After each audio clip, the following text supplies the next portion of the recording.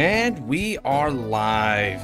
Welcome everyone to another Saturday stream, as always, where we hang out and play some Vanguard with each other and maybe even do other stuff occasionally.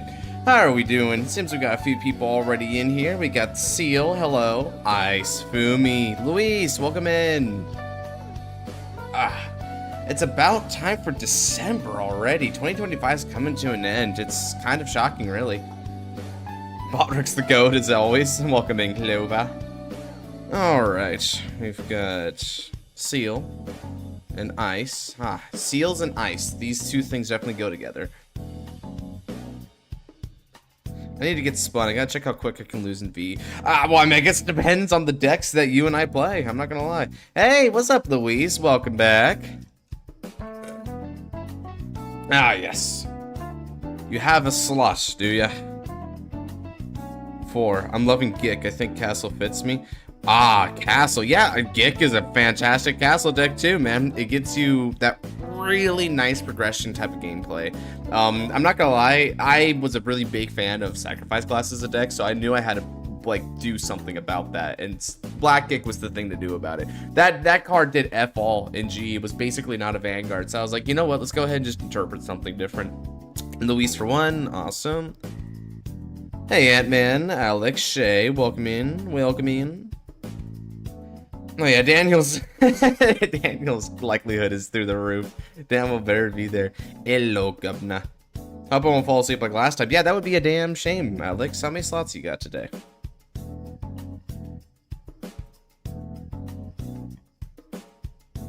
Ooh. Man, my back's killing me a little bit after yesterday. Ooh. No, note to self, don't do a Digimon game while half asleep. Is that how that happened? I mean, I know you was dipping midway, and I was like, what the heck? Only the one, alright.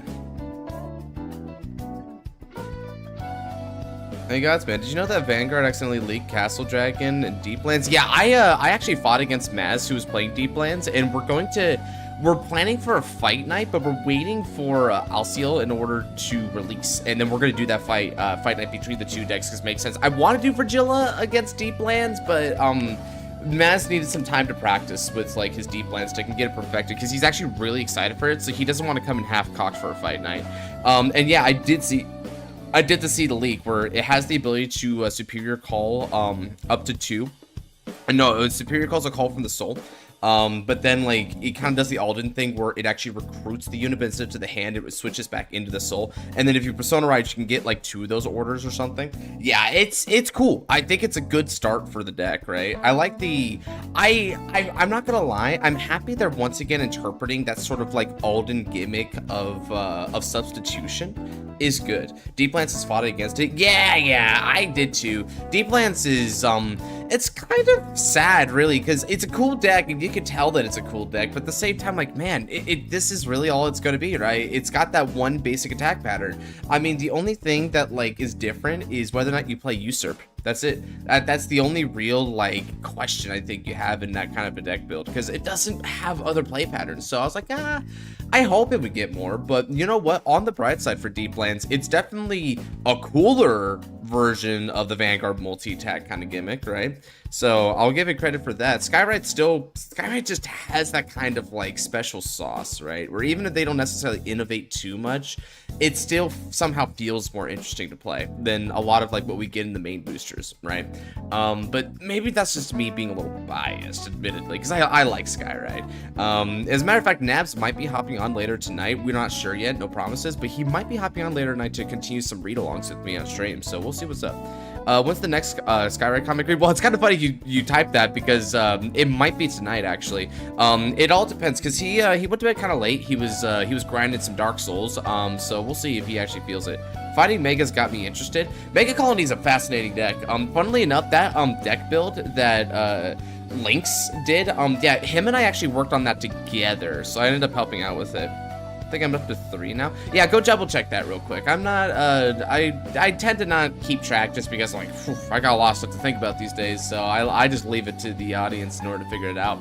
Alright, looks like it's 2:05, so let's go ahead and start spinning some wheel here, I say. Alright. So, First spin here. It's about a 50-50 chance this is Daniel flat out. Oh, but it's not that 50. Okay, so it's Alex here. Alright, so good for Alex. And who else is it going to be today?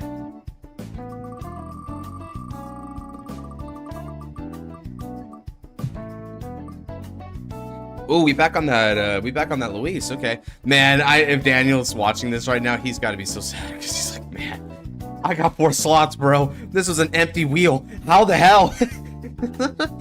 This is an empty wheel, dog. Why is this not a slam dunk? Well, that's the chance, ain't it? All right. Let's go ahead and get some games in here. 3 fights in a row. Let's have him go. Luis is just on the stonks train right here. Wheel likes him these days. Alrighty. Hey, boring. Welcome on in. It didn't roll any wild. It do have one benefit. I'm not. I prefer others get their chances. Fair enough. Yeah, it's not accusatory. It's just me being a joke, right? Because I think it'd be like kind of a good comedy situation. Maybe there's a Billy on gift today. On what today? Alright, so Alex is hopping on in. Let's see what format he wants to go for here. I played him in both standard and V, so it's kind of a toss-up which one he'll choose here.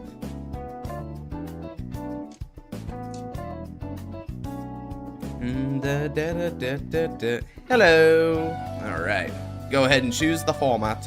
Custom or standard?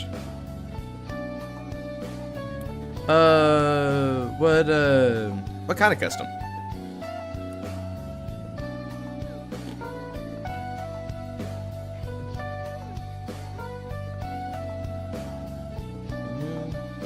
I'd like 4 slots. Okay. Limit Break Ezel on the off grind. Enjoyed the frick out of them. Limit Break Ezel. A token that deck doesn't have a lot of hand.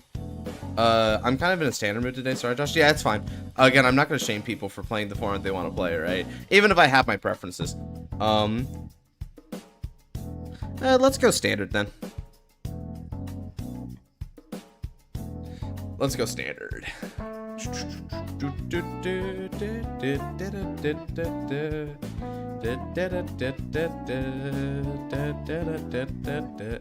Let's see. What do I feel like playing here right now? Let's go ahead and check because I have 2 slots. Also, when's the next custom card review? Custom card review, I'm actually thinking it should be tomorrow. I have some free time on my hands tomorrow, so I think I'm going to do it in between edits. Because right now, I'm about halfway done with editing 15 fight nights for the upcoming V-Wave.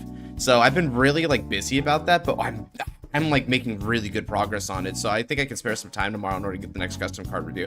That's why my content's been kind of slow, aside from like anime like reaction news and stuff like that.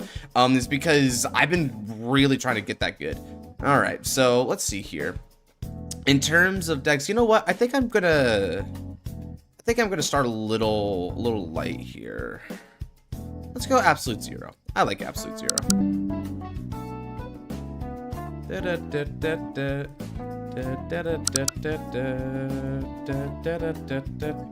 I already go first.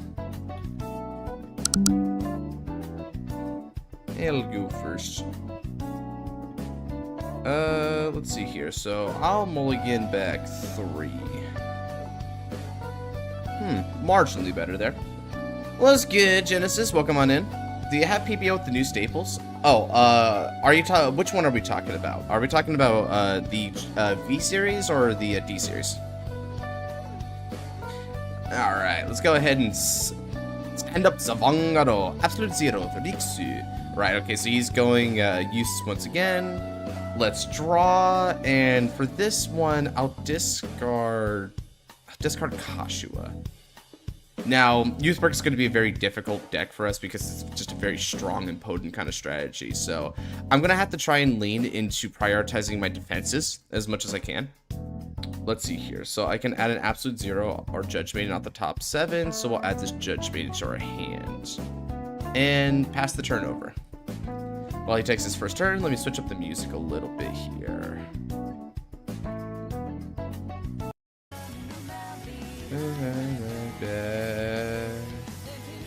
Surely the day I get to play Funny Lions, right? Maybe, maybe not. Let me see here. Which PBO were you specifying, by the way, Fumi? Are you talking about a V series or a standard? Because I have both, so it's just a matter of which one you're wondering about. What does Absolute Zero do again? So Absolute Zero is based around this gimmick right here. So Absolute Zero Sagita has a skill that states that, and we'll guard that, has a skill that states that all of your and your opponent's units get the ability that you need to discard in order to attack if it's the 4th attack of the turn or more. So in other words, it's a deck that tries to limit the hand size of multi-attack aggression. So from that angle, it is apparent that I do have the ability. I do have the ability to stall out a little bit, but it's going to be tough, unfortunately, because Youth Brick is a very aggressive strategy. So we don't have a lot of tools to be able to deal with that consistently. Alright, so I'm going to ride, and we'll energy charge 3. Now then, I'll call. Now, since I have a Vanguard with Absolute Zero in its name, I'm able to Soul Blast once. So let's Soul Blast Absolute Zero Reach in order to search the deck for any card that I desire and discard it. Yeah, this is literally discarding any card that I want, guys. It doesn't matter the card, I get to pitch it. It's really, really fun. So the card that I'm going to discard from the deck is Twin Cast Protect. In the peace, look to my eyes. I'll also call Cloud to the fields. Alright, now we're going to attack for 8 on the Vanguards.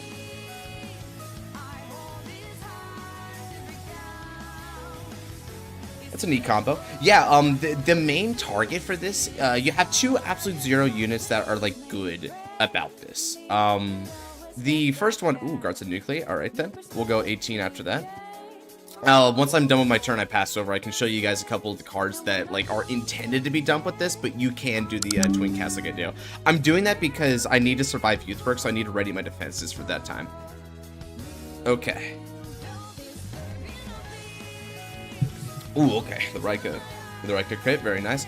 Alright, so while he goes on ahead and takes turn 2, there's 2 cards that you want to do. So the first card that you can dump with this one is a classic, which is your Arca. Arca is a multi-attacker from the drop zone. Very interesting skill that way. So it self-calls itself from the drop zone. That's your primary target. Your secondary target is a mitigator, which is this card. I think her name is Lucille or something like that, or Lucille. So she can bind herself in the drop zone to mitigate a couple of your effects. So either your discard effect is like reduced by 1, or you can no longer need to discard on 4th battle turn, because your multi-attack restriction actually hurts you as well. So it goes both ways for that deck. It's, you know, fair is fair, right? Alright, so now he's going to go on the Youth Berk here. Now, this deck has a really insane, like, rush. So we're going to be in a little bit of trouble here. Ooh! The Zez! Yo, bro, I saw the Zest. Chad, I think he's going full blast. Chad, I think he's going the full blast. That's kind of crazy, dog. That's kind of good.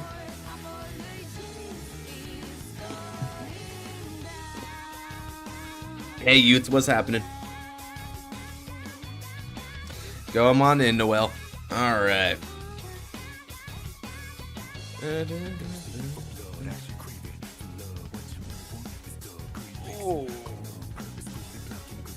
Alright, now the skill of his Carino can activate. So I'm going to assume he's trying to assemble one of the multicolored edgelords here. Yeah, so he's got Gust into the soul. So Gust is there, Zest is there. He just needs to get Tempest and he can go for turn 3 full blast. Classic. Yeah, he's going full blast. So this is a hybrid youth deck. The way hybrid youth, okay, so he's got it now. The way Hybrid Youth works is you use Full Blast as a turn 3 play for like early aggression, and then on turn 4 you go Exist. Now the one downside is that Exist doesn't get the extra critical, but you can still get the 20,000 power and the 5 attack turns. So the exchange here is that your deck is a bit more brutal in the early game, and also what it does is it gives you access to Fergosa as a card, right? Because Fergosa grants you the ability to hurt the opponent kind of badly, I'm not gonna lie. Okay, so if he were to grant a critical to a unit, I couldn't stop it anyway, so it's better if I take this attack. That way I can try to fish for a defensive. Okay, so he didn't hit a critical there. Damage check, no trigger.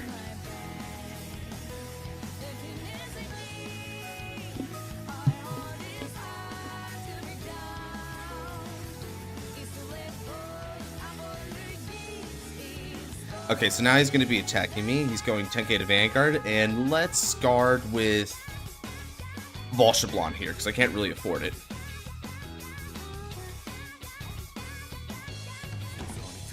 Can I get a... You're at 3 slots? Yeah, sure, man.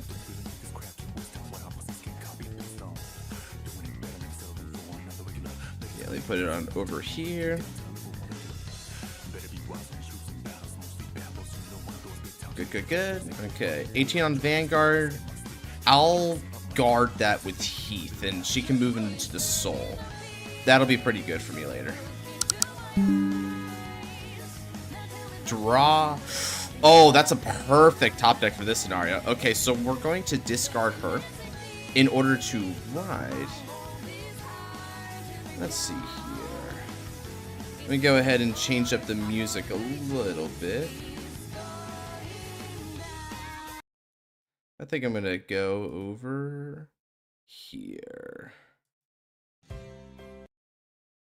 I think I'm going to play one of the Tokuha themes, because I like Tokuha's theme. Alright, so let's ride into Absolute Zero Sagita.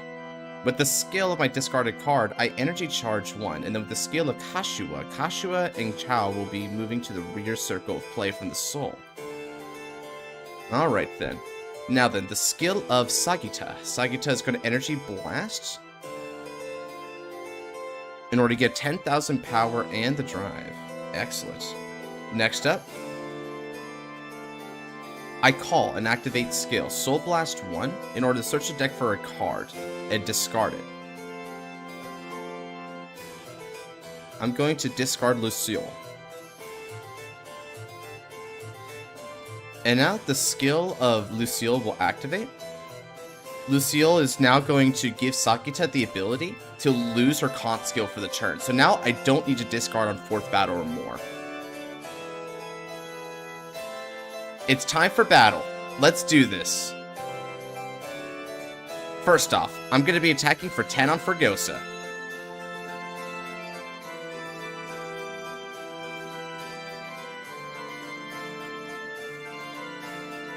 Alright then.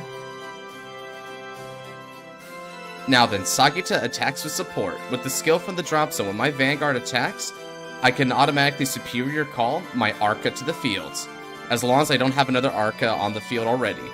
Arca's a 10,000 attack beater, so this will be 20 for her. On top of that, because of the skill of my new grade 2, as long as I have a Judge Maiden, when she's overcalled with another of my Judge Maidens, I can put her into the Soul and draw a card for free. That's not all though. Because I'm at grade 3 or greater, I can counter blast 1 and give 5,000 power to all my front row units, baby. It's kind of loud. Let's turn it down a bit. Alright. So this is going to be for 36k 3 drive on the Vanguard. No, that's not what I want. 36k 3 drive Vanguard. Okay, he's already no responsing it. Fair enough. Check 1, no trigger. Check 2, no trigger. Check 3, no trigger.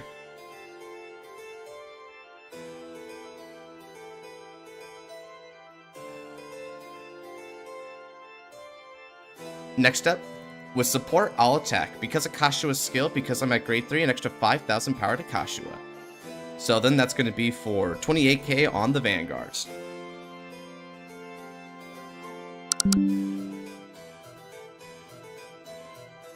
Alright then, Kashua's other skill. After she's done battling, I draw a card by retiring her. And then, Arca goes in for the attack. This will be for a perfect 25k on the Vanguards. Alright.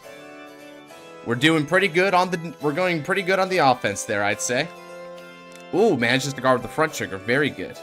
And with that, I end my turn. And remember, because of the skill of the card I bound, I did not need to discard for that 4th attack. And so, we'll pass it over. It's one of my avatars. Perhaps it's Chrono Jet. Okay, so he's pretty darn close to being able to achieve the full blast. As a matter of fact, as long as he has a full blast in the hand, he has it. So that's all he needs, because he's got all 3.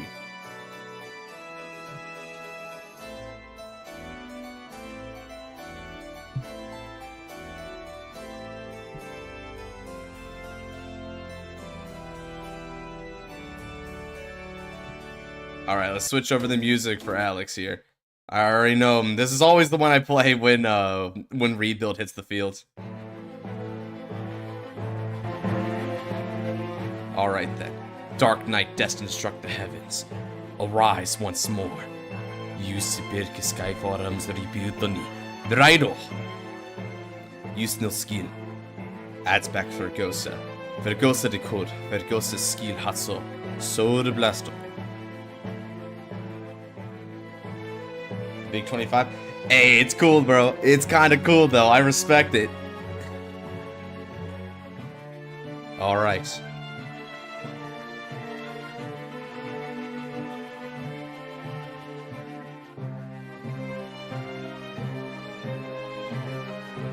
Awesome.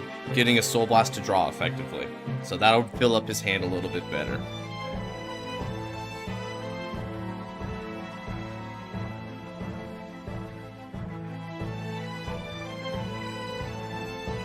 $10K to rear. Understood. No Gado.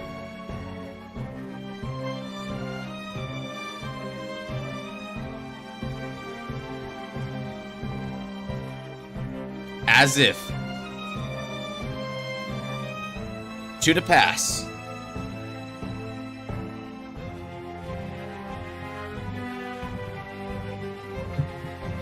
I like Thanksgiving. What's interesting is right after Thanksgiving, we had my sister's birthday, so we actually had like two dinners back to back for different festivities.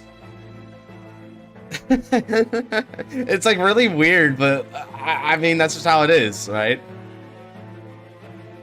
All right. While you do that, my trigger unit goes into the soul. Now then, does he have, so he doesn't have the full blast, so yeah, instead he's going the exist. Alright, so it's the exist, which the exist is not that big of a deal. I could probably take the exist hit.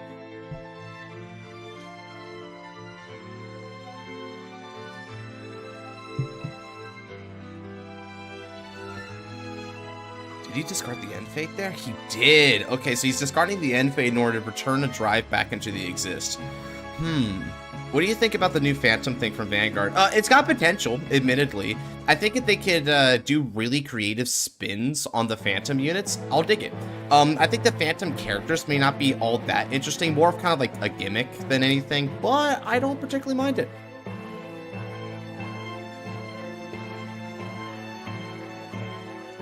$23K one drive.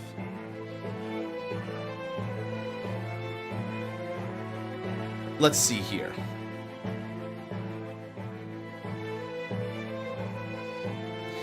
I'm going to lure him into attacking.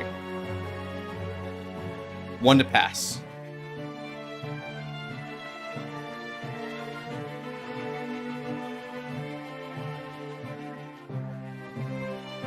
He doesn't break it. Okay. Now this is called untap.in. So, untap.in.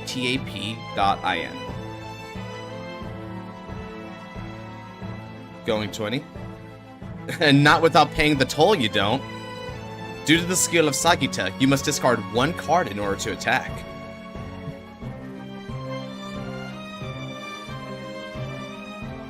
Did you just discard already, though?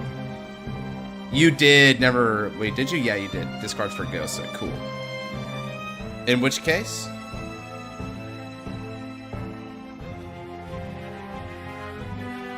let's go ahead and...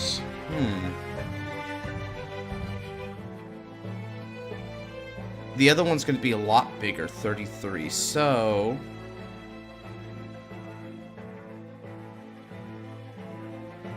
I'll use these two.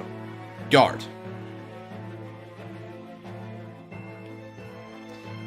Remember, with Absolute Zero, you don't need Counterblast to do your basic attack pattern. So I'm safe to just keep on guarding the easy attacks and just wait for his Youthberg's bigger attacks to come in and endure those. Okay, so he's not willing to discard the cards. That's fine by me. I don't need him to be willing to discard that. Wait, maybe he is willing to discard the card? Oh, shoot, let's see. 33k to Vanguard. And he's discarding a critical for that. Okay, I will take this damage. I do not mind taking that damage right there. Okay, so that's that attack done.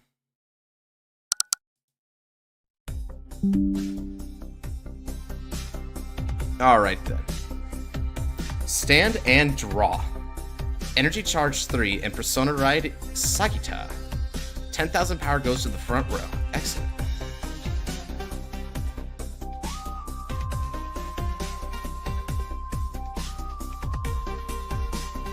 Ooh, that's loud outside. Holy crap, someone's got a... let's go Ice Queen. Now then. I'll move up my grade 2. Now, using the skill of Sagita, Energy Blast 4 in order to get 10,000 power to drive. There's no reason not to do that first, so you may as well just get it out of the way. Was that Gabriel? Indeed it was. Alright. Next up, I'm going to call an activating skill. Let's Soul Blast 1. Search the deck for any card that I desire and discard it. Okay. And I'm going to discard Luciole. Skill of Luciole once again. I'm going to bind her. Let's see here. This time, which of these effects do I want to do?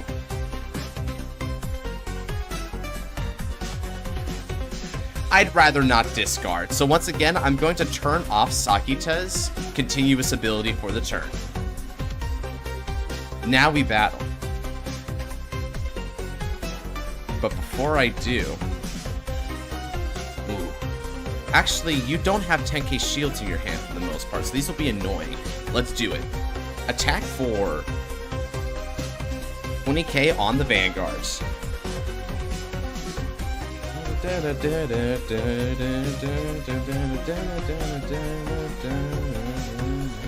Alright then. Next up, Sagita's gonna attack the support. Now, because of that, once again, from the drop zone, I superior call Arca. The skill of my grade 2, what is your name? Purush? Odd name. I'll just call her Patty, I guess. Alright, so skill of Patty. I'm gonna put her into the soul and draw a card, but she's overcalled by this unit. Honestly, I could even proc that anyway, so that's fair. Alright, and then let's counter blast 1 in order to get an extra dose of 5,000 power. Alright then, so this is going to be for 46k 3 drive on the Vanguards. He may have a perfect guard, or he may choose to risk it. Risk it is. Let's start. Check 1. Check 2. I don't heal, but I will be giving power, and we'll give it over to Arca. Can I get a critical trigger? Darn, okay. Bit of a low roll there, but that's fine.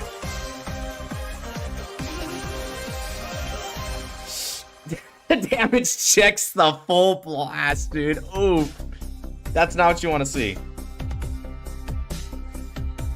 Okay, then.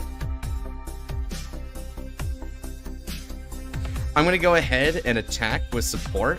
This is going to be for 33k on the Vanguard. This is not looking good for Youthberg right now.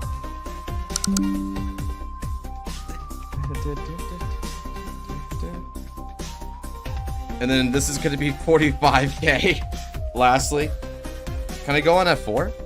Shoot, Pancake, you're on 4? Holy crap, I feel like every time I see you, you're at a high number. Mixed Youth Bricking. Discards the Elementaria. Sure, let me put you at 4 then, Pancake.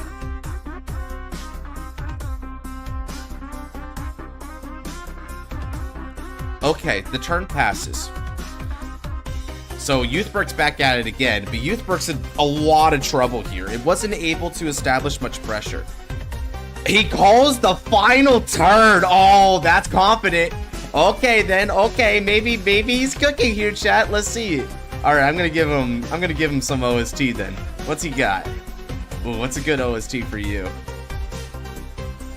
Break the Rocks copyright. I don't want to do that, so I'll just do something like cool, but not like that. Sure, let's go ahead and do this.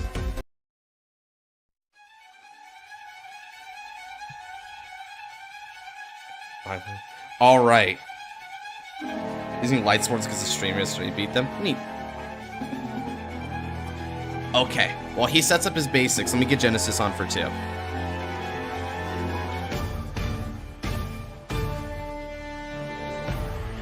Okay, so he established his field and attacks with Skyfall Arms rebuild.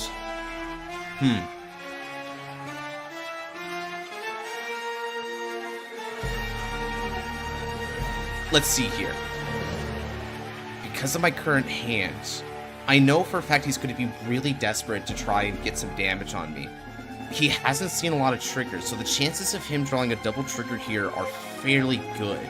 And I know because of how the situation is, he's going to chance it if I give him that chance. But I need him to center the aggression there. Okay, I guard, and I double intercept. We're going to make that a 2 to pass.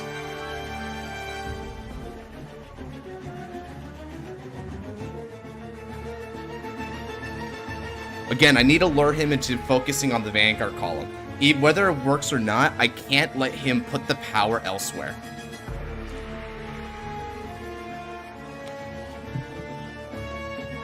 Oh, he heals out the full blast. Okay, so that's huge for him.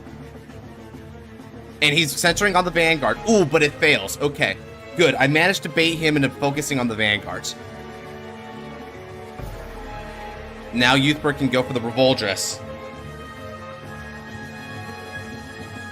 Make the instrumental. Oh, that'd be so good. I would really appreciate an instrumental to use for stream, man.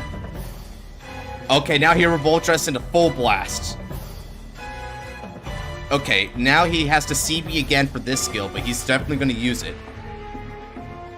So he discards Bidustine, and then with the skill of full blast, he's going to be back at the twin.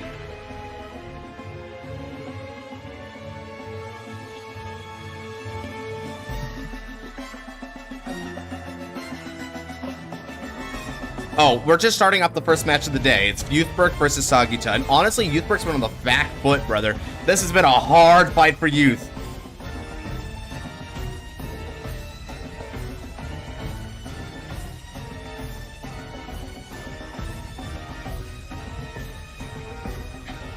Saseraga. Anzengado.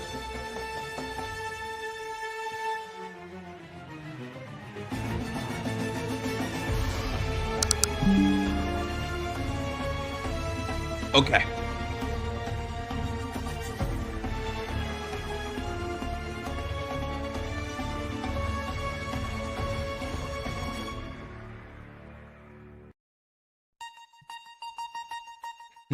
Okay. That's a lot of damage that he's got on board there.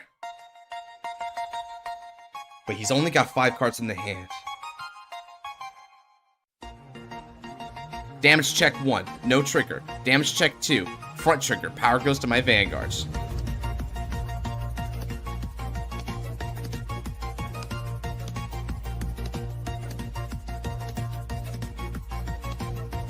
I would love to join the wheel, but I can't. Sorry to hear that. I'm looking for more castle decks beside Gik. It depends on what kind of castle you're talking about. Are you talking about like an aggressive or defensive castle? Because Gik is definitely more of a control defense kind of castle. There are some aggression castles that I like though, like Claret Sword. Okay. In order to do that, I need to give Kopf up 30 shields. I don't have it. Damage check. Okay. It's a good thing I played defensively, chat, because otherwise he would have one-shot me with the power of Youthberg. And that isn't even his most powerful one. Now, stand and draw. Energy Charge 3 and Persona Drairo. Now then, call. Renea. Renea's skill. Look at the top 5 cards of the deck and add a Judge Maiden or Absolute Zero from among them to the hand. Castle refers to a type of strategy in which a deck is aiming to rely solely on one specific Vanguard to do the workload for you. So a good example of a castle deck would be Claret Sword Dragon, because Claret Sword Dragon basically does just about everything for you in V-Series, right? Like, you focus everything on that one castle Vanguard. All you do is prepare your castle and defend your castle. Castle can also refer to more tanky kind of decks as a connotation for tankiness in other formats.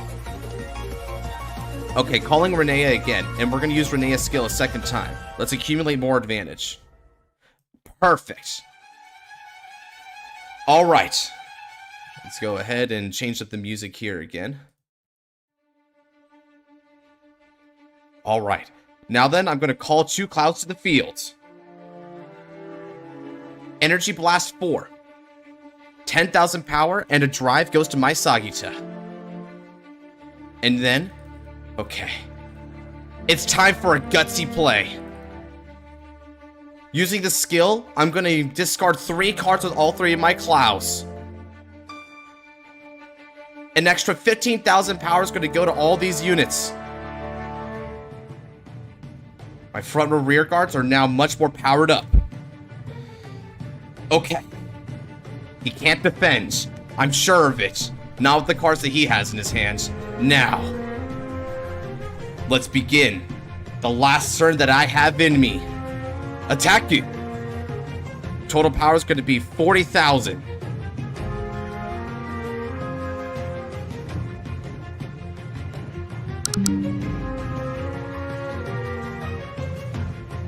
Okay, he got a defensive, but it doesn't matter. The accumulation of cards in his hand is not worthy of being able to surpass what I have on this field. Now, Sagita, attack you. Skill Hatsuo. From the drop zone, Arca resurrects. Arca still receives all the continuous buffs that were granted by my 3 back row units. Yes, Overlord does count as a castle deck depending on the Overlord you're talking about.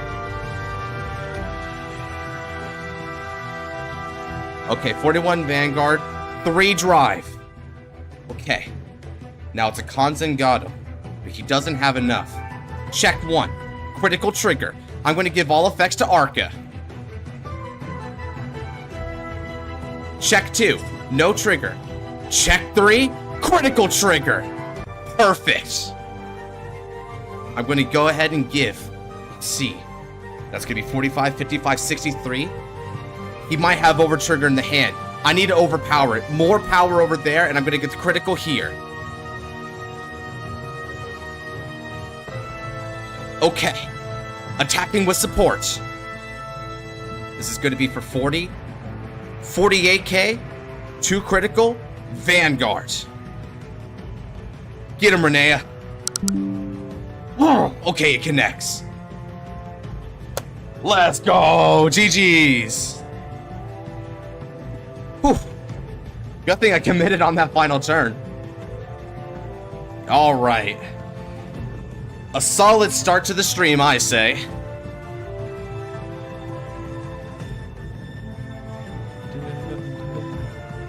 What are your thoughts on the Dark States Dragon Vanguard leak? It's kind of funny that the leak happened, but at the same time, I think it's actually a positive start for that archetype. I like its skills. I like the way that it swaps soul and how it like tries to focus. Nice Vanguarding, Godsman. Thank you, Missaria. I know I love to enjoy the game here, and that was an enjoyable game. I knew I lost, I chose the deck, but I did it for fun. Oh, I'm sorry to hear that, Alex. Please untap RNG. Let me show you off my skills at the deck this time. He's praying to the untap gods. Okay. So I put on Shape for 2. So one thing I want to mention, by the way, is that Alessiel. I think it's or Alciel or Alceciel. However you want to pronounce the Dark Stage Dragon that Suiga use. So that thing is actually another good example of a Dark States, not a Dark States, a castle deck, because that that card is quite literally a castle. All of your troops exist within the soul, and it's the thing that calls units out for attacking and defending. Everything that your deck does is centralized on that single pillar that is your Vanguard. So that's why it's a great example of a castle. As a matter of fact, it's got a knight theme, right? Like, you have like a medieval sort of like adjacent feel to it, like a medieval castle. All right, let's go ahead and get on to round 2 against Luis. Now spin the wheel for who goes third. Yeah, Shield Fish is a good example because all it does is kind of like wall up and tank. Yeah. Better control castle. I prefer the retire effect skick to a lot of match. So you prefer that? Yeah, let me think about that. I think oh, Noel's third. Interesting. One thing you can do is you may want to look at it's a little bit of a weird deck, but Dragonic Lockkeeper has potential. Honestly, never seen this deck you were playing. Yeah, Absolute Zero is one of the lesser known decks I've noticed. Let's see here. Standard, okay. So what do I want to play? Got a few options to go for. You know what? Yeah. I'm feeling Artisaria right now. Let's play her. Rewinder? Yeah, Rewinder might be good too, although I'm a little out of touch with that deck, admittedly. Cool. Alright, let's go ahead and draw ourselves some cards and get down to business. Ooh, that's a good start for me.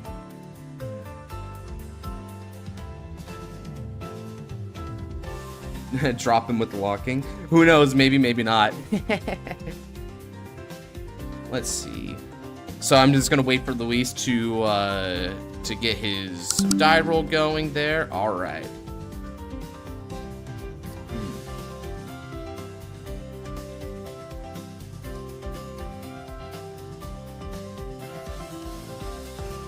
Are the 13 cards in a G zone? As in as in you crests plus 12 G cards. Okay, you go first then. He has a G zone, so I'm gonna let him go first. That means I'm gonna try and throw down locking right away.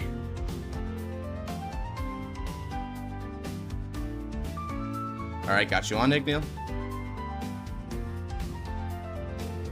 What's a good defensive besides laws in your opinion? So defensive option is kind of an interesting choice because there's two different ways to take defense. You have tank ability and then you have control.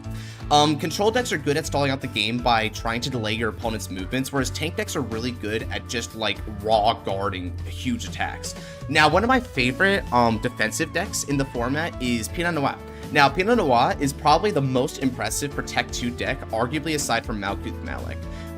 The reason why is that you have access to really huge defensive intercepts. This is Pinot Blanc. So for every 3 triggers in your drop zone, Pinot Blanc gets an extra 5,000 to your shield. In addition to the 16 normal triggers you run, your 4 of Pinot Gris also counts, which means you have a potential 20 triggers. That is in addition to Pinot Blanc's skill. So she's a self-resurrecting interceptor, and Pinot Blanc, in addition to getting the shield, cannot be attacked. It actually says on the con, they can't swing on that interceptor. They have to hit Vanguard, so they can't deal with it unless they can get rid of it by a card effect. It's a really good effect. All right, I think he should be ready to go. So let's go ahead and good luck and have fun, my friend. Stand up, the Vanguard. All right, heap up Octava Pruta. Okay, and let me go ahead and get a different one here. Here we go.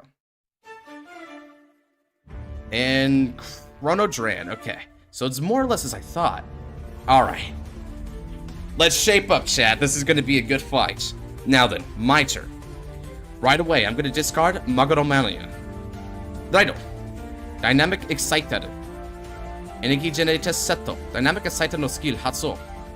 From the ride deck, I reveal Artisaria.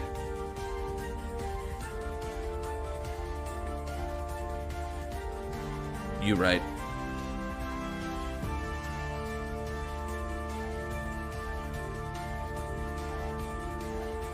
I got Hasty. I forgot that, I forgot I passed it to him first.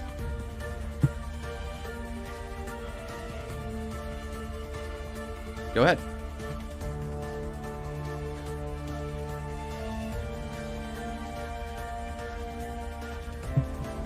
Chrono playing Chrono. Yeah. It's good thing though that we pass that we let him go first. With these stride deck sets, you cannot let them ramp up right away. You've got to be aggressive. You have to be assertive, but in addition, you can't let him stride. You can't let him stride, guys. Not more than one turn. And he's bought the Night Rose deck and wants to buy the new set's cards. Night Rose, cool. Ooh, nice energy generator. I've never seen that one before.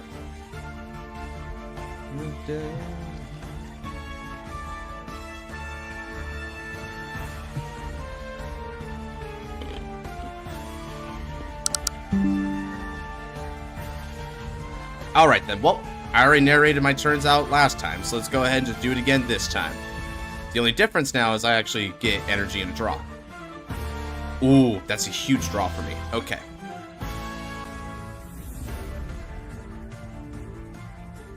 I'm gonna add Shadow in Shadow with this one. And...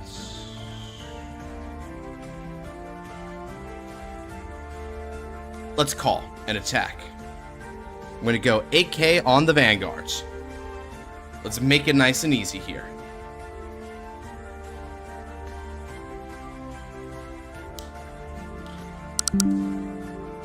Drive trigger check. Okay, critical trigger. Critical goes to my Dynamic Excita, but the power is gonna stay with the rear guards.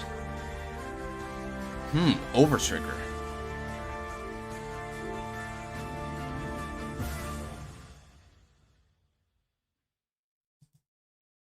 Alright, so Overtrigger lets him stay with just 1 damage. But I don't have to worry about Overtrigger for the rest of the game now, so that's a positive. Alright, over to you.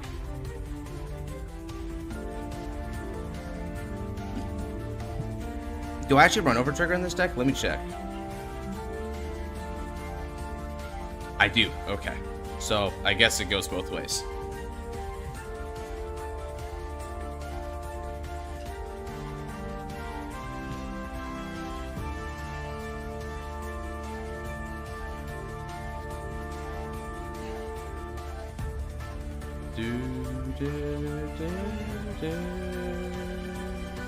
Would it be possible between games to send Pinot Noir into project discussion? Sure.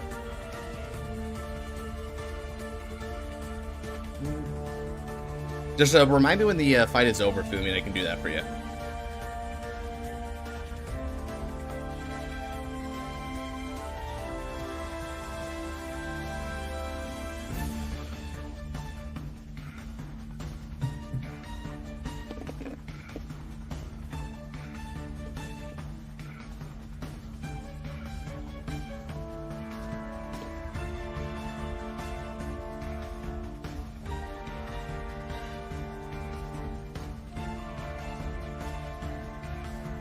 His turning match against Bam Jim? Cool. Well, hopefully his turning match goes better than our match did. Fair enough. Okay.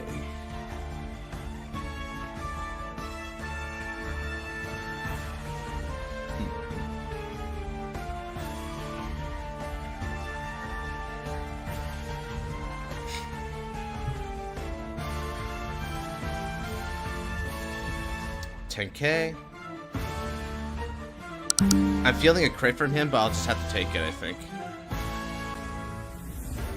Yeah, it was a crit.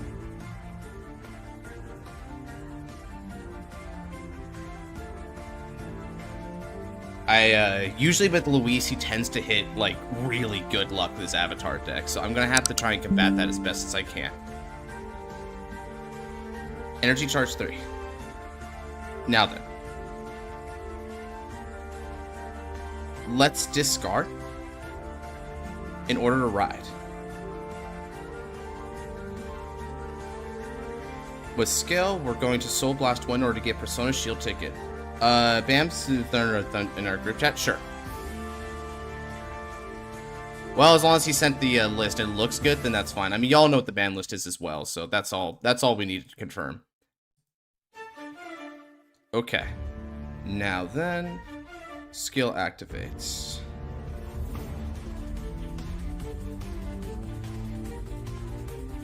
Let's see here. I need, so if I have one of each.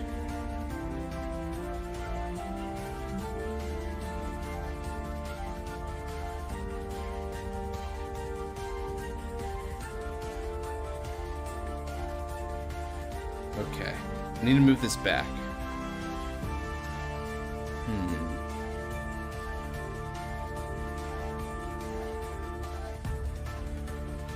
Let's go ahead and commit some cards here, I think. Okay. Darn. Okay. Let's go ahead and attack. 10k, Vanguard.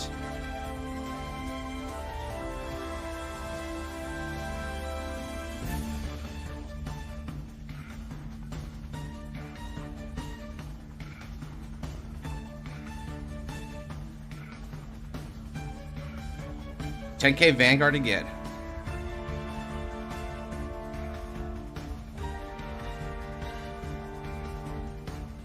His libs for sure is so peak nice.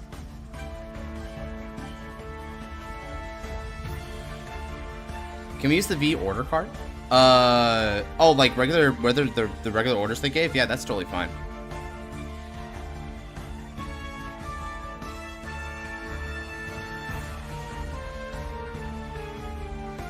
Alright, guard as much as you want, Chronojet. You can only hold on for so long as I come at you with full force. Nice! We managed to take out one of those PGs. I'll pass over to you.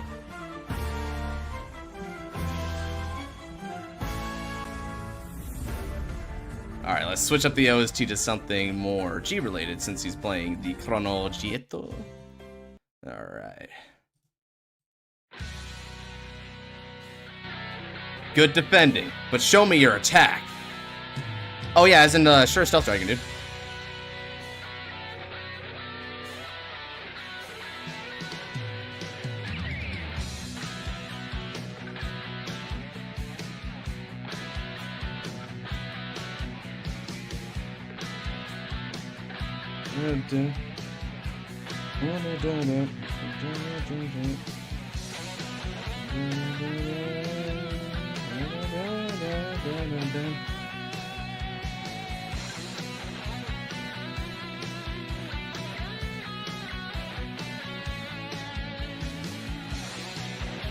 Nonsense. You're doing great.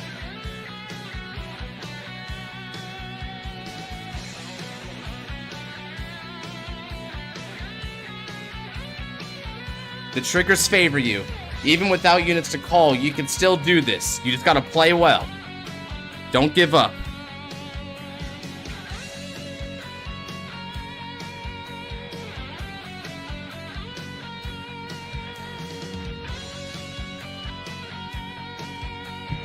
Sure. Alright, so he wants me to spin, for who's gonna... He's got some things to do. Cake? Ah, okay, so we're gonna have to deal with Cake's wacky lion deck or something? Okay. Don't give up, brother.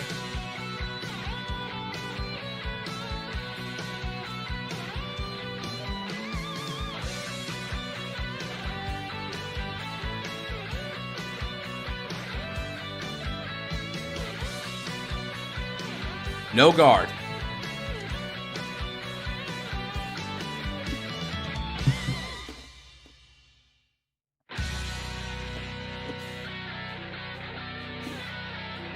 Heal trigger will recover damage. Alright then, you got some cards now.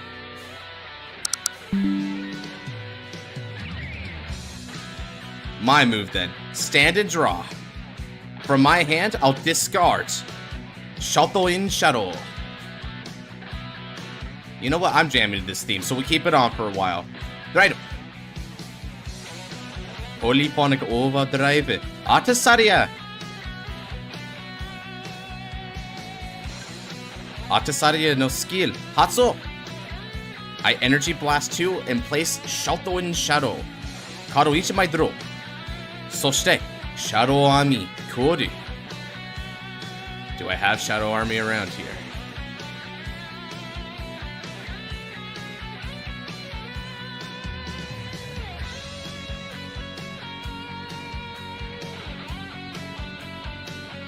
Surely there's a Shadow Army I can use.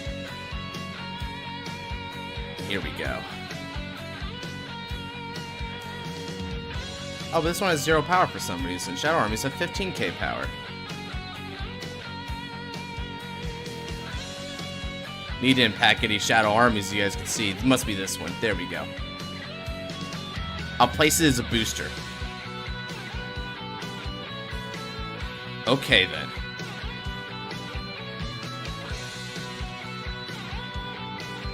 Next up. Let's call.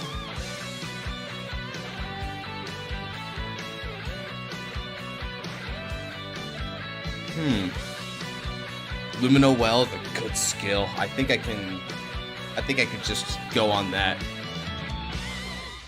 Cool.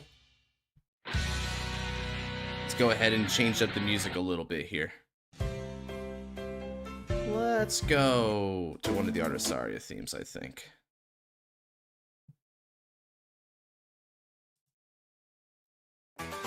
All right.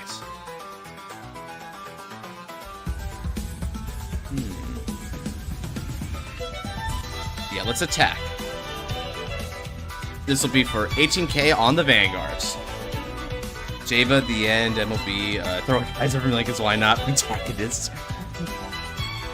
You ever make a card and it just has lines 5 of text and suddenly looks massive? Yeah, I've seen that before. It's pretty common for people just to like throw a bunch of effects on a card.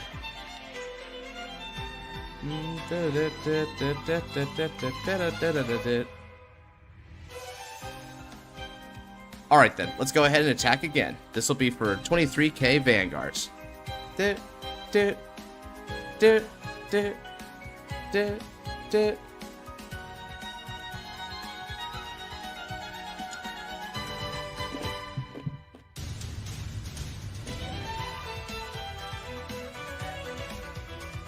Now then, at the end of the battle, this unit boosted. Let's go ahead and place her there. And I can bounce back something. Let's bounce back this card. Now, Atasaria, they attack you. Skill, Hatsu. Counterblast 1, Shadow Army, Ishimai Koru. 28k 2 drive on the Vanguards. You've got a lot of cards in hand, Luis. You should be able to guard these just fine.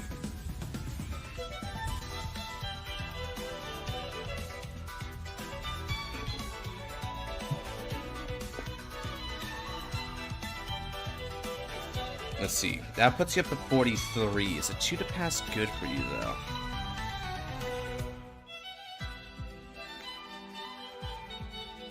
Alright. Check 1. Check 2. No triggers. Tan Shuryo. See? Look at that. You managed to get by that turn really easily, brother. Don't doubt yourself. Just fight. Win or lose, if you have a good time, then no one lost.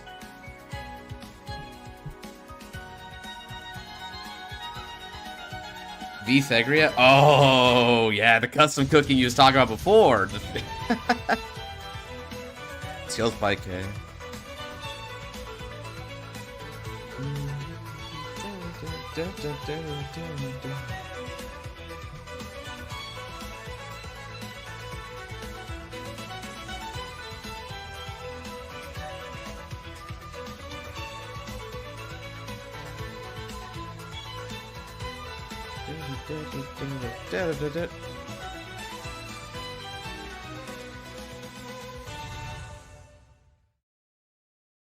Okay.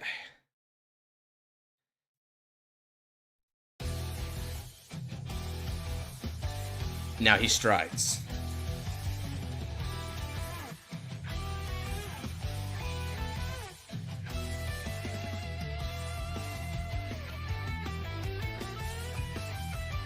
Okay, he's going into Fate Rider Dragon as his tradition. Next turn we should be expecting Corna's Command Dragon. And then after that, likely next stage. Okay, with this now, the Crest is going to begin getting him some power-ups.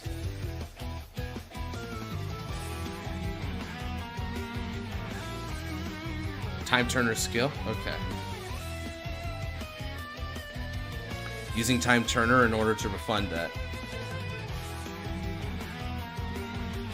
Interesting. But now he's got to call a field here.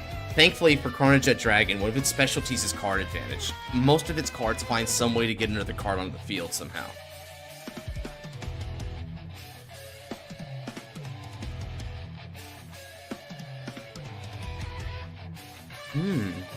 Calling a heal trigger.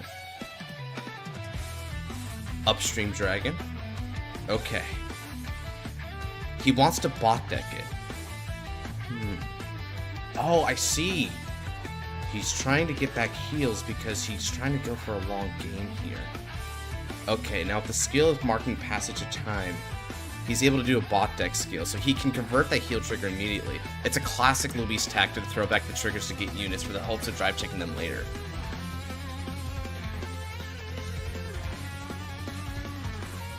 Okay. Now then, what grade will we go for?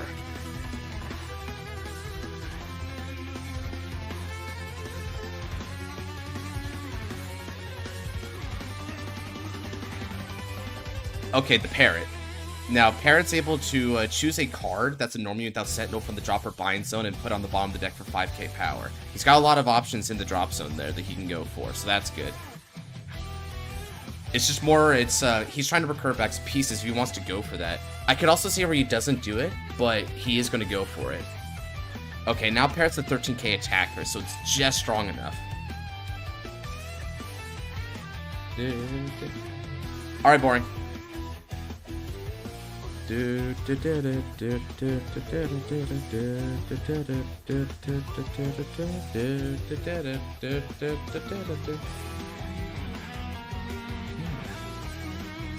Alright. He's got Philia as well.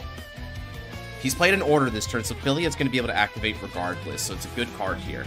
He's looking good. I might have been able to get an early lead on him, but because of the massive card advantage difference, he can still definitely establish.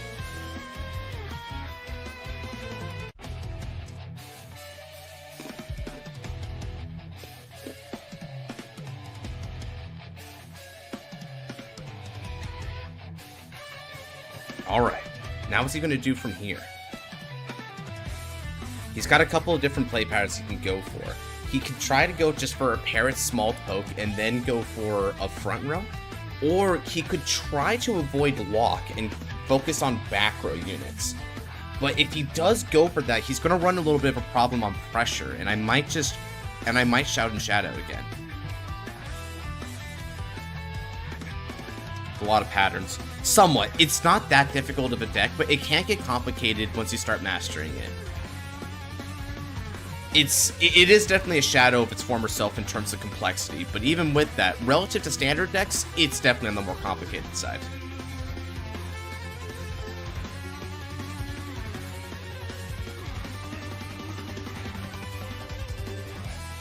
Okay. So he's going to start attacking here. And he's going to give some power on it. Okay. So that's two 15s, which makes it a total of 36. That's fine with me. Let's guard it.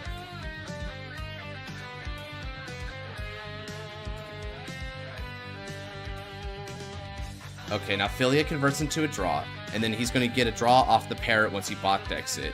his total card advantage, because of the soul he has, he'll probably go GG, and GG can support an upstream. He also has the ability to go to GG, in fact, I think, depending on if he can get another soul in there. I don't know if he would. So, let's see here. How much draws will he get? He's got to draw from this. That'll put him at 8, 9, 12. He'll be at a 13-card hand at the end of this.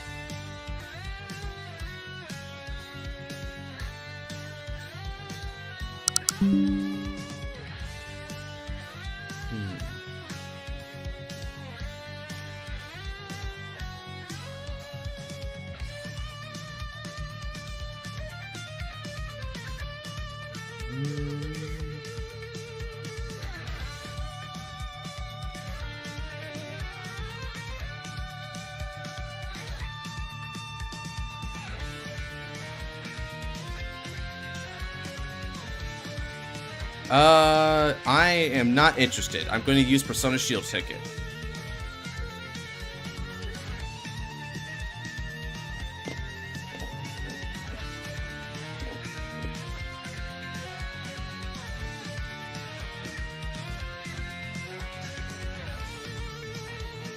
Wait. I'm actually not going to use Persona Shield Ticket. I'll give you a different guard. I'll give you the Yuika. Seems better to me.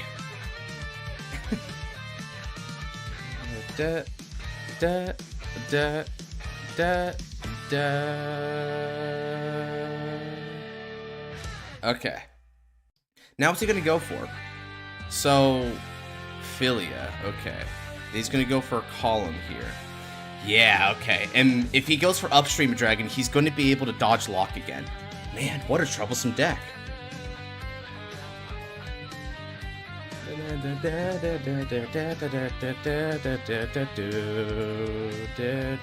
However, he's at 4 damage. As long as his triple drive doesn't sack me here, I should be able to stop him cold in his tracks next turn. Give him a lot of damage.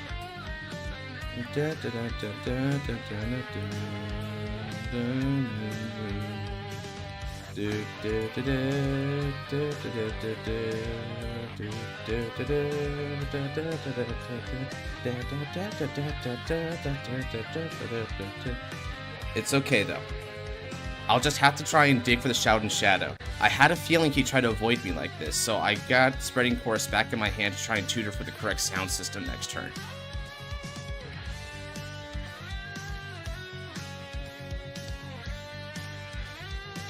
Gear Goat. Yeah. Gear Goat's another way of doing it. So with Gear Goat now, yep, 13 cards in his hands. That's about right. Maybe even 14 if he's using Parrot. Parrot has the option to do it as well if he wants. He's going to CB for it. Alright. I just need to hope that he doesn't hit a heal trigger. If he doesn't hit a heal trigger, I can still hit some good numbers and prevent him from keeping a big hand by the end of next turn.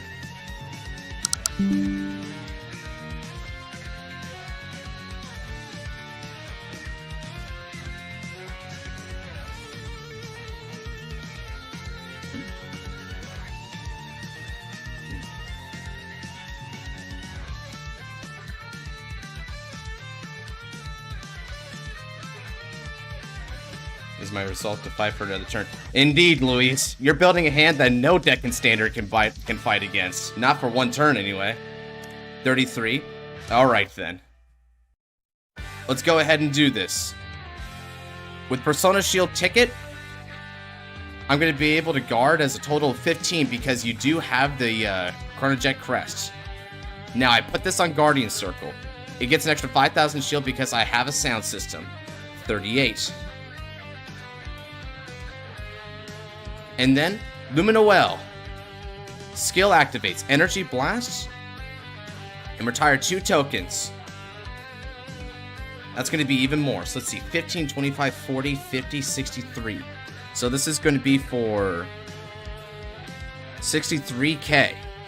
So that's a 3 to pass. But I doubt you'll break it. You may have strong resolve, but I've never seen someone be able to do this. Not in this situation.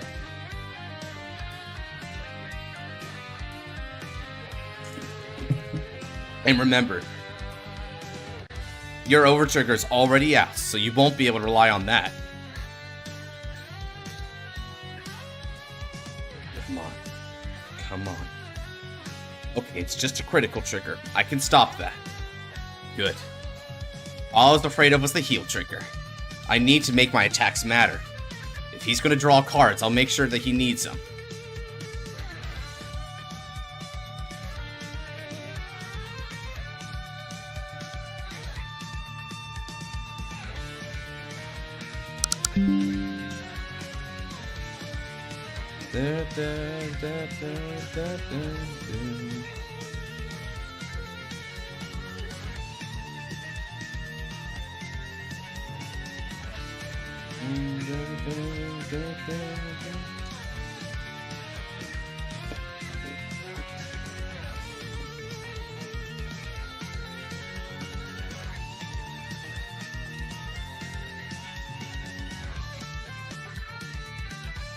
Hmm.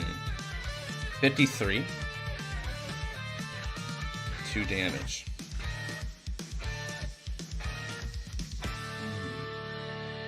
I can guard. It's too hard to guard. Damage check 1. Damage check 2. No triggers. Whew. Wow. Even focusing on pure defense, he's able to overpower me. The difference in our decks is massive. But I've been in worse situations than this. Alright, go ahead and get your 14 card hand, Luis. I'm gonna do what I can to try and have that next turn, if nothing else.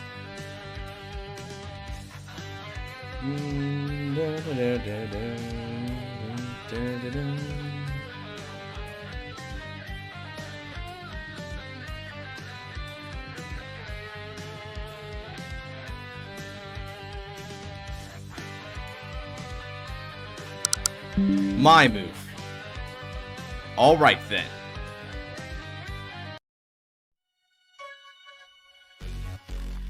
Stand and draw. Energy charge 3. I Persona Ride. Atasaria. Through. Nice. 10,000 power will go to my Vanguard.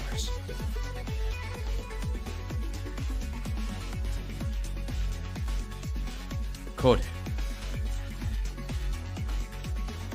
Perfect. Shadow and Shadow. Discard. Skill. Hatsu. I play under the Shadow and Shadow. You can't. Even though you may have cards and I cannot block, this won't be the case forever. Avoid me all you like. I will just simply come to you. You cannot hear your shouts in space.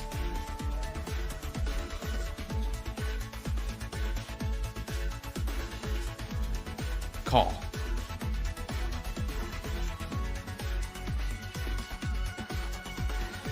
Call.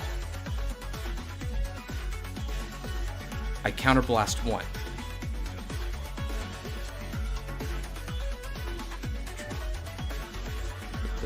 What the heck? Weather. Travel through time and space. Oh, you'll find out. Who's after, by the way? Noelle dipped for a bit, so it's supposed to be Pancake. Vision tokens go Hardened Brant. I think I put back the right card there. Okay.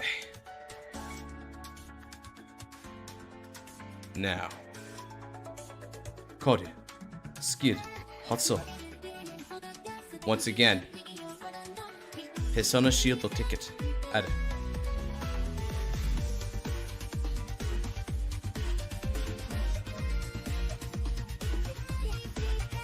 Okay.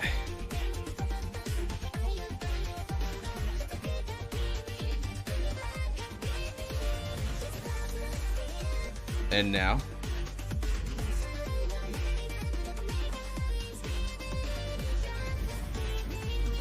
I'm gonna go ahead and begin the battle. Attack. 20k Vanguard.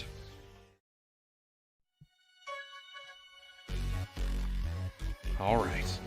All I need is your damage check here to not hit a trigger. As long as it's not a trigger, particularly a heal trigger. Good. Now, it's time for real pressure. It's all I needed. An opening. One opening. Attack with support. 33k on the Vanguard. That hand will now disappear.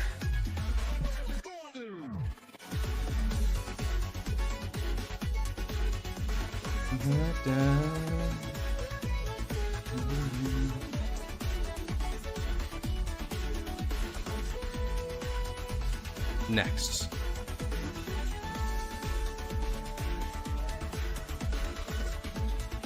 Attack. Skill activates. Counterblast. Shadow Ami Nimai Kode.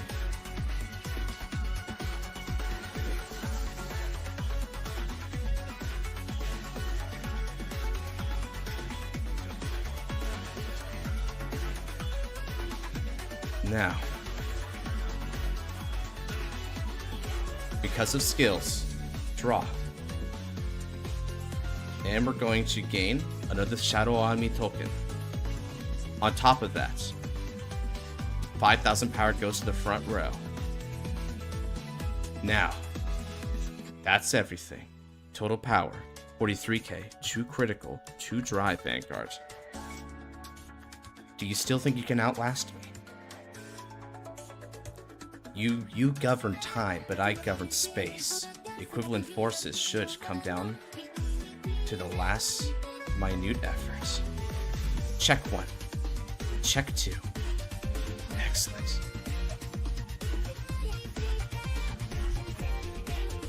$30k. Sure, you can survive. Then, shall you be able to win? I care not how strong your deck is. It is far stronger than I. However, our desire represents lethality rather than power. It is my precise movements that will win the day.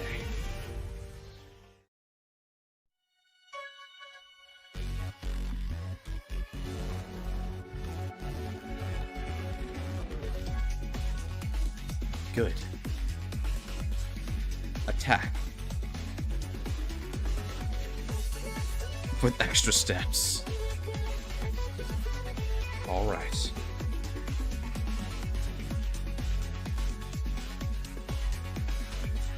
And you used that up. Alright. 6 cards. Good. I'm about on schedule. Now, take your last turn before I silence.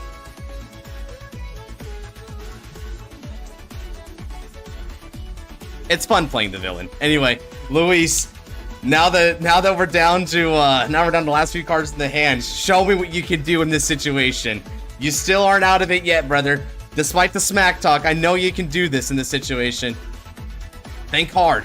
Think about the best way to come out of a situation like this. What does your future look like? You've got options. Chronos Command Dragon. Maybe even the Chrono Dragon next stage if you're truly trying to go for the KO here. It's never over until the last card is drawn.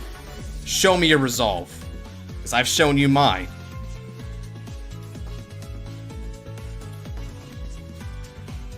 You know what? I'll let you boom me freely from now on. Fumi's really working for you. You see that? You cannot let down Fumi!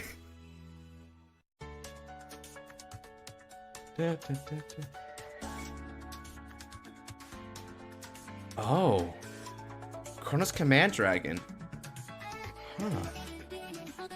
Why was I expecting this jet there? Unfortunate. Perhaps you didn't see it.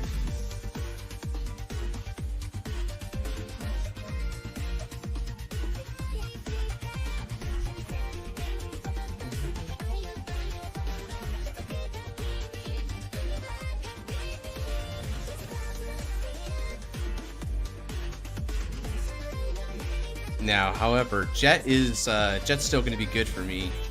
No, it's going to be bad. What I should say, I'm getting mixed up. Chronos Command's going to be really bad for me here because he still nukes the board for not much cost. It's merely just a CB. The question, though, is what's he going to do after that? He's got 7 cards, but he's going to need to commit at least somewhat of a board. Luis specializes in defensive plays, making sure to wait until the time is right. He's using his energy to return back his stride fodder here. He might be opting to go for its skill to CB and draw a card. Interesting.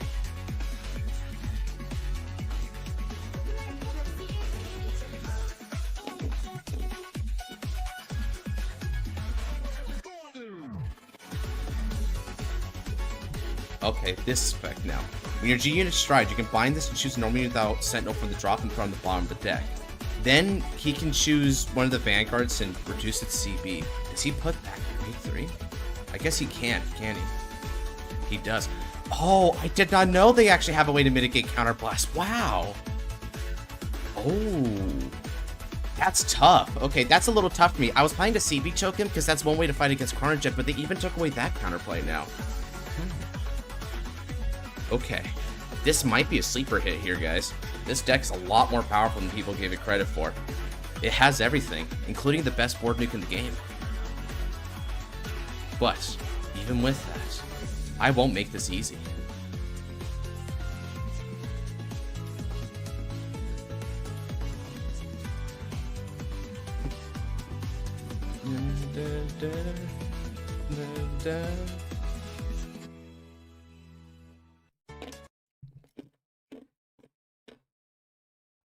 Let's switch it up again. You believe in me? Thank you. I'm gonna need all the help I can get. I'm in a bad way here, guys. This deck's a lot better than mine. Holy crap, bro. This deck is insane. He's able to just crap on lock for free, dude. It's insane.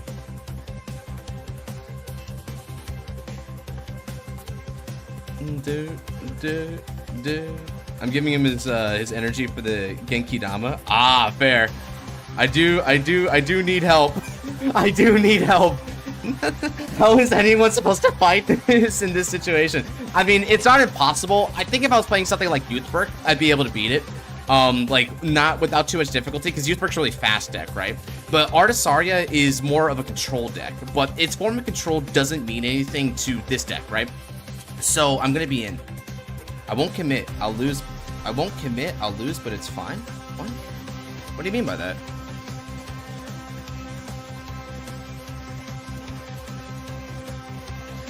Alright, so he's gonna get rid of my board for free. On top of that, he now has access to a multi-attack. And so once again, he's throwing back heal triggers. This is what we've come to know from Luis as far as playstylers go. He does not commit, usually. He usually likes to wait until the opponent is out of options and he heals a lot. He likes to get heal triggers, PGs, accumulate card advantage. He's non-confrontational as a fighter. At least when he's nervous, anyway. There are times where he feels relaxed and he's able to do it, but usually he's a nervous fighter. So he's going to go 28, it looks like.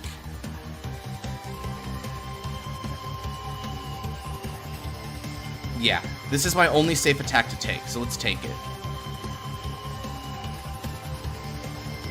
Right, so let's see here. Now he's got the card draw from this effect. That'll put up to 7, so he should be at 10 cards by the end of this. I need to take here as well, because I've got to limit his ability to heal out, because that's his game plan. So as long as I can deny those heals as much as I humanly can, I'll still pressure him. And that's all we need from this deck is pressure. Because I can't fight against what his deck does.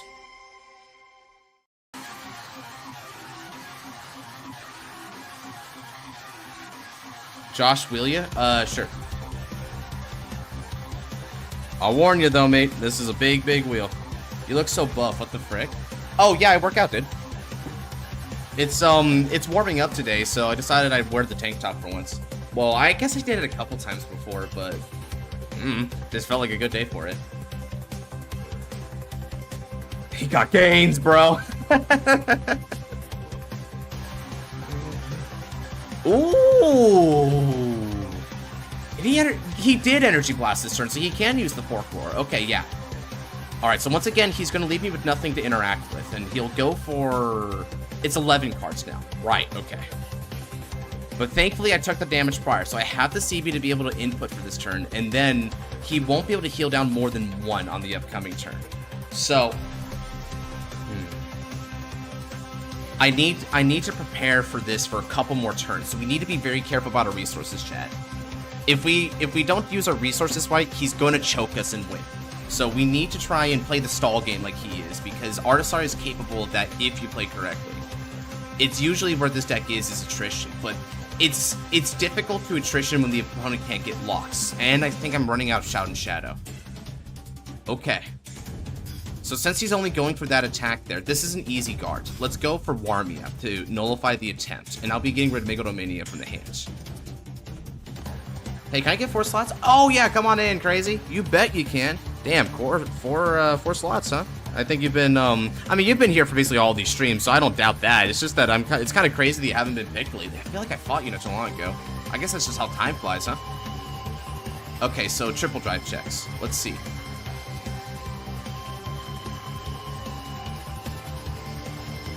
So he forgot to what? Forgot to shuffle? Oh, okay. 3 people for... Yeah, I know. Wheel's getting huge, bro.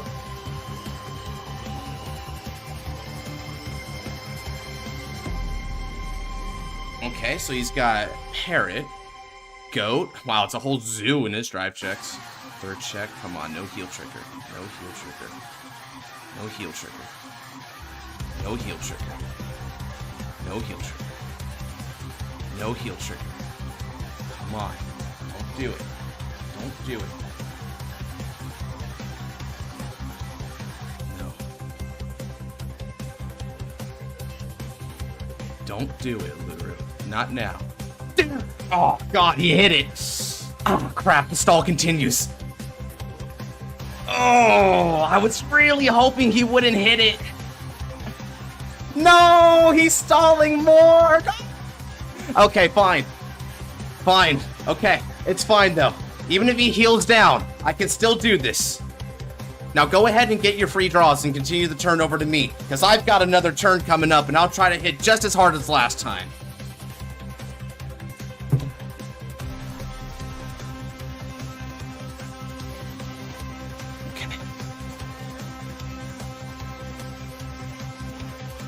Come on, I was like, please, no heal. Give me this. Give me this. He's all... Give me this deck. Don't let him heal sack me. Okay. Oh man, I'm antsy to begin my turn to try and come back from this. Okay.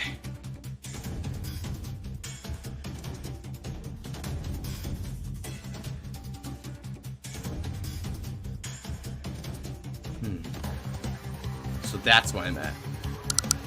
Draw. Okay. Energy charge up to 9. And it's time for another one. Let me just do some music that I like here. What'll be a good one?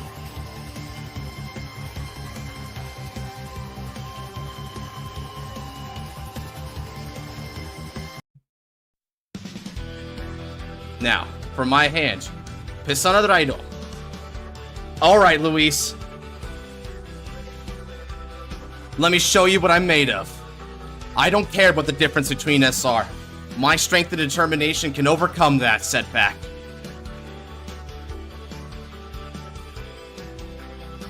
Call. Energy Blast 2 in order to call Shadow Army token.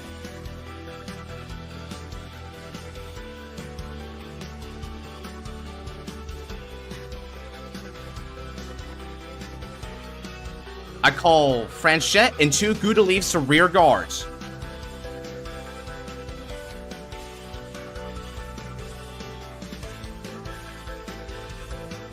Attack with Lumina Well for 20.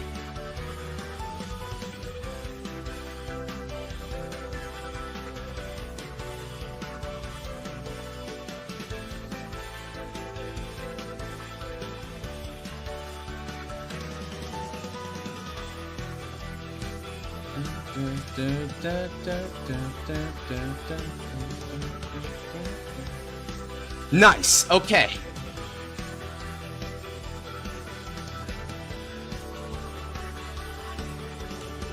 I'm gonna attack with support. Franchek gets an extra 5,000 power. That means we're going to be attacking for 30k on the Vanguards.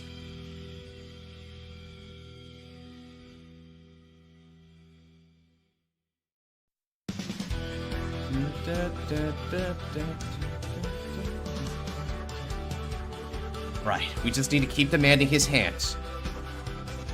Okay, good. He guarded with the heal trigger. That means he can't block deck that afterwards. Let me turn my heals back anymore. You finally ready to fight me for real? Alright, I relish the opportunity.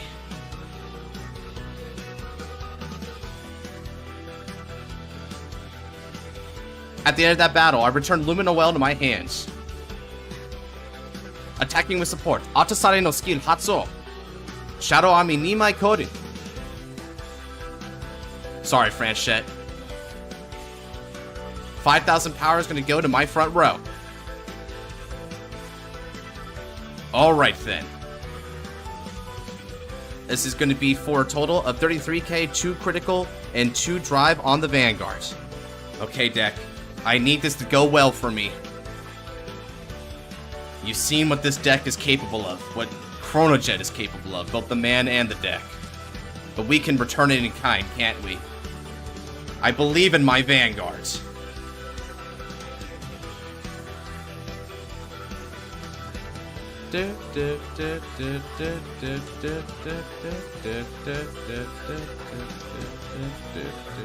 Must be locked away to the drop zone. Did he not see PGs on this one? No, he has to have. 3 PGs are out. Right, he's almost out then.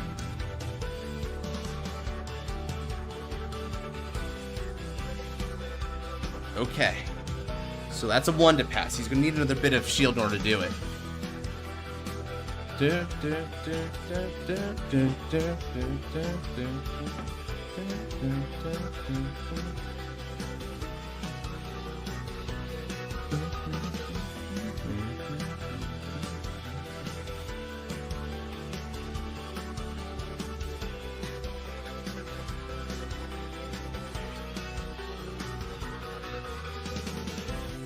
Drive 1. Critical trigger.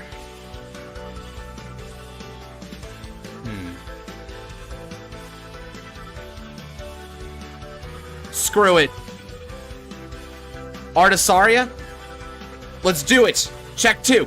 Yeah! Front trigger! We got it. All in. Alright, now break through with determination. Oh man, that was a fight.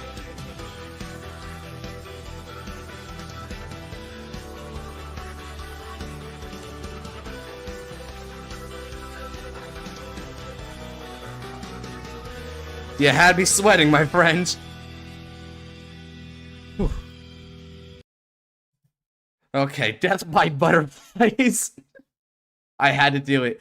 Let's see, with the rest of your hand, you had some shield there.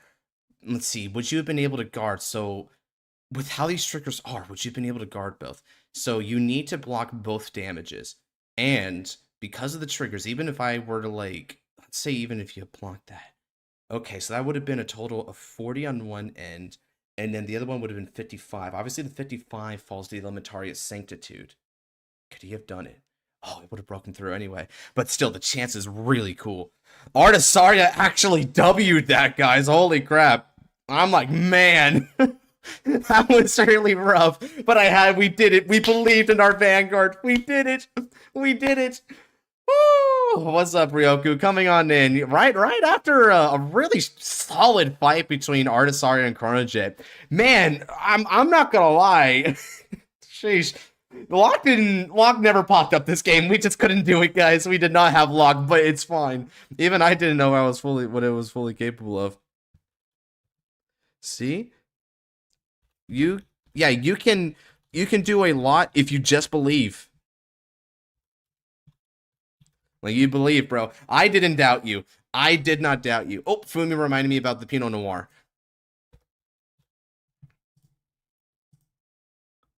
Okay, let me go ahead and get you the Pinot Noir real quick. And I'll download the list itself. Obviously, we're going to want text files so that they can get the revival cards in there. Cool. Excellent. Did Chronojet did his best? Oh, he definitely did his best, dude. Chronojet was a great fighter there. I did not. I mean, I don't have any complaints.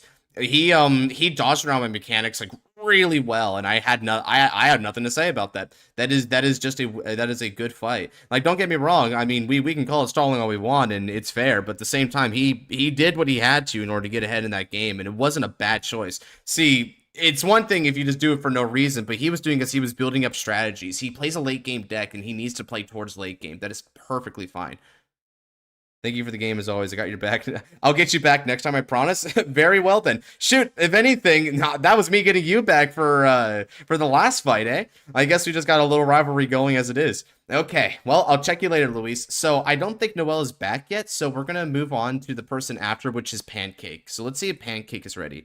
Yep, he's right over there, so you should be good. He was gathering strategies for Chakochalua. For those who don't know, that's a really funny Yu-Gi-Oh meme that I like to do. So there is a semi-famous Yu-Gi-Oh wiki post, right? And it was like one of those little like chips. It was like the tips page of that, and there was a person who said you can use Chakachalua's defensive ability in order to buy time to gather strategies. You consider a rival, my friend. Always. That kept me on my toes. A very worthy battle. And honestly, had I lost that, I would have totally understand. You played well. I mean, you weren't just throwing down nonsense or doing things erratically. You played to the best of your ability. One slot for me, sure. All right, so let's go ahead and do that then. This deck is bad, but Pancake has Lion Luxac, so watch out. Well, okay, since I'm aware of that, I'll try to deal with it as best I can. Okay, so he's gonna be going on standard custom. So let me switch over to some chill music here for a bit. Sheesh, all right. So the thunderstorms are back at it again. How about that? What do I want to play? Play Resile? You know, it actually has been a minute since I played Resile, huh? God, brother, guys, look at this. 1, 2, 3, 4, 5, 6, 7, 8, 9, 10, 11, 12. I got like a dozen Resile decks, dude. A dozen different variants. Now, some of them are named the same thing because I got lazy.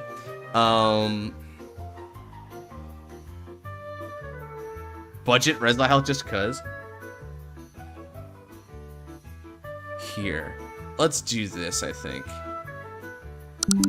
Yeah, let's go. I don't want to go budget because budget Resile doesn't have some of my favorite cards. Okay, here we are.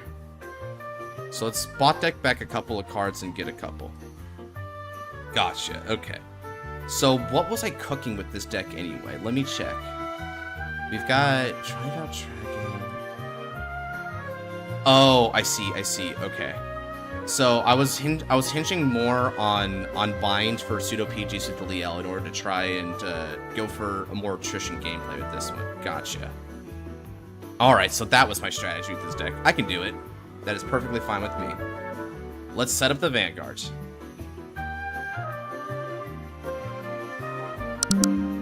Beat that. Griffin's gonna leave this deck, bro. Is that so?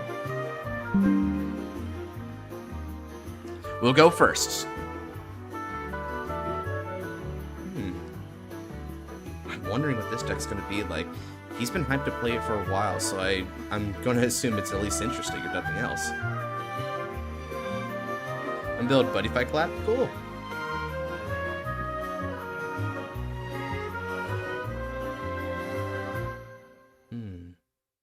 Okay. I think I got my basic strategy done. Alright. Good luck and have fun. Stand up. Za. Vanguard. Wings Aspiration. So what? With the current potential of my current jet deck, you can get to GB7 played optimally. I bet, bro. It's pretty... that was really convincing. It's got really good anti-control going for it. Alright. Def Karada. From my hand, I'll be discarding Blade Feather Dragon and ride from the ride deck into Tranquilla. Energy Generator Seto and Tan Shuryo. The Fated Deck of Miracles Energy Generator. I loved making this. If any of you Resile fans want just you can look this up in the custom energy generator. It's really cool because I loved that shot they did in the deluxe arc for it. It just really encompasses the entire deck here. Lava Links. That is a different deck. Let's see. So when it's rolled upon by a Great Two with Raging Flames, Energy Blast, you look at the top 5 cards of the deck. Choose a Great 3 or less card, put it in hand, shuffle the deck. Ah, okay. So it's the it's Mantis Scythe for the archetype. No Gato. What's for that name so I can add to mine? It's called Fated Deck of Miracles. All right. I'm pretty sure that's what I named it. Right? Let's see here. Oh, it's actually called Energy Generator Resile. Never mind. That's the name on the card, but it's not the name that's on Untap. Energy Generator Resile is the name of it on Untap. That is my bad. All right, I'll read that card later when he throws it on the field properly. In the meantime, draw. Oh yeah, definitely going to discard this card from my hand. Now then, ride from the ride deck. Sup, Yuki? Welcome on in. Energy charge it. Sarius the rider. Now, with Ascensior, we're going to use the skill of Tranquilla. Tranquilla is going to reveal Kiseki no Inmeo, Palladium Zeal Dragon, and Ricula from my hands. With 3 grades being revealed, let's look at the top 5 cards of the deck and ascertain there's a grade 1 worth calling from among them. I call Blade Feather Dragon from among them to the field.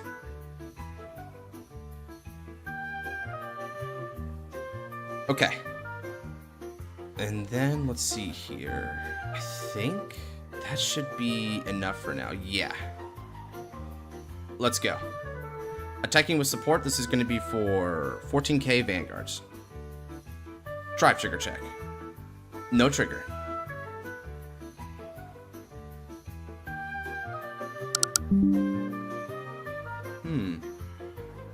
He could be useful later. Let's wait for now. Did a small vintage tournament on Deer Days got it into the top 10? Ooh, sounds good. Did they do like a top 8 and you bubbled out? Or was it just like a Swiss and they just did the total tally on rankings there?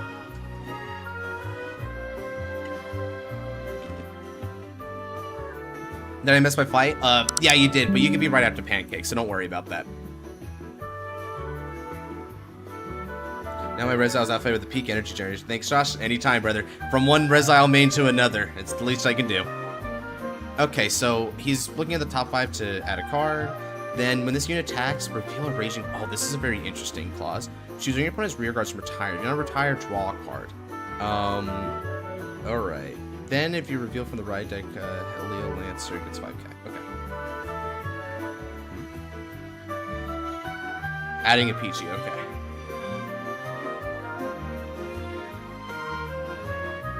Kakaitis? Ah, Kakaitis.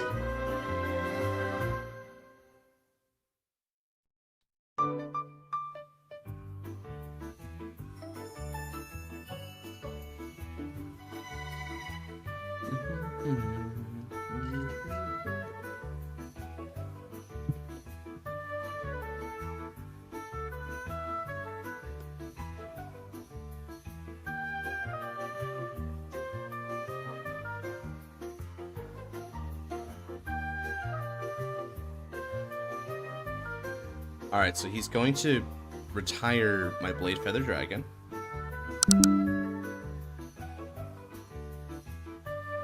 I don't guard this attack, go for it.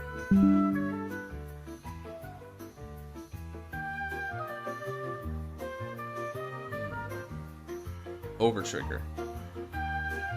Okay.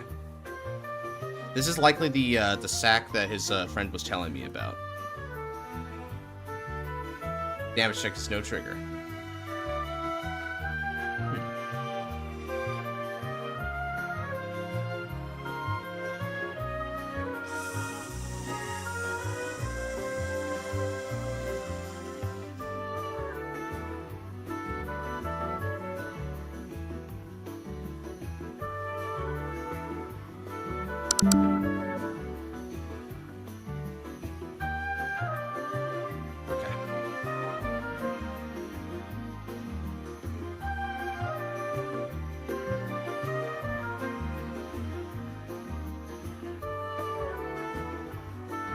Yeah, no, I mean, it's fine.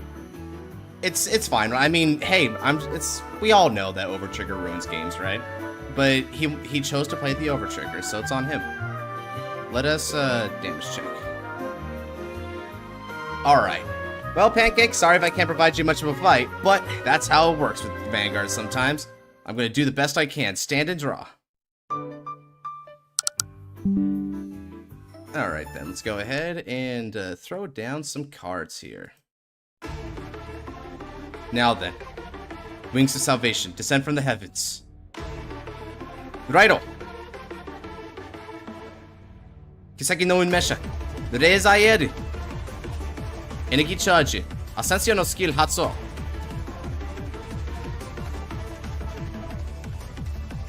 From the drop zone, I'll call back.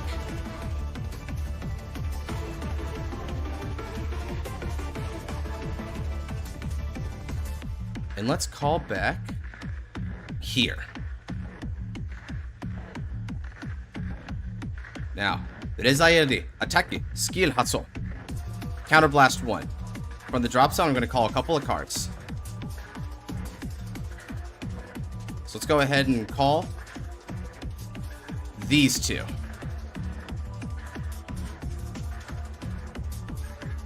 And then with skill here, let's Soul Blast 1. Oops, that's not there yet. That's just to get 5,000 power. The draw will come after.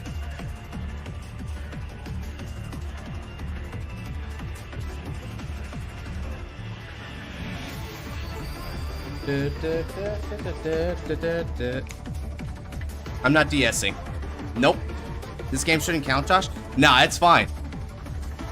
It's totally fine. Remember, it's his choice to run the Overtrigger. All the good and bad that comes with it, that one's on him. But I'm not going to ridicule for him. That's not honorable.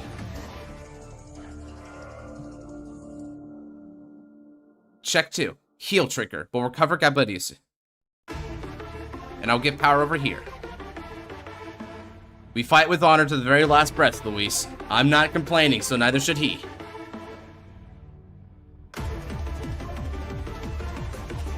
Okay, then. Next up, Savitus with supports. This is going to be for a total of 9, 19, 27k Vanguards. Alright, heal helps at least. It does. And as long as I can stay alive for the next turn there, I'll be able to start establishing again. I got Gabrielius back in that drop zone, so Gabrielius helps my winning image significantly.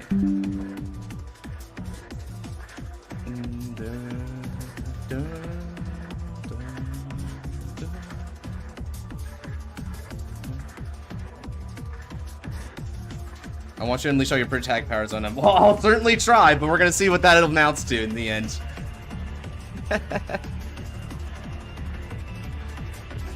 Is he potentially thinking? I guess he's thinking.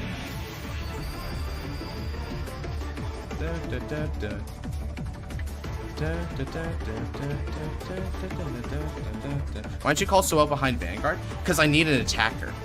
The thing about Soel is that Soel doesn't care what position he's in order to use his bind skill. So what I'm really trying to opt for here is his bind skill in order to ramp up for my Leo Lamortis.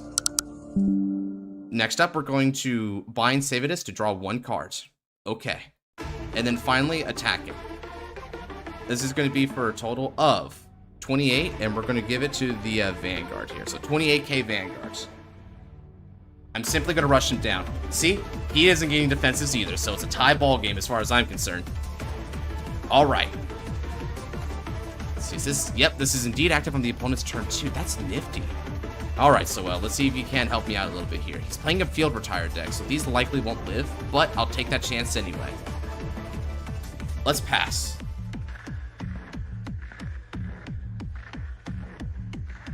Yeah, because when you think about it, Boring, the main use of Soel is as a countercharger, right? So from that angle, if I've got basically nothing to countercharge, I wouldn't want to use up the card like that. I'd rather keep him on the field to at least demand that he gets rid of it. It's potentially a bad move, because if you can't get rid of it, I can't bind it. That means it's a Liel I can't use. But my hand's looking pretty good, so I should be able to do something about this regardless.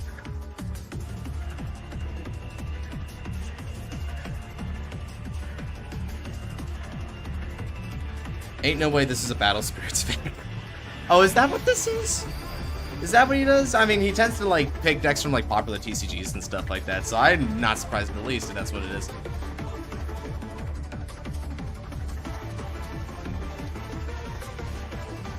Alright.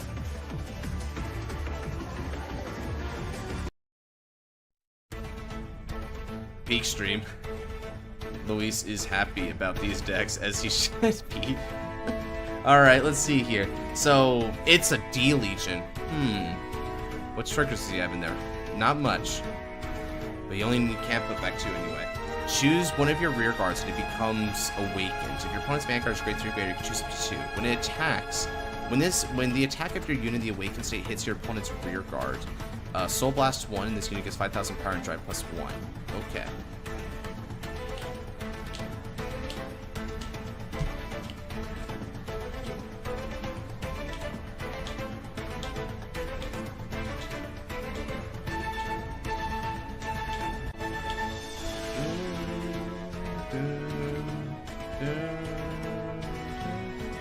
Or is my...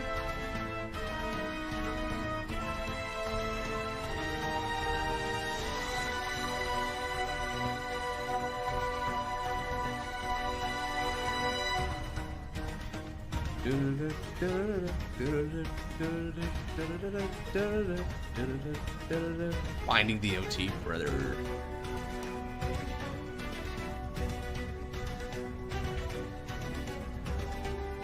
It's a lot of rain out there. Texas does not quit, I swear.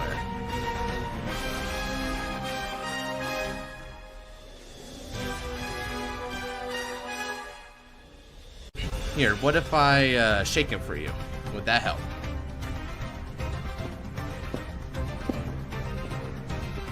I had some runs of marriage. So I start for the question, are you an only child or do you have siblings? I have one sibling. She's a year and a half younger than me. Actually, her 24th birthday just dropped. Technically, her birthday is today, the 29th, but we celebrated it yesterday because she's got stuff to do today. So, yeah, she's 24, I'm 25 and a half. My birthday's all the way in June. So I guess that makes me an oldest sibling. Counterblast 1 rest is you look top 5 cards of the deck for Raging Flames. Sure.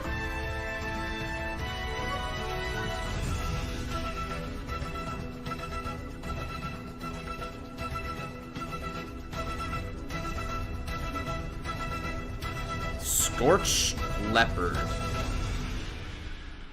This unit gets, at the end of the battle, your Vanguard Raging Flames and name attack stand this unit on turn. At the end of that turn, this unit saw your perform 4 less drives and you draw a card.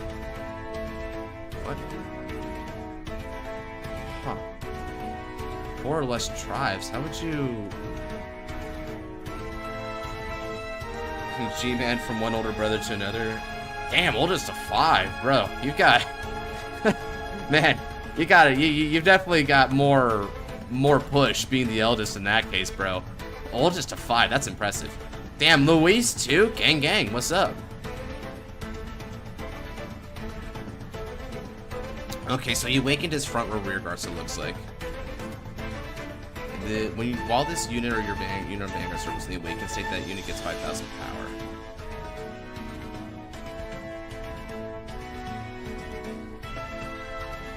Okay.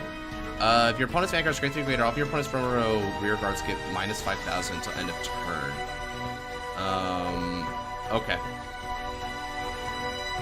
When your Vanguard D-Legion, bind this card and countercharge. Oh, that is absolutely insane as a generic.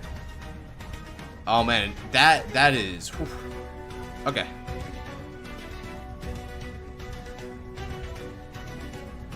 I'm gonna put it burns. So now he D-Legions back some cards. You're a twin. Wow, you're a twin. Interesting. The youngest of one. The youngest of one is your oldest child. The middle of 3. Oh no, seal on middle child, dude. That's awful. I'm a twin, but I am the middle of 3. Ah.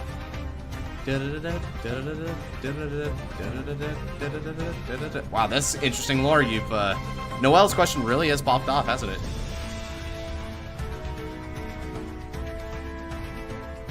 Okay. Wild tigers, what do you legions with? When you're using the okay. You may stand it. When this unit attacks, Energy Blast 2, choosing your opponent's rear guards to retire it. At the end of the battle, choose one of your rear guards in the awakened state, you may stand it. If you stand a card by this ability, you perform 3 or more drive.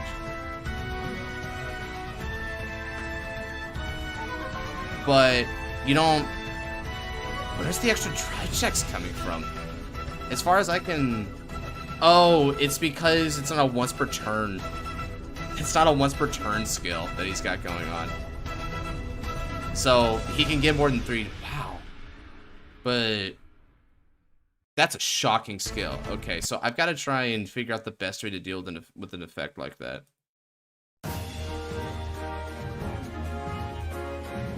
Across my life, I see a crossover with Battle Spirits. I'm the oldest of my sister. Oh, so Daniel's actually the closest to me. I'm not gonna lie. So you know my pain. I'm the youngest of 4. All of them are sisters. I'm the reliable one. Oh man.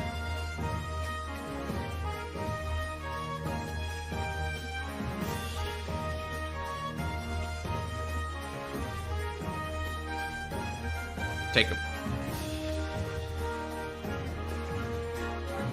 Yeah, you can get a 3rd drive.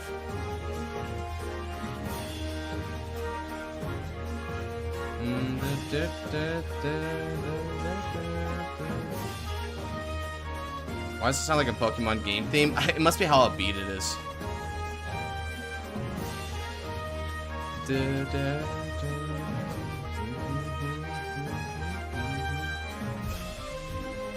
It's getting a lot of multi-attack here too. It should be at least a 5-attack turn. Attacks your opponent's rear guard. It gets 10,000. You may have it battle all of your opponent's units in the column instead. What the heck? Okay, so you did indeed get rid of my front row. Yeah, I'm not guarding that. I've got to let it go. Wait, is that a Legion? It's not only is it a Legion, but he's doing a lot here. So unit attacks. Choose some of your opponent's rear guards, retire it. Choose one of your rear guards. So he stands 1, stands 2, stands 3, stands 4. Ah, he's gonna stand his board. Okay. So he stands both of his columns. Alright, let's prepare ourselves. I don't have a lot of leeway here, guys.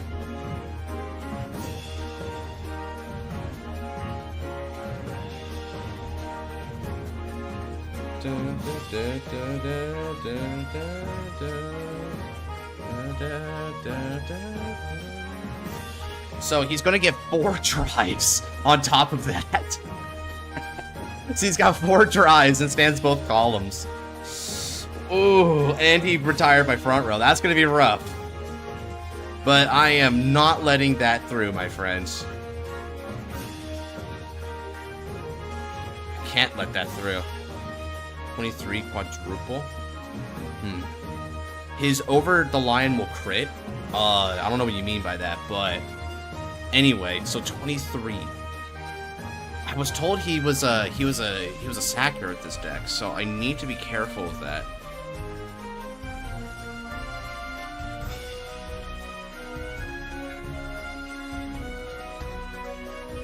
Guard?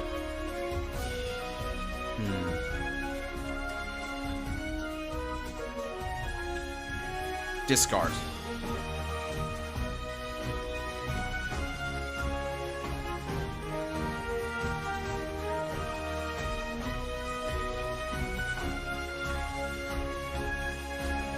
Okay. How many triggers can you run? 16.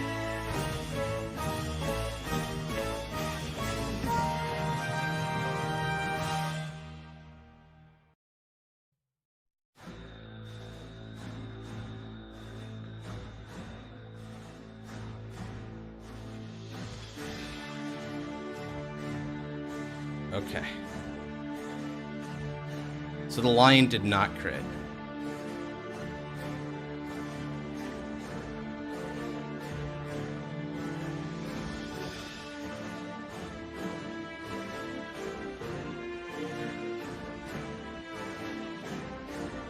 I damage check. Power goes to my Vanguards.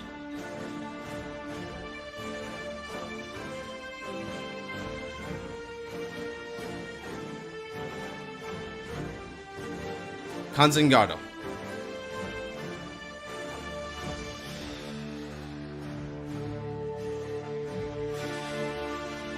Okay. Draw. Energy charge 3. Okay, let's see here.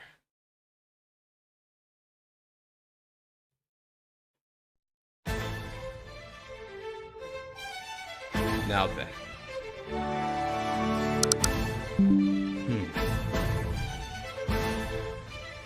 Kiseki no Unmeo, Rezai, it's time. Fly along the guided path to bring about the best future for all. Cross Persona Raido. Draw. Excellent! Just the card I was looking for. Now, Kiseki no Unmeo gives 10,000 power to my front row. Base rewarded. I call my eyeball. Refistori. Skill Hatso. Look at the top 7 cards of the deck and add up to 1 Rezael from among them. I add Kiseki no Unmesha Rezael to my hands. Then, Oda Kado Hatso. Shroud in Darkness. Shroud in Darkness lets me resurrect up to 2 cards with different grades and some grades less than or equal to my Vanguards. I call back. Sowari. Ascensione. Now, Divine Skill. Hatso! I return back 3 critical triggers to my deck. Kiseki no Unmeo gets a drive. And, as always, the miracle is now in effect. Okay. Now then, let's go ahead and pay you back the favor for that last turn, huh? I'm ready. Ascensione. Attack! 20k on the Vanguards.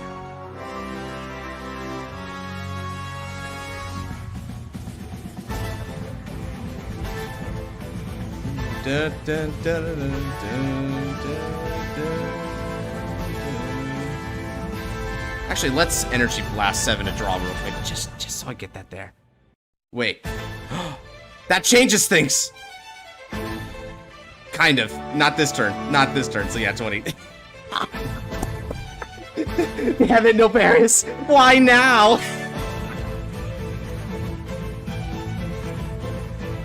So anyway, yeah, 20k on the Vanguard. What you gonna do?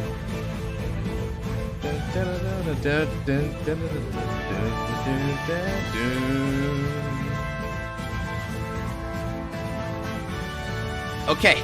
Ripistore de attack. Skill Hatso. Plus 5,000 power goes to my faithful friends. I'm not backing down, so keep them coming, Pancake.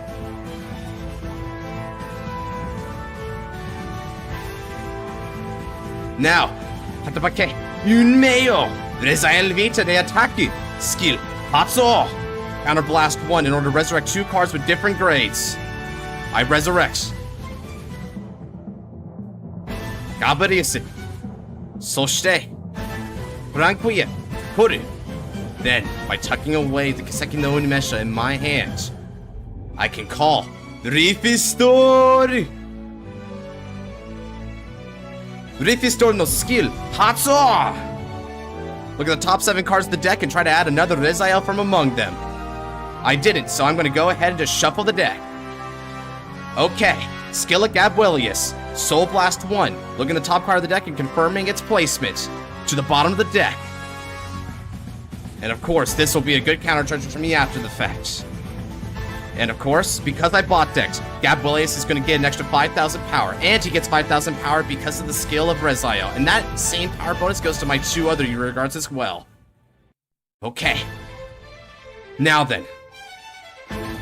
Now that we've got all those away, I've got a lot of triggers left in this deck, bro. Look at these. I'm good. I can do this.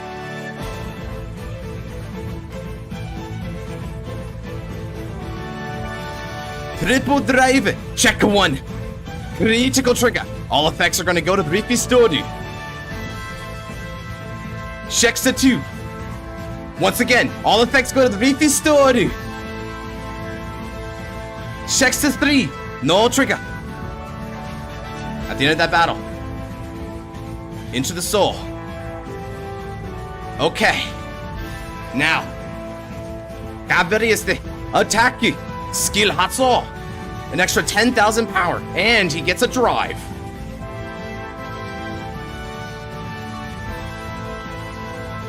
$43K, 1 drive on the Vanguard. Remember, because of your Elementary Sanctitude that's in the damage zone and the over trigger that's already been checked, I don't think you have any defenses for this upcoming attack. Rifted Store's already at 3 critical with massive power. What can you do to stop my friend?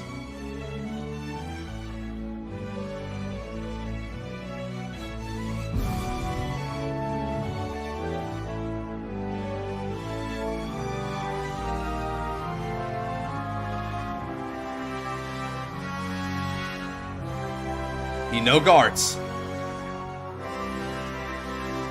The damage check.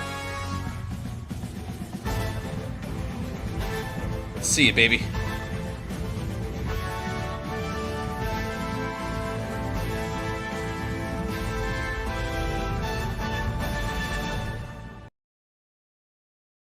And now that we've done that, let's do...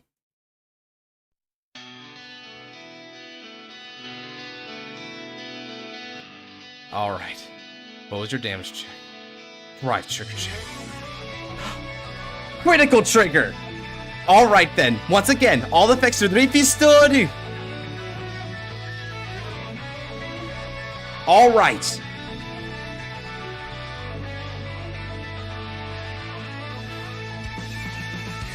And that's a no trigger. Okay. Kiseki. No Genmaju. Restored, they attack you. With 10,000 power and his Sentinel restricts, because it's the 5th battle of the turn, he's full power. Now then, 55, 65. This is for a total of 78K, with 4 criticals on the Vanguard. Now, bring him down with Holy Wings of Salvation.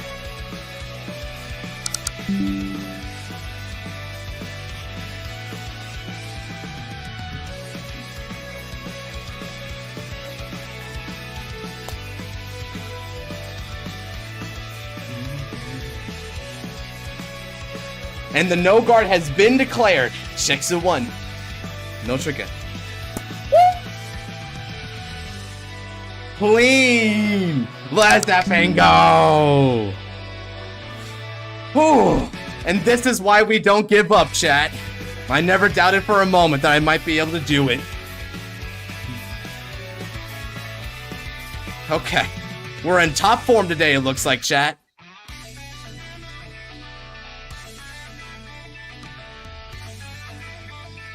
Comeback victory, baby!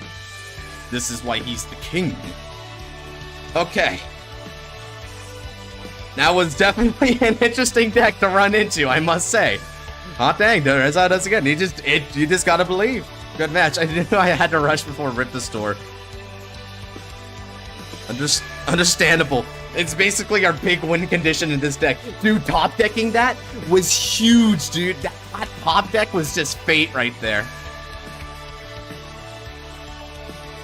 You've done me and our avatar proud. I'm glad to hear it.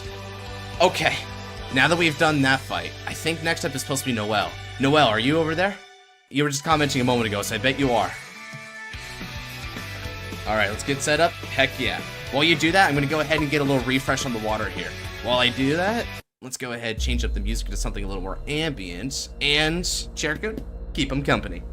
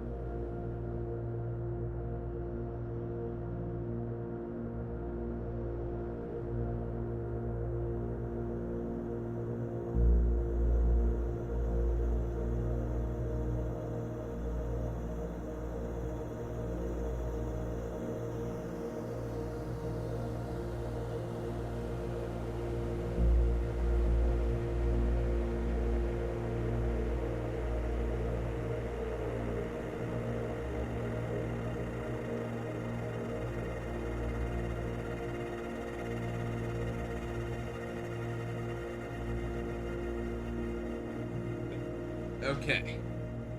Decided to pick up a couple snacks here for the long haul. Ooh. Also got it. Liel and Reza maybe brick. Yeah, it is kind of bricky, so you have to see at the right time to make it useful. Let's see, P and kick. I called OT and restore. Shit, that's how it's rolls. So slightly worried he'd see no triggers explode, but a doobie pancake. Happy to be back, Fumi. Alrighty, so we got Noel here. Now, Noel's been playing a couple different, like, models recently. Not just customs, he's played normal standard. He's also been playing, V. Okay, looks like he's going for standard, though. Okay. It won't let me pass up, I don't think. What if I scoop deck? Yeah, let me change deck here. 3 credit, no team, 3 separate games. Teach you how to whisper the cards, bro. Card whispering might be a profession at some point, just you watch.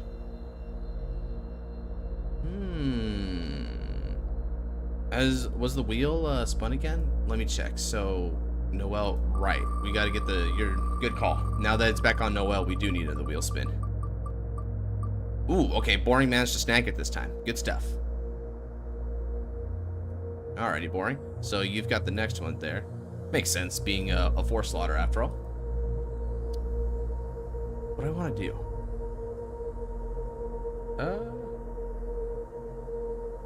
I'll pick something a little bit more... You know what? I think I'm gonna go Trial of the Moon again.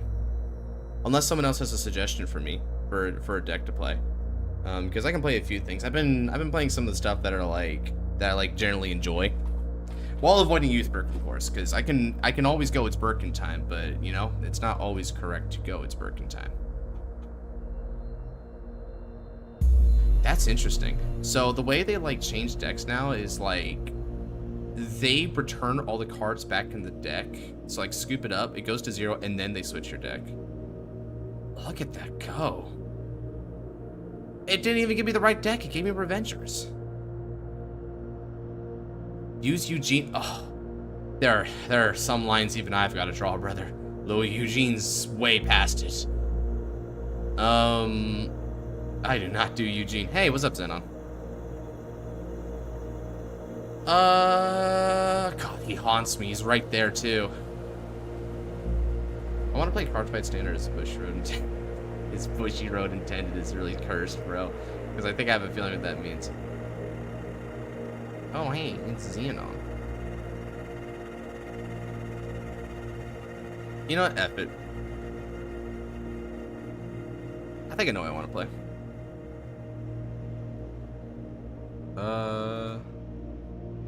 Did I call it that? Yeah, that's what I called it. Sweet. We'll play Lishafiel. Why not?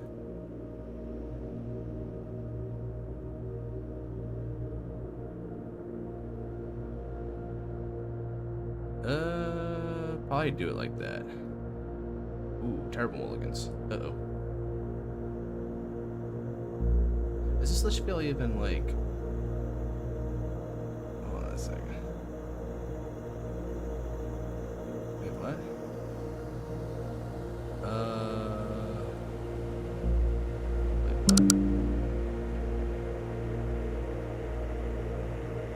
Lyrical MLB. Oh, it's right there. Okay, cool.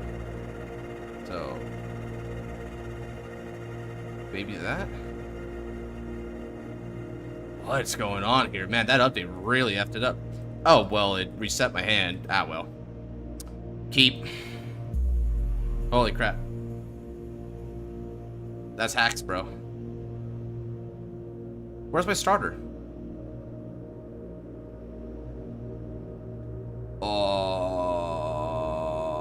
Where's my starter?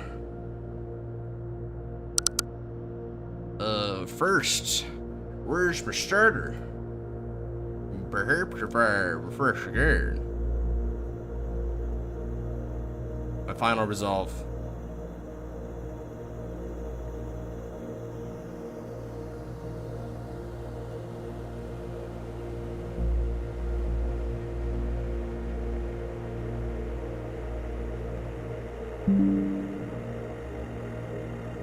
Good luck, have fun. My final resolve, I will simply make my starter. Stand up Vanguard. Crazy, dog. So I'll just choose Letitia because I generally like this one. All right, so let's draw for turn. Oh yeah, okay. So I'm going to discard Volshablan in order to ride from the ride deck into. Actually, no, not Volshablan. I'm gonna discard Velatio. We're gonna ride into our friend Nanami. Now, when Nanami is placed on the Vanguard circle, I'm able to choose a great one or less from the drop zone and just call to the rear circle as rest dead ass. So we'll just call. And then I'll pass. Yeah, this was a trial deck ride line card. I dig it, dude. I think it was a cool ride line.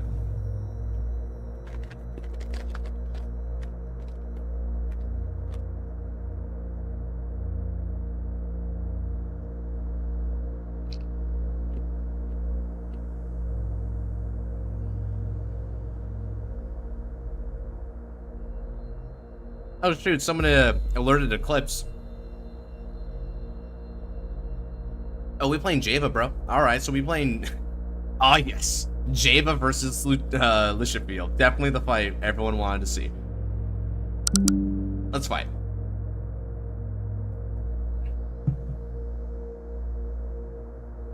Alright, good stuff. Damage check. Mind oomph. Alright, let's switch up the music a bit here to something a bit more energetic. Screw it, I like this music.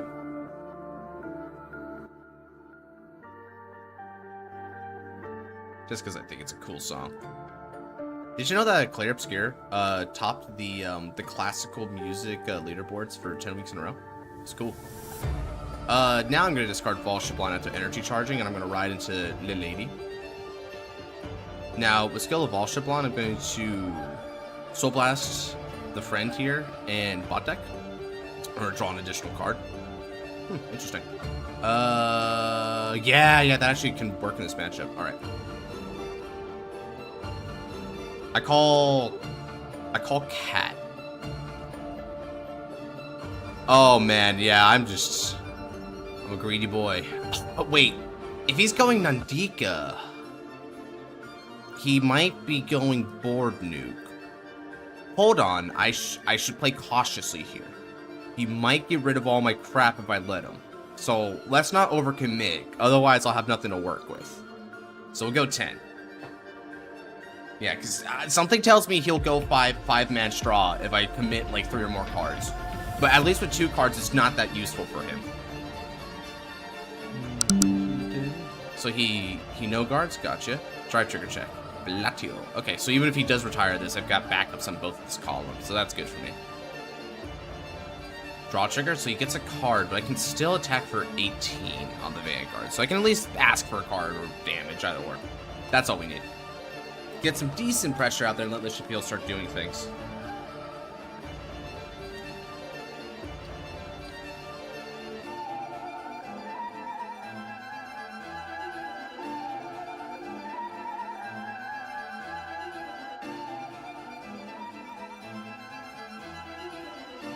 So you know guards is, so he's going to take some damage.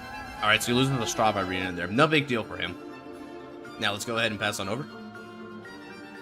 So he's definitely doing pretty good in the card advantage line so far here. He has a healthy hand, so Lishafield shouldn't be too much of a problem for him at first.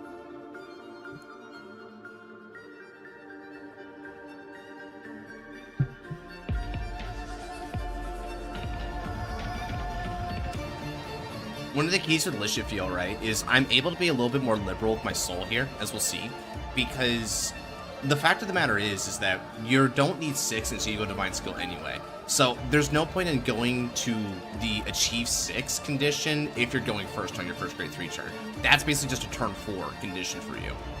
So we don't need to rush it if it's like going to lose us cards. Okay, so now he can get himself a Trickstar, which obviously will be Trickstar and Sewendi, because the GOAT. Trickstar and Sewendi, the everyman hero. Cat at 1? Sure, Cat. I wish to play V-Revival? Yeah, sure thing, brother. If you, since you got picked, we can play V-Revival right after this match. Okay, so Trickstar and Selene to back row center, probably to substantiate his column. So far, so good.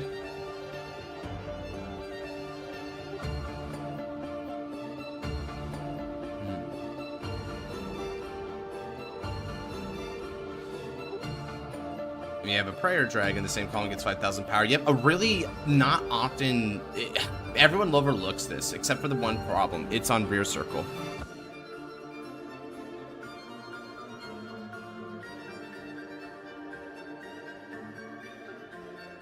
But I'll no guard it anyway. I just want to let him know so he doesn't do that to someone else accidentally. But that's a rear circle effect to get the 5,000 there. So it's 15. It's still persuasive enough for me to take it, but I wanted to let him know that.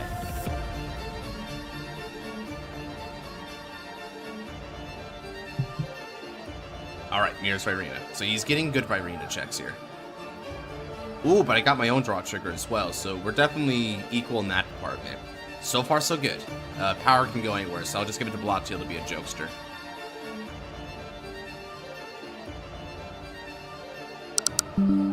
Let's stand and draw.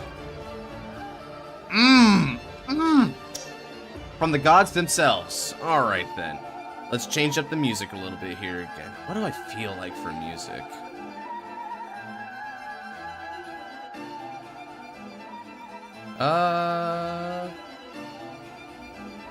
Sure, let's go this one. Alright then. Let's stand and draw. From my hand, I'll discard. Glimmering from the summit of supremacy is a diva who knows no bounds or limitations. Dreidel. Destined one of supremacy, Lishifieru. Now, Energy Blast the 3 that I gained this turn for the skill of my Grade 2 Ride Line. Draw a card and Soul Charge.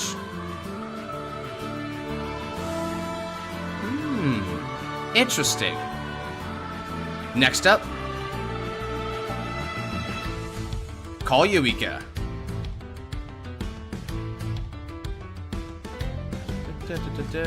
Let's also call Abilene. I don't need to rush for much for this, so let's just go ahead and do it like that. It's time for skill. I'm gonna attack. Because me, Alicia Field is out here on this field, we're gonna get some extra power lines. Let's go, dear. This is gonna be 23k on the Vanguards. If you want to 9B heal triggers for the turn, I suggest taking it. Trajolt? Ooh, that's a scary deck.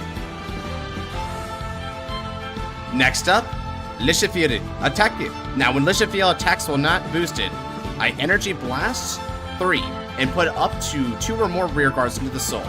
Now, I'm going to put in 2 for an extra 10,000 power and a drive. Furthermore, the skill of Lekat. I'm going to CB1. Draw cards. And now Lishifieru gets a Battle Door. Not only that, Blottiel, when she's sucked up, will be able to draw a card and countercharge. This is going to be for 23k 3 drive on the Vanguards.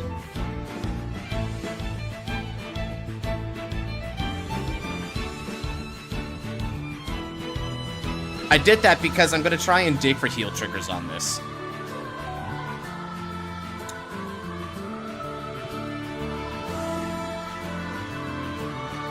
PG? Alright. Check 1. No trigger. Check 2. Over trigger! Okay. Do I want to do that though? Because that's kind of sappy.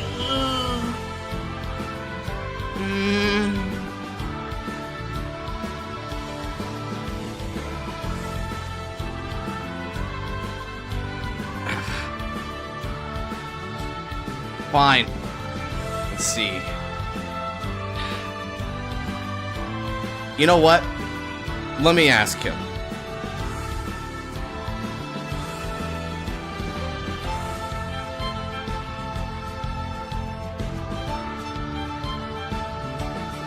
I'm gonna leave it up to Noel here. I don't really like OT sex. I'll ask it this time.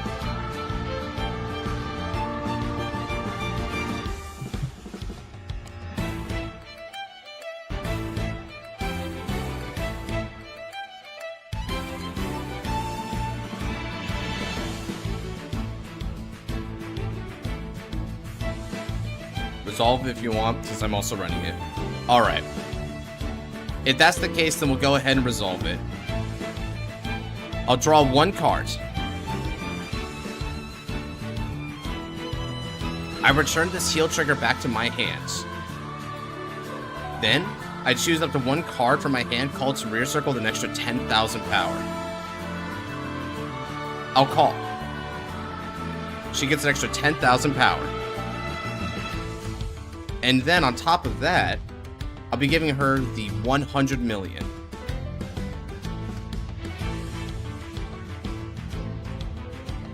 Then, her skill activates. Counterblast 1. I'm going to choose a Great Tier Less card from my soul and add it back to my hands.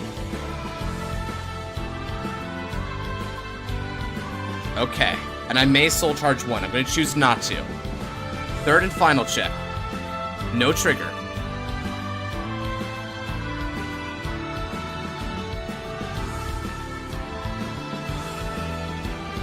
Let's go. 23k Vanguards.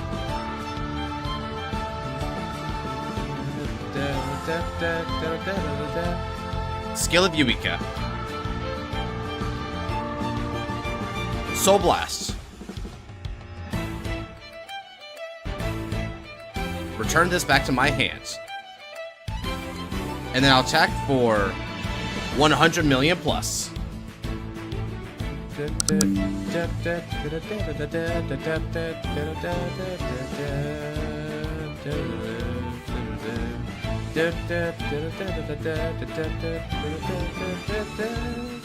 Alright, I end the turn with a 13 card hand. Sweet. Lisha Field does look kind of good here so far. But we have resolved an OT, so he's decided that we'll both be able to resolve our OTs, and as a result, if he gets drag bet, it's all fair game here, chat.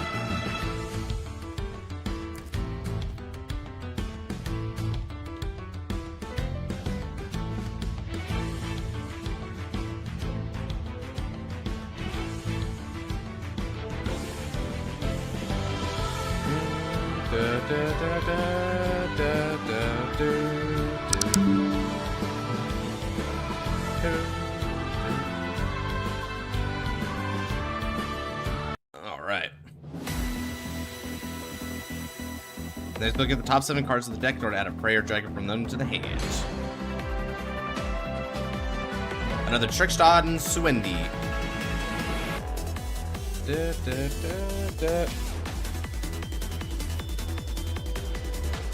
So he has the ability to go for a couple of crossover doses this turn.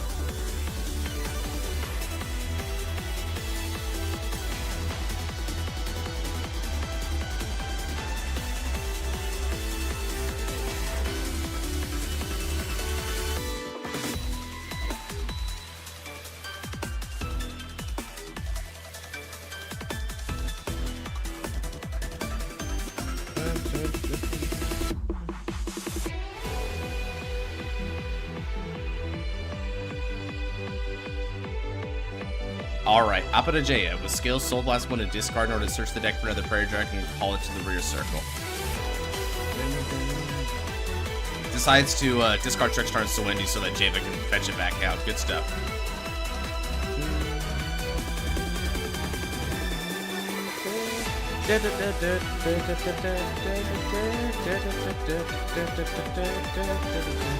Ah, Buzzsaw Quip, alright.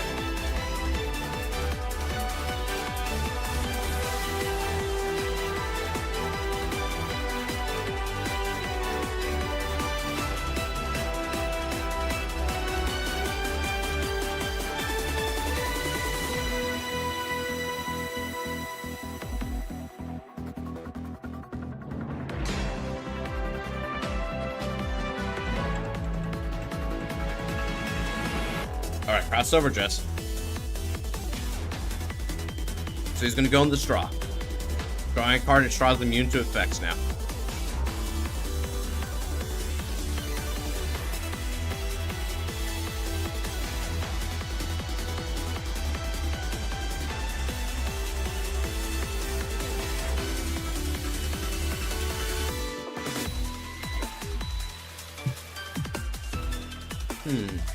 What will his other crossover just be? He still has to use Java, so he can definitely establish back his board for it. But he needs to have the right one. He discarded a mirror, so he definitely wasn't worried about crossover dressing. It's possible that he has access to Scissors Virina. He might have it.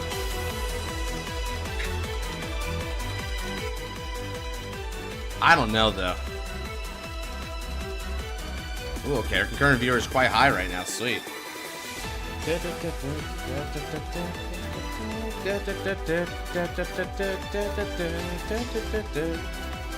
Alright, he's considering his play lines right now. It's a very complicated deck he's playing, so he's got to think about this quite carefully because there's a lot of moving pieces. How are we liking the game so far, chat? Because this seems pretty nice.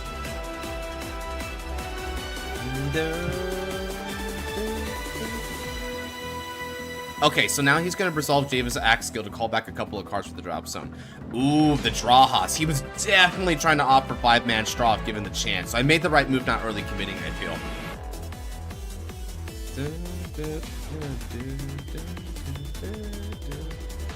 So he goes Nandika and Trickstar and Salendi. Okay. What do I go for here?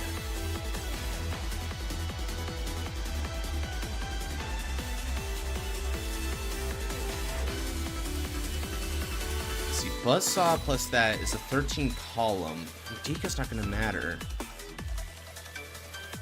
He's exchanging positions slightly so that he can cross over dress Nandika with Trickstar and Salendi. Huh. Yeah, because that's Buzzsaw is still a booster, and it's a restanding booster because of the skill of Straw Virina. Okay.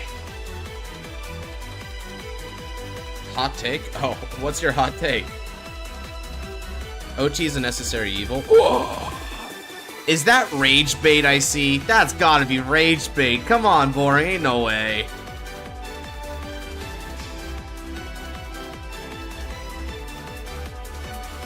Okay, crossover dress. Ah, he's got the scissors.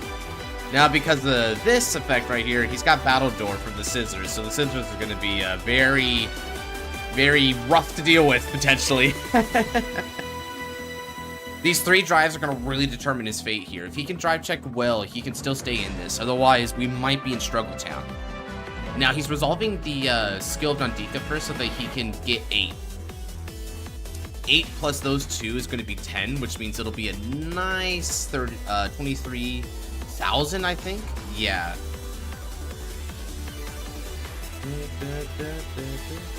Infernal take. I know, right? Like Hellfire take. As a necessary evil. That's rage bait. It's gotta be. There's no way someone's gonna argue it. I mean, Nabs tried it once upon a time, but man, it's just a bad argument.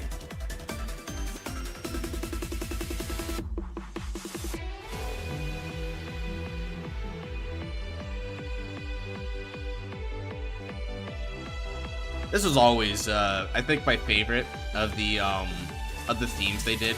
At least for the Arc 5 era, it definitely was, right? That's easy enough. They did Yugioh really proud on that one. But I've always been a big fan of like the Crystal Wing series because I always try to like push that and make it work. But I think ultimately Phantom Knights and Dark Rebellion called to me more. I wanted this to be the U-Boy deck that like I grew with, but it ended up being PKs. You just can't really fight your own nature that way.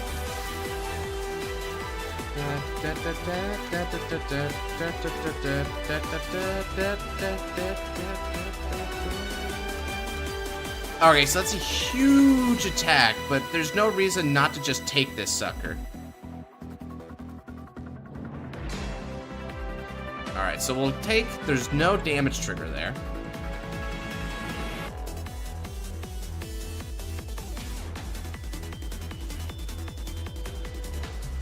I like OT if it's brought down to 10k, or Giant Power Boost and Overdress effect. Yeah, I think the additional effects can definitely... I wish OT didn't have some of the more bombastic ones, because I think even beyond Overdress, Dark Veda's another like, big one, right?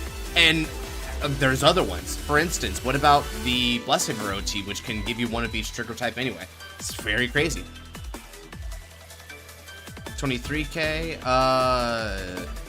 yeah, I'm gonna cough up an Ilse for that one. It's worth guarding. Yeah, I'm not gonna fish for defenses because I've already saw a fair bit of triggers, so I think it's a bad bet to go for that. Okay, so now Nirvana Java skill's gonna activate the CB2 combo to restand the board. Good stuff. The triple drive and drag Vader. Man, why do they do that, Boss Saga? SMH. They had to have known, Nog. They had to have known that was going to be a problem. It isn't Rage Bait? Alright, you know, I'll quote Genesis. Infernal take. I don't mind Drag Veda because once the DE decks can't abuse itself once... Well, okay, it's kind of funny you're saying that, Cat, because how about this deck? It's a non-once per turn restand skill. It's like a non-once per turn restand skill here with triple drive. Tamayura is also able to abuse that. You can abuse in shoot, Boss Saga can also just like get huge extra critical within 3 drives, right? So just that on its own is overwhelming for most. I'm gonna be cautious of OT here. So let's PG, and for this one, oh, I definitely want to get the rush going. I'll get rid of Beta Trois, I think. That feels correct. If you run Track Veda, Gargo, hold skill on first swing and probably surely it'll come on the divine skill swing, right? Surely.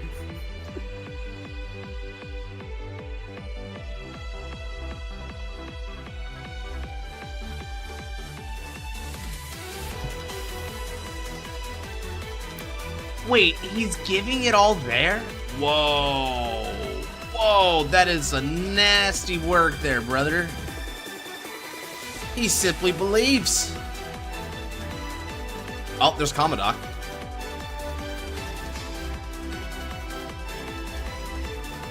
DE Koroko Dino Deck can use it. Brother, I'm not gonna lie. Even something as mild-mannered as Grandpa makes Drag Veda look kind of horrendous. Depending on what your casino effect was. That's so weird to think about, it's true. Okay, so we're chilling here, chat. We're doing pretty good.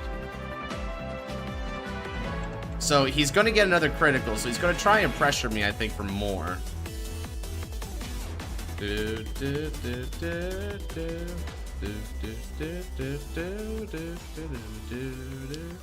I went without OT, but opponent was on grade 2. Ooh, must have hit some triggers, brother. Poor Draguled. All right, what you got to tell me there, Noel? You're about to declare some fine action.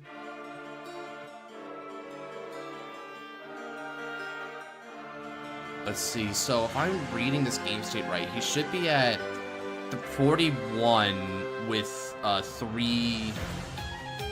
41 with 3 crit, right? I might not be analyzing that right.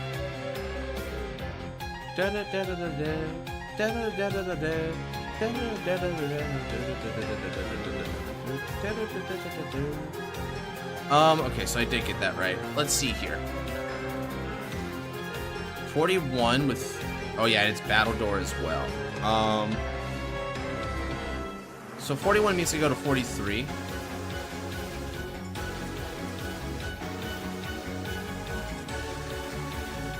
Alright, I'm gonna guard with these two. Because that attack 2 or more times, this will get shield plus 5,000. That'll put me up to 43. Anyone wanna help me test something? Oh boy. Shay's over there being like, hey, what you buying? Stand the entire board. Straw. Standard has some crazy combos, bro. Go get him, Luis.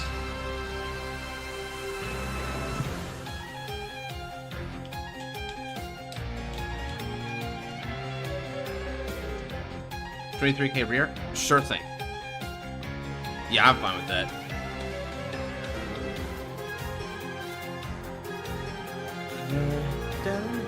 And now he's got to drop all of his original dress just on the floor. Let's do it. Stand and draw. Energy charge 3 and Persona Drairo. Lishiferiade. Eclipse, if you're there, I'm about to make you real proud.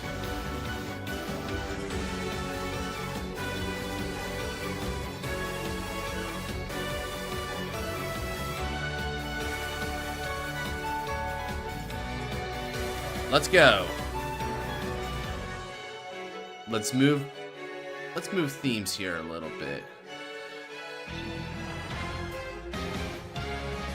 Want some anything good here? I'll search it myself.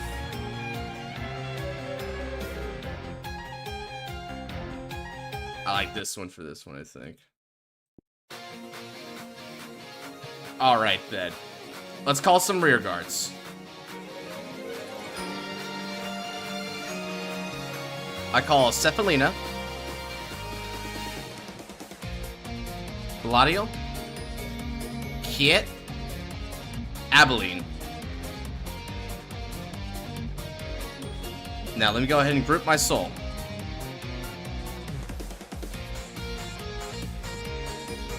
Epic. And because I got a Lishifil Vanguard, this is going to get an extra bit of power. And because I called in front of her, she'll get power as well. Power goes over here. Let's not leave her out. I only need to give up to 2, so I think I'm going to give up 3. So let's do this. I also have an OST you maybe will like. Oh, what would that be? Alright, let's go with... Yeah, let's go like this. Let's go 25k Vanguards. Gong Strong theme? Yo, what? But I'm playing Pop Idol. Does Gong Strong get played for Pop Idol deck? Gong Strong. He was a cool character though.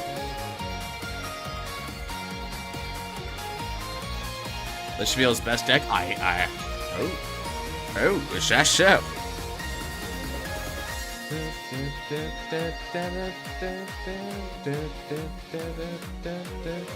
No guards, damage checks. No trigger. Okay then. Hellscythe battle. I'll do it for Noah's upturn. They get there. Otherwise, I could say that for another fight. Let's go. Nishifieru. Skill. Hatsura. Energy Blast 3, and I'm gonna put all 3 of these rear guards into the soul. Lishifiel's gonna get an extra 15,000 power, and she gets a 3rd drive. Now then, the skill Balatiel, draw a card and counter charge.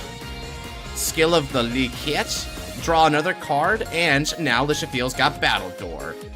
With the skill of my 3rd card, that would be Cephalina, I think, or that? Yeah, Cephalina. Cephalina's gonna give all of my front row units an extra 5,000 power. Skill of Abilene. Counterblast 1, stand Abilene, and because the opponent's Vanguard is greatly or greater, an extra 10,000 power goes to her. I think so.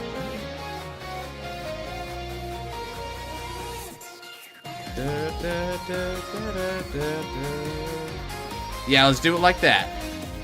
So this is going to be for 43k, 3 drive on the Vanguards.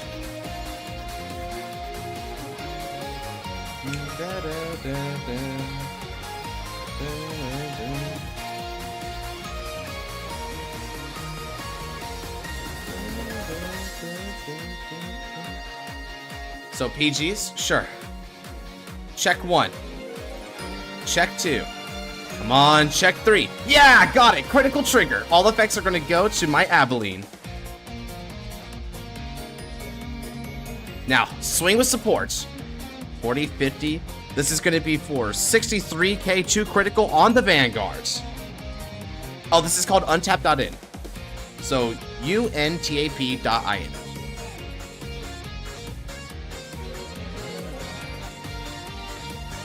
Come on, baby. Let's see if this connects. He had the over trigger. Ooh, okay, so he manages to guard the attack, but that over trigger is out now, which is encouraging for me. Okay, at the end of that battle, I'm going to Soul Blast 1. And bounce back Avalanche to the hands.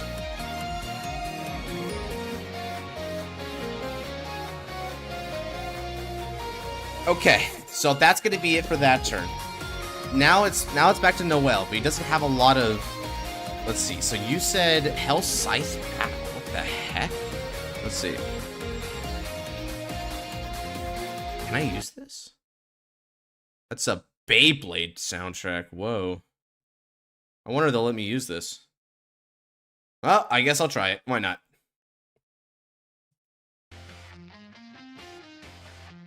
Okay, no Persona Ride, it looks like.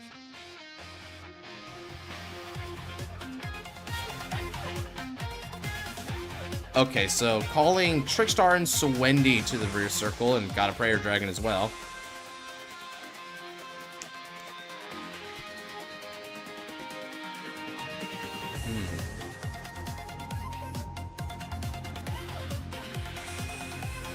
Okay, OPTCG, probably using the final card.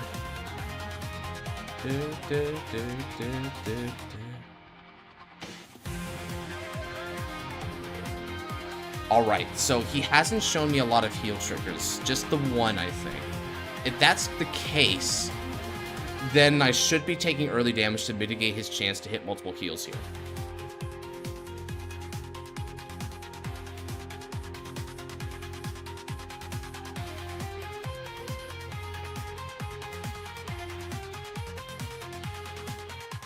Alright.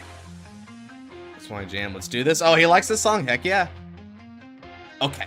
So not using OPTCG yet because he's got to go cross Overdress. Ooh, the Scissors by Rena. Oh, shoot. Oh, shoot. He actually has it. That's insane. That's insane work. Let's go, Noel.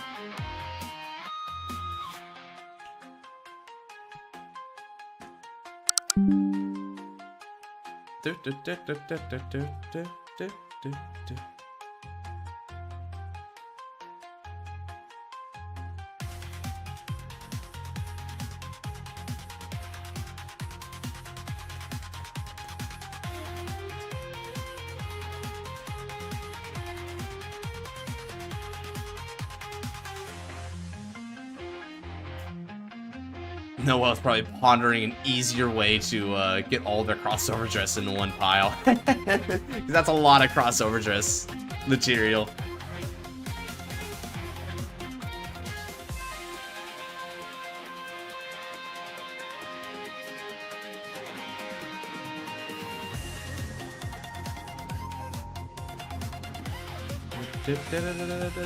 Just bind the drop. I mean, that's one way to show it, I'm not gonna lie. I certainly can't bind them. My drop is on original dress. Yeah, honestly, that's probably the better way to do it. That makes sense. That's fine. So we'll just acknowledge the fact that you have 17 original dress. That's your number. So you can just give the plus 17 there to denote that. That's probably the best way to do it. It's not that hard to remember if it's just the drop zone anyway. The 17 on the Scissors by Rena will like just denote the amount of material. Okay. Did I have it loop? Okay, here we go. So that puts at a 30, which makes a magic number with Buzzsaw. That's pretty good. Oh yeah, no need to ask permission. I take that. Ooh, okay. A clean 10k to the Vanguard there.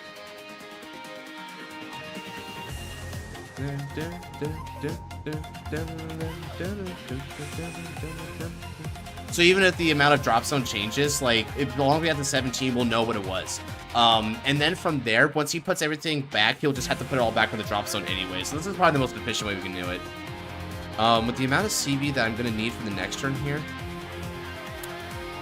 I am probably...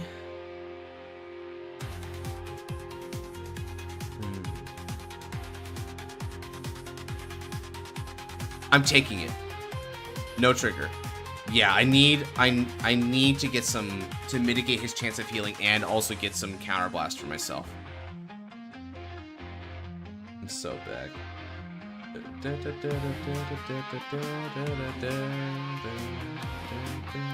So CB2 combo's in effect now. That's good. It kind of sucks they haven't been able to see the armor pierce equip to Soul Blast or counter charge. I guess Mirrors would have done it too, but that wasn't really the plays they're going for. He's going very aggressive here.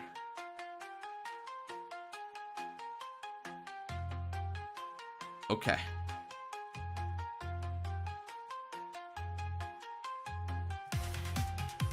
I'm going to go ahead and Elementaria Sanctitude, which is free because you have the triple drive ability. Go for it.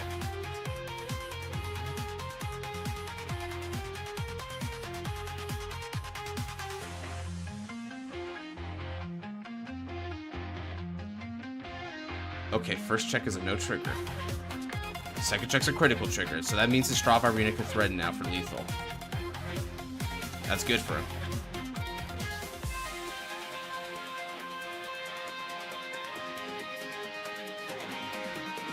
Okay, so Straw's getting the critical and the power. Okay, so he wants to help out Straw.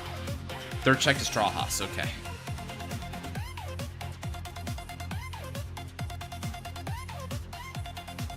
No heals there. That's a pretty bad sign. There's some nasty triggers. This is some nasty work I got in my hand, brother.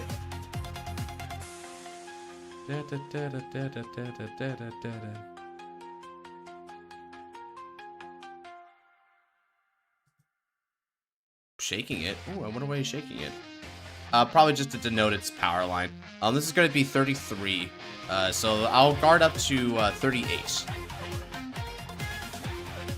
The 2 damage. Oh, the OST. Oh yeah, this is the Beyblade X soundtrack called Hell Scythe Battle. Joey Master recommended it. All right, now one more attack for Noelle here. Thanks to the skill of Scissors, Scissors will be able to get a critical now. So once again, it's demanding lethal if it connects. Okay, now 38's a fantastic number here, but I haven't aced up my hole. I'm gonna guard with 2 of us. Now with its skill, because that attacks you more times, we're gonna get an extra 10,000 to the shields. Or 15,000 actually. Guard. Wow. Okay, so we managed to conserve our resources and min-max the guards there. Lishafiel is still looking tight. And the key here, chat, I have not used my Divine Skill. So because I waited until turn 5 VS, I have a really big push here. So let's go ahead and push it back over again. Alright, what's another OST that we can go for here?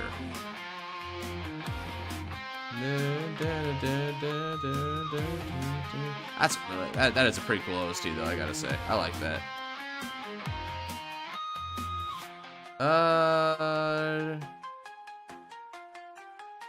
Sure, let's go.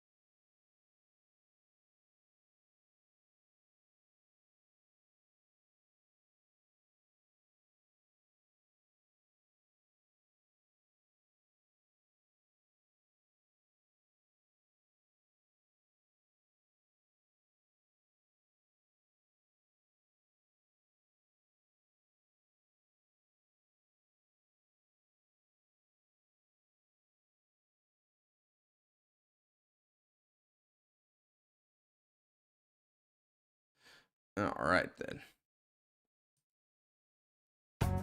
Well, Rika certainly felt it might as well be a slur, right?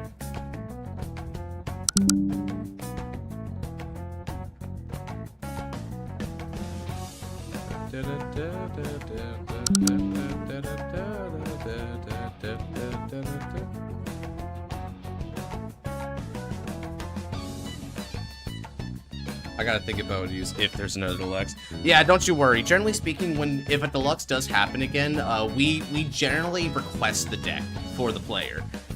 So you won't have to think about that too hard, right? Rather, when you are requested for a deck, should you accept, then you'll just start training for that one.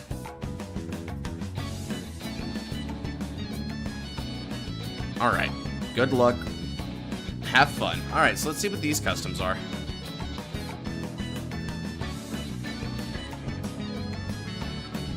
Yeah, if you got chosen. I'm not the only one who gets to decide these things, right? But if you did get chosen, then that would be the case. Alright, let's draw. I'm gonna discard High Five from the hand. Ooh, hold on a second. Wait, hold on a second. Wait, this deck is outdated. I'm not even using the new cards. Oh, that's hilarious. Oh, that's freaking hilarious, dude. Okay, that changes how I want to do things then. Yeah, let me do this then.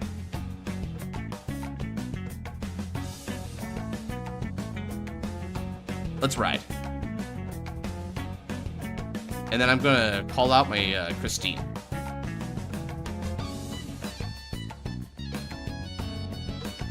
And I'll pass.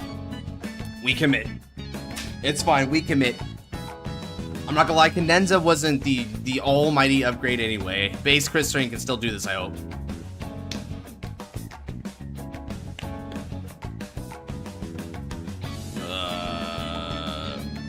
Reveal a Demon Rocker. Put a Rock Guitar the Underworld into your order zone.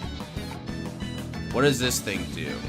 All cards with Rocking Devil on rear circle gain 5,000 power. For every 2 cards is a shred gauge. Counter blast 1. Choose a card from your drop. Put it as a shred gauge from the top 5 to an open rear circle. If the attack rate 3 have more shred gauge, you can stand to shred gauge.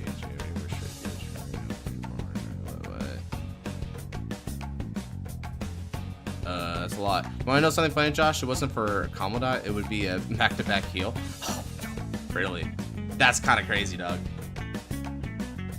It actually was so close to the dream there. At the beginning of your main phase, put a normal unit for your drop zone as this shred gauge.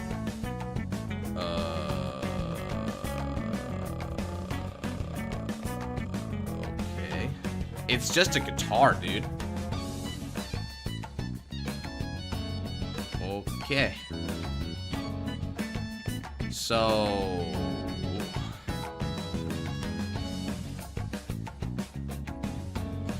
Whew.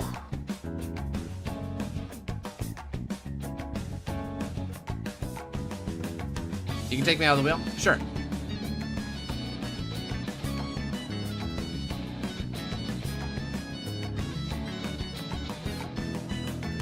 The capital error is maturing by I peeped the fit. Oh man. Yeah, there's all he doesn't really have good grammar with these cards, unfortunately. You had up to 16 of this thing, and if you have 2 or more shred gauge, it gets intercept for the back row, and it gets heal plus 10,000 if you have 6 or more shred gauge. Sure. I hope he can't ramp up shred gauge with other skills though, because we're gonna be in trouble.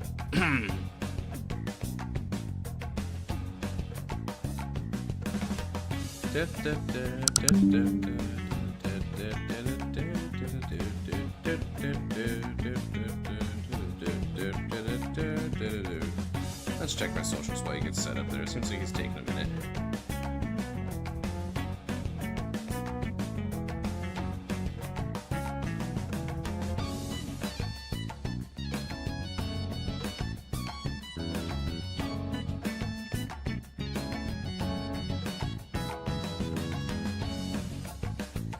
Oh. Oh, Maz dunked on Duck. Very nice, Maz. Grammar in the Untap settings. AK Vanguard. I'll just take some. I think I'll just take some damage here. Why not? Wait, what? Are you not attacking me? Okay. Mowing down the bluish flames. The war gets around one win. Maz beat Doug. Yep. Yeah. Good for Maz, bro.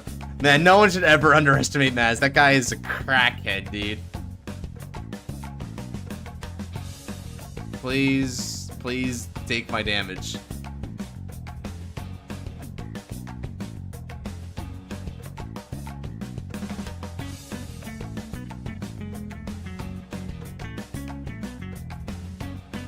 Okay.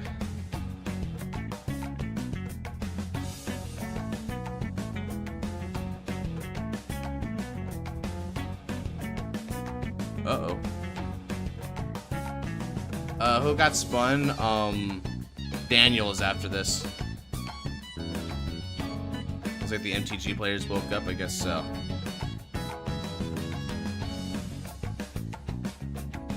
Oh, sheesh. Ah, crap.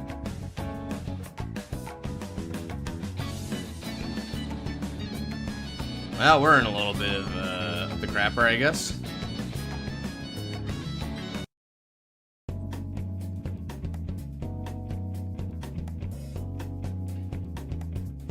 Wait. Have you ever tried smoked turkey on the grill? I have. It's really nice. It's actually it's kind of juicy in its own way. Like the texture is way different from like the dry turkey you're used to. I'm gonna give it a few more tries, otherwise that just kinda.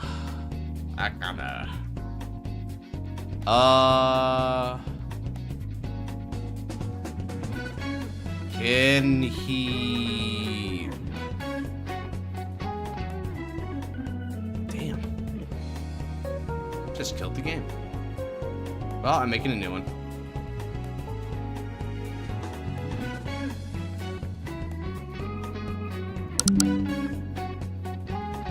I'm making a new one. Come on in. I'll change my deck to something that's actually more up to date. That way it's not I guess a little pitiful. My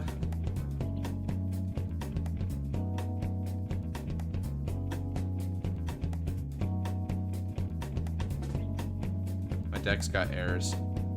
Yeah. All right, come on in. I just play something else? Sure. Yeah, go ahead.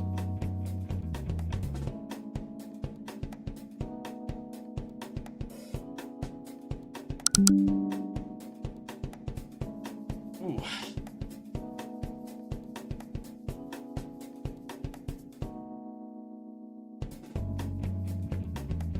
Daniel, why are you telling me that? I saw it and typed about it and everything. I know.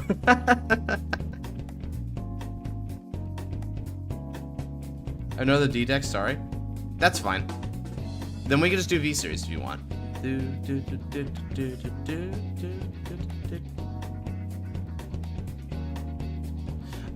It's Daniel next after this. We can play V? Cool. Alright, so now we're on that V instead. What do I want to play? Maybe I should play, Alright, V-Gang out there. V-Gang, what should I be playing? What deck do you all want to see? Give me a request.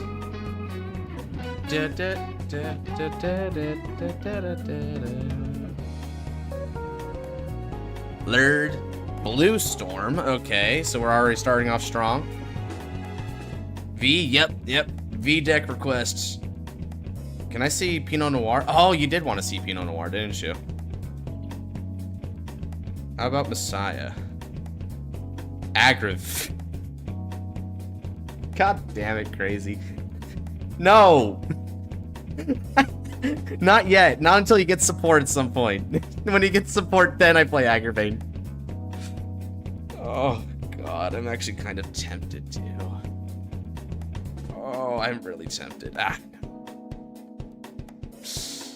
Oh, God. I kind of want to show off the Aggravate I have, but It includes a few of the new cards. I shouldn't be revealing that. I shouldn't be revealing that, bro. Nightmare dolls? That's interesting. Do it, do it. Oh crap, Danny's peer pressuring me to frickin' do it. Uh-oh.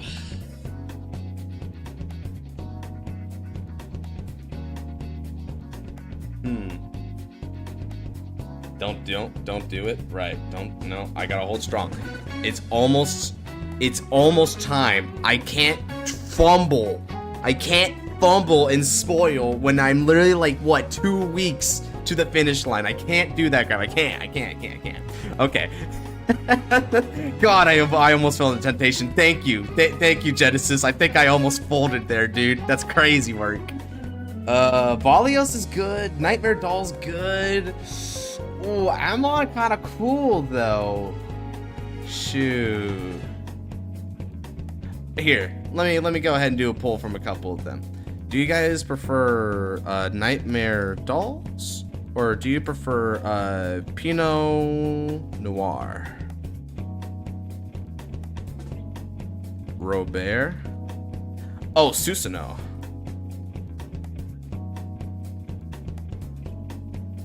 Hold. I must hold fast, bro. All right, let's see what we want from these options.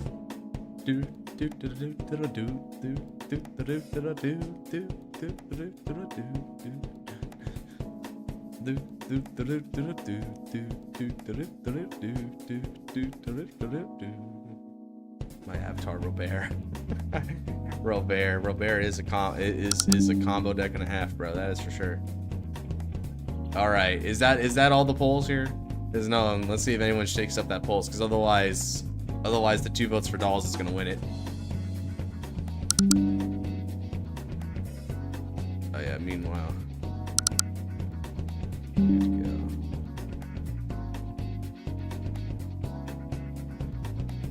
Yeah, let me check out my Nightmare Doll list real quick then. Nightmare Doll. Okay. It's got all the cards it needs, right?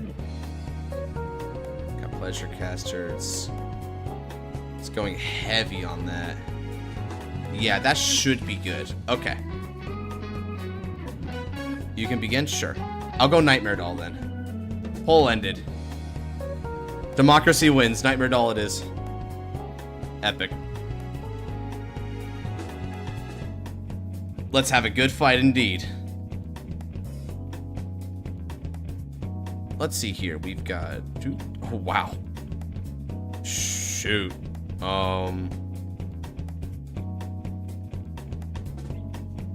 What? Oh, shoot.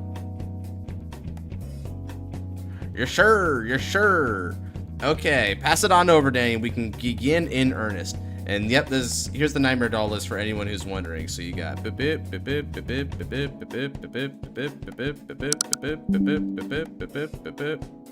here's one of the new cards as well, but okay. That's besides the point. Let's make it happen. Good luck and have fun, my friend.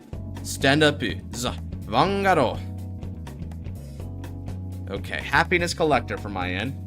Well, I haven't seen a Nightmare Doll deck before, so it should be easy. Interesting. Yeah, I should have been playing Natalie as the Nightmare Doll starter, but nah, this will work as well. It's not the greatest, but we make it work. Okay, now then, let's go ahead and get ourselves the Energy Generator Seto. You know what? Sure, why not? I'll go Kanzaki for once. I'll give him some love. And pass turn. Not the Chucky sleeves. Hell yeah, the Chucky sleeves.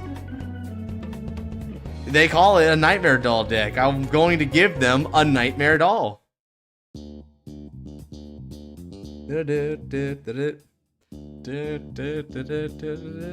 He rides the Laurel Knight Sisyphus.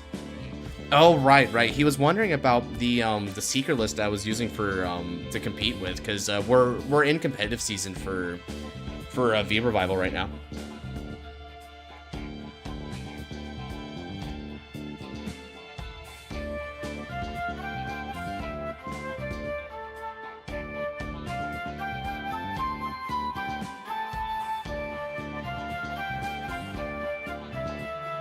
Permission granted. You may take my energy generator.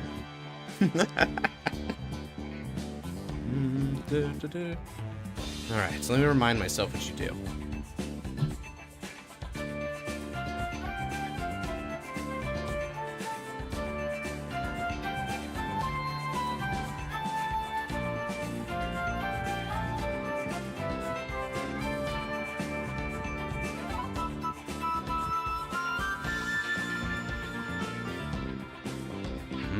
Is that what it does? Okay.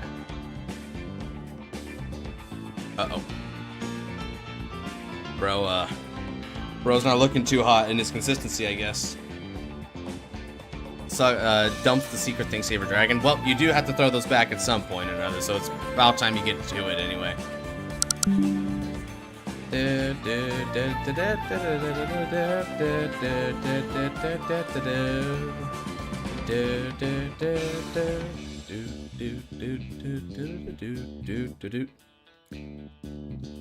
This deck is kind of an interesting deck to play with because it's got a very big, how do I put it?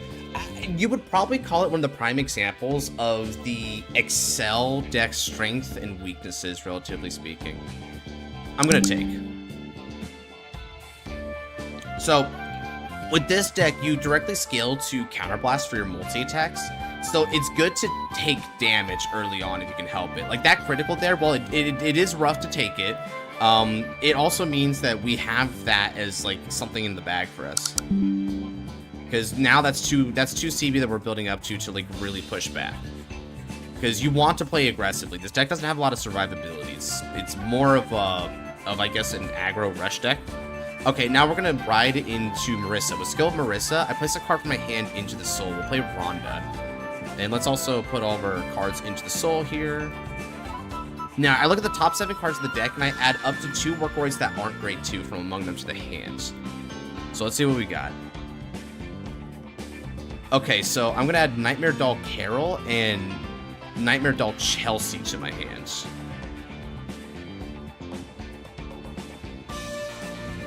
Okay, then I'm going to call a Rearguard Marissa, and using skill, I'm going to place my Chelsea into the soul, and look at the top 7 and do this again. Alright, I'm going to add 2 copies of Claris to my hands. I'm going to call Claris and activate skill, look at the top 3, and reveal up to 1 grade 2 Workroid or greater, and add it to the hand.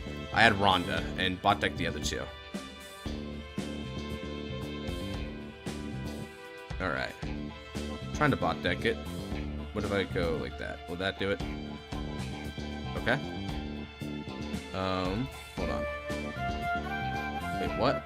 Oh, it's fooling. Oh, it's fooling me. Okay. It looks like it's still there, but it's not. Wow, they gotta do something with this update. Look at the top 3 and add a grade 2 or greater Nightmare Doll. I'll add another Chelsea. Good. Good. Oh, Claris needs to stay on that field there. Alright. And I think that one, let's go ahead and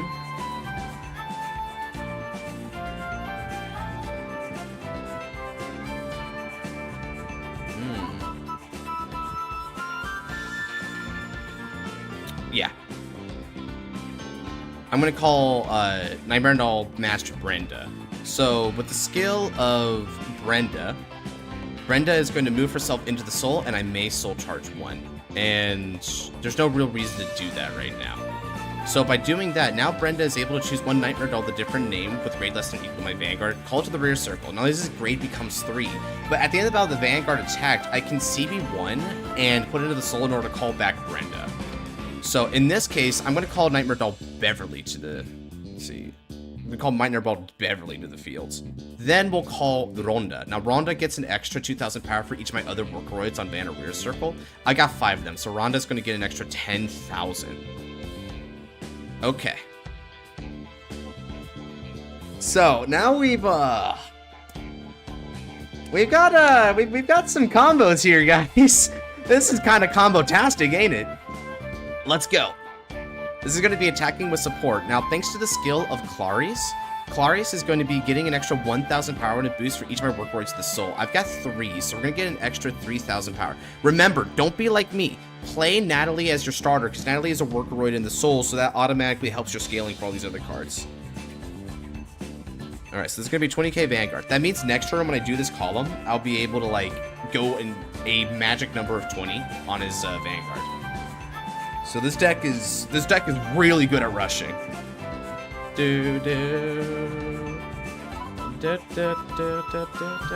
Okay, so he takes the damage to start with. There's no trigger there.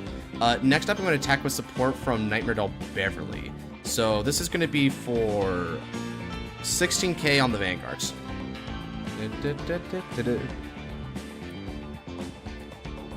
Alright, the drive trigger check. Front trigger. We're going to give an extra 10,000 power to the front row.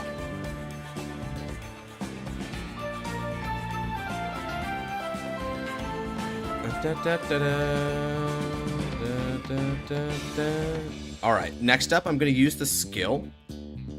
Now, Beverly inherited a skill from Brenda, so now I'm going to CP1 and move my Beverly into the soul in order to superior call back my Nightmare Doll Brenda, and I'll overcall from Marissa. That means that now Brenda can now attack on you for 9 on 8. That's aggressive, guys. That's what I'm saying. We don't have much card advantage, but we could just push if we see the cards.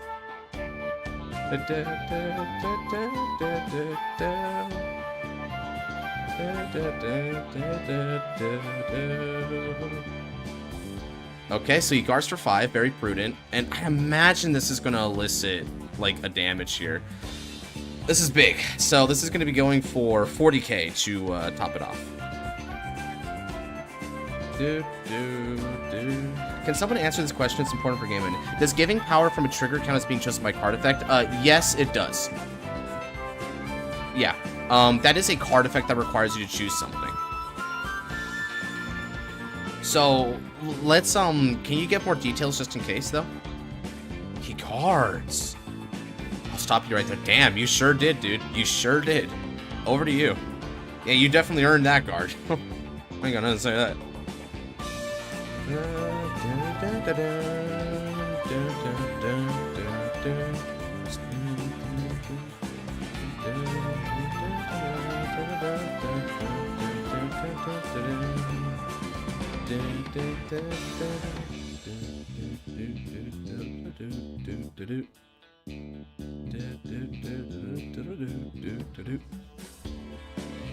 Basically, Lumi has a card that gets 3k when chosen for an effect. You check TL, does it give 13 or 10? If it says chosen by any card effect, then yes, that would count. It will cut through your magic tricks. I'm gonna imagine that is a Blaster Blade or Seekery. Alright, let's change to some Vanguard music again. The pre-fight is over. Alright. Alright, now with Blaster Blade Seeker skill, he can discard a card from the hand to retire a front or rear guard and go critical because I'm already grade 2. The perfect time to use a skill like this.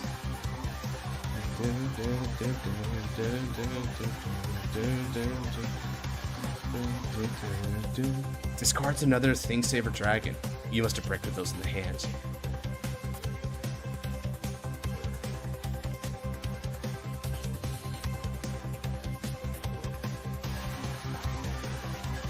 Oof, Brenda. Well, I did choose to commit her early. That's on me.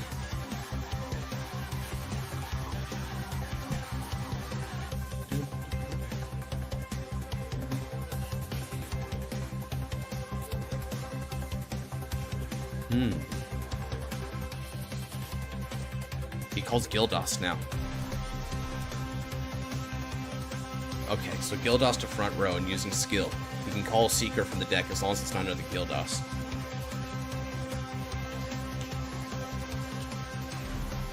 How are the matches going? Oh, the matches are going fantastic today. I've been having a lot of great fights. It's been some really close calls though, but I'm just holding the faith, bro. Okay, so he's got a lot of good options here. PBS, shoot, friggin' Sinric's really good. Sinric, okay, so he's going Sinric. Now, Sinric, while it can't use its search effect because it needs to be placed from hand, it still has the ability to return one of his secret Think Saver Dragons and get a Soul Charge and Counter Charge, which more or less refunds Gildos, so that's nice. Yeah, Gildos is an amazing card for this deck. Really helps set up your field the way you need it to. Misukliku? I don't even know what your misclick was. Anyway, he's going Cinderace now, as one would expect. He's putting back Secret Think Saver Dragon to get a Soul Charge and a Counter Charge. Let's go ahead and see if he can Soul Charge something good here. You like the top 5? Oh. Soul Charges Galahad. Okay, so this Galahad here, guys, is so good for this deck. I'm running into my competitive build as well. Galahad's skill is when it's placed on Banner Rear, you can look at the top 7 cards of the deck and put a card from among them to the soul. But you can add it into the hand instead if you put a Galahad. Now, of course, if it's on Rear Circle, it changes itself to the soul instead. It's just a net neutral unless you're Vanguard. The main thing about this deck, about this card though in this deck, is that you Energy Blast to your retired, look at the top 2 cards of the deck. One goes to the soul, and the other goes to your hand. So it's kind of like a Saragon for you in a way. The reason why this is so good is that Seekers don't have a way to use Energy Blast. Even your Energy Blast Cycler is not good in this deck because they're on-place effects, like their Persona Ride-esque effects, where you need to ride a grade 3 on top of a grade 3. It doesn't work in this deck. I'll take a damage. No trigger. It doesn't work in this deck because in order to get your Secret Think Saver Dragon off, you need to have not ridden that turn. So it's like antithetical to your entire game plan. I'll guard with Hoop Magician. No pass, eh? And because I went up to 3, even if you check a heal trigger here, it won't work. Ooh. Secret Think Saver Dragon? It's nothing but Thing Sabers today, dude. This card has a way of sticking to the hand, I swear.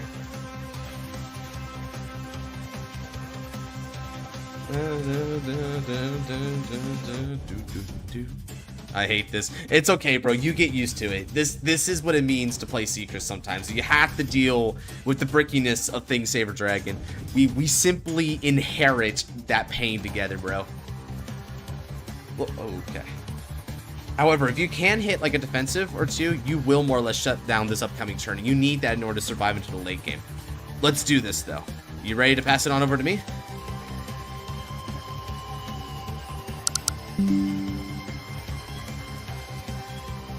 All right, then. I got the perfect OST for this moment. I love this OST here. Let's go.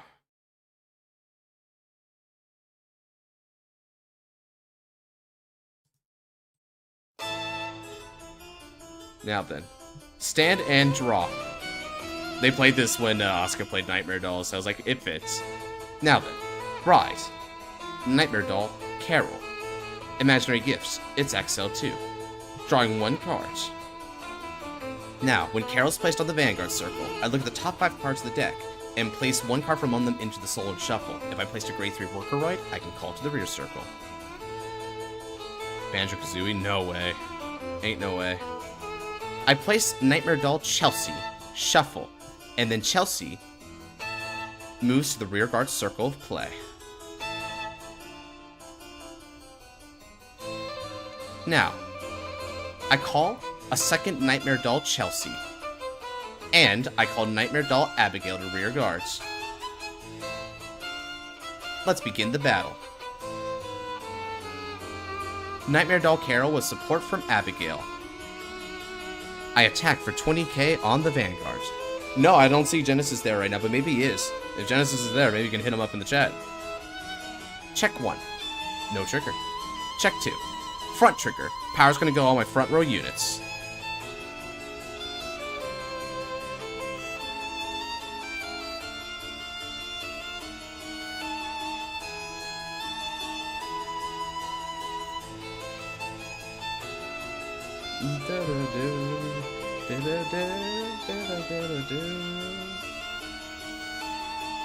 I am here. All Might's the best character in that show, dude. From day 1. And now, let's swing with Nightmare Doll, Chelsea. Might as well be at 6 now. Oof. It's going to be 27k Vanguard. Alright, now then. Nightmare Doll, Chelsea. At the end of the battle that it attacks, I'm able to put this into the soul. I choose one of your Workoroids. Well, no. Here's how it is. Puts itself in the soul, and now that goes in your soul as well. You run no heal triggers? What are you doing? Oh my god, bro. Okay. Insane. Now then. It's time for the skill of Nightmare Doll Carol. When my grade 3 Workoroid is put into the soul, I counterblast 1 and discard 1 card from my hands. Then, I ride a Workoroid from the soul as stand with drive -1. And the card that I ride is Nightmare Doll Chelsea. I gain another imaginary gift Axale 2 and draw a card. Chelsea gets minus to drive though, of course.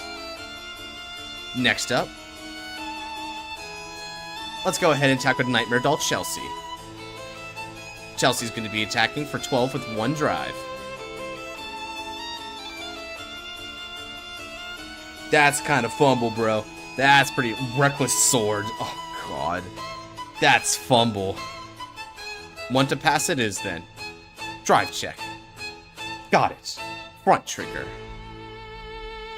Power goes to my front row units. Furthermore, skill activates. Counterblast 1 with Chelsea. At the end of the battle that she attacks, I can now call 2 cards from my soul. Now then, I call back Nightmare Doll Chelsea and Nightmare Doll Rhonda. Now then, skill of Rhonda. I've got a total of 1, 2, 3, 4, 5, 6, 7 other Nightmare Dolls. That's an extra 14,000 power going to her. So that means she gets an extra 19,000. I'll only accept Kagero as a no-heal clan. I've seen Angel Feather do it. Permission to kill me is granted? Alright then.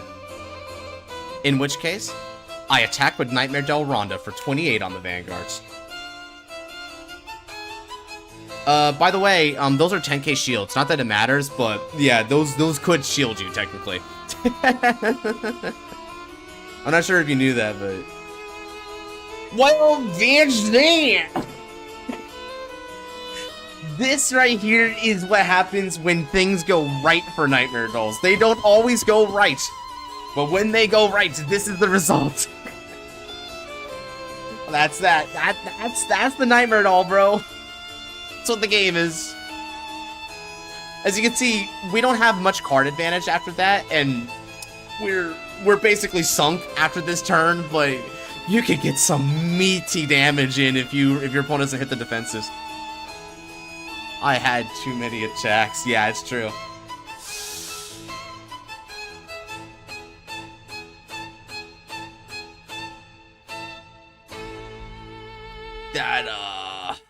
Well, that was fun. Holy crap, dude. Bro really said, save, like, just go easy on the heals. No heals for me. He simply believed. Wow. Wow. Here, let me just switch up the music real quick. What the heck happened? I won on my first grade 3 turn when I was on grade 2 because this guy's not running heal triggers. He's running. Sit back and watch the show, guys.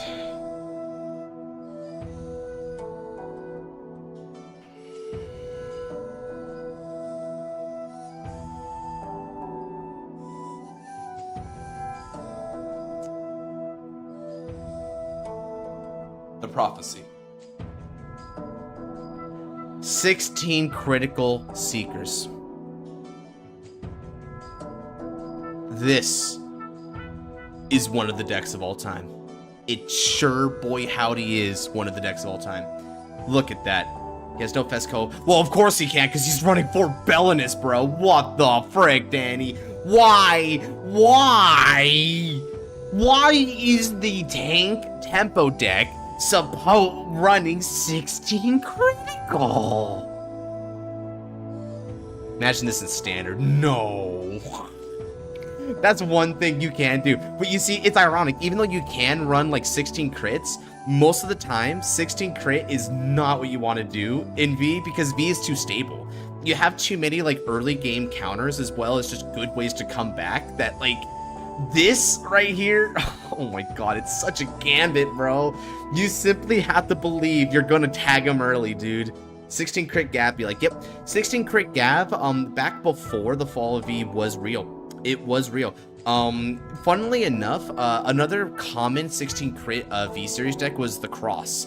The Cross did it, and we've also seen Astral Poets do it, right? But V Revival has like really held those deck back. So now those kind of like sacky turn 3 OTK decks don't really happen much anymore. They just don't, they're not there. Now I can see the vision, but holy crap, I can hit the nuts and the Thing Saber Dragon. Yeah, I mean, if you can get to turn 4, dude, that's right. That's way big. Blade Master 16 crit was funny. I think Blade Master 16 crit is probably the most reliable way you can play 16 crit because that plus the force doing all the drive checks, it works. Like that deck does make it work, but like that is an exception, right? A very exceptional exception. Danny, my guy, bro, you know what? He tried something different. I cannot complain about that. He tried to be different, and we can respect that. All right, so Daniel, you're up next, brother. Hop on in here. Did I really run out of water again? Well, it's going to take a minute for Daniel coming in anyway, I bet, so we're going to let him take that minute. Cheroktoon, hold down the fort.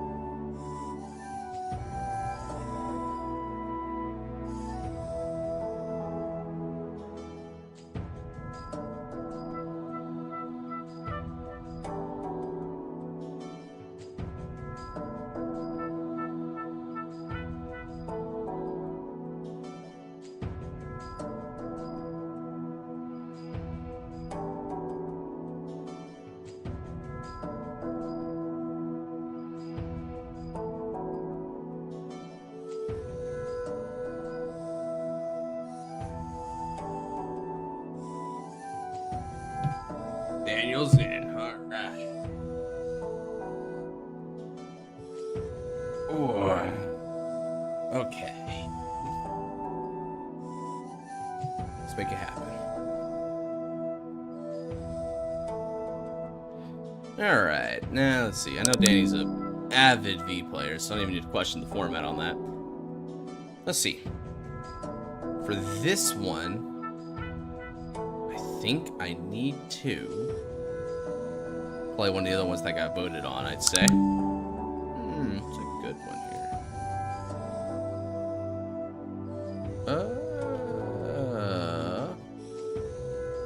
There's Sus now. There's Valios. Valios is good. Valios is a fun one, bro. I think I've thrown Valios at Daniel before. You may not appreciate it. Oh, Blue Storm's kind of a fun one too. I like Blue Storm. Oh, the leaders is fun. Oh, there's so much fun crap you can do. Shoot, you know what? I think I'm gonna play something that people might sus know. People want to see sus know. Yeah, that's right. How about this? I'll play this. This is going to be my Amaterasu Susanoo hybrid deck right here. This is a really interesting hybrid deck. It combines the, because the support cards can help either deck, you just run both, deadass.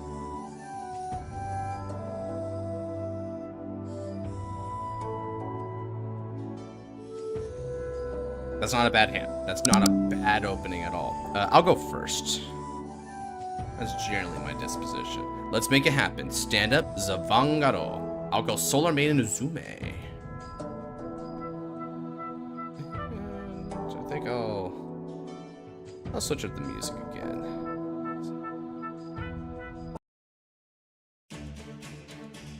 Alright, he's going Dead of the Seven. Oh, he wants to play Black against me. I gotcha. Alright, so let's go ahead and ride into Divine Sword Ame no Murakumo. We draw again for the starter.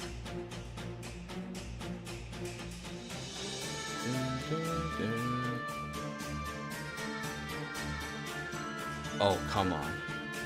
I like Amaterasu more. Ooh. It's a bit of a debate for me. Oh, come on, Untap. Don't do it. There's gotta be a reason why this is happening. There's gotta be some sort of, like, method behind that glitch there. Okay. There's no way.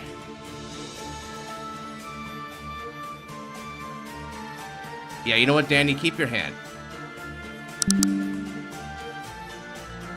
Yeah, keep your hand there.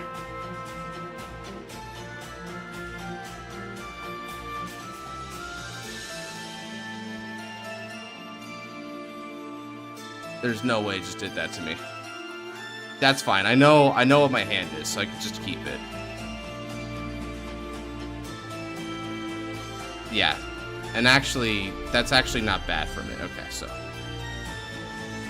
We had that. We did not have a Dark Cat. We had 2 of the Ichigashimas. Cool.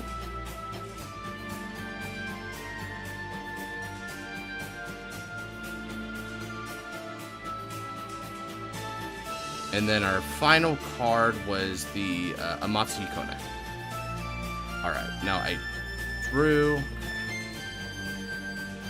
2 Crit Sentinels. Oh yeah, discard 2 Crit Sentinels, amazing. Is this the last fight? Yeah, let me spin again.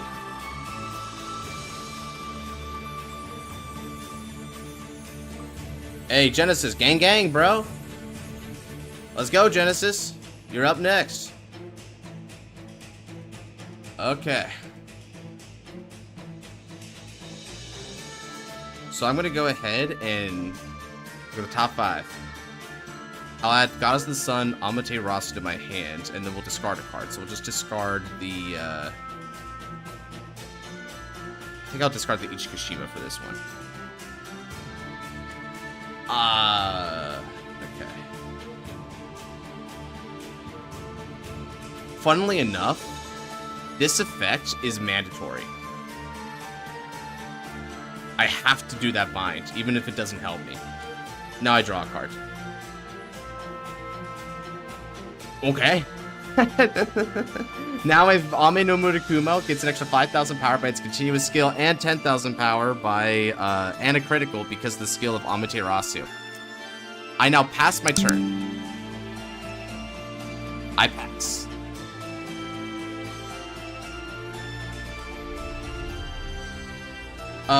Was that your favorite standard matchup? Yeah, probably. I had a couple really good standard games, but I feel like that was the most challenging one, so I'd probably take it as my favorite. The Alicia Field one was pretty smooth too, dude.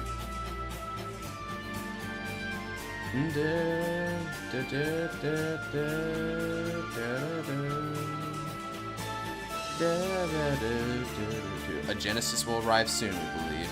Indeed. I sadly have to resort to this. Uh-oh. What shall be his read? See, Rumple. Ah. In most clans, it's pretty bad, but Grand Blue can actually do stuff to mitigate that. It's not the worst. I think the main thing that sucks about it is that he may not be able to, like, hit over my Vanguard and like, actually get damage on me. Which, if he doesn't, that is pretty sad. But, hey, you know, we take what we can get. Black Kick has always been late game focused anyway, so he doesn't need to rush to deal me damage in this game.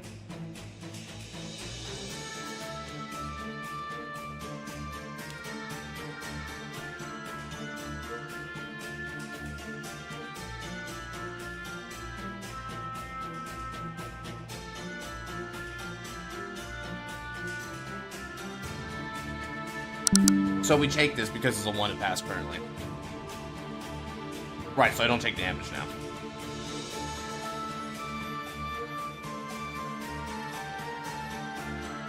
Alright, and then that'll be the end of his turn, so it goes back over to me. We'll energy charge 3. We'll ride into grade 2, which our grade 2 options are pretty bad. So I think I'll just go Ichikushima here.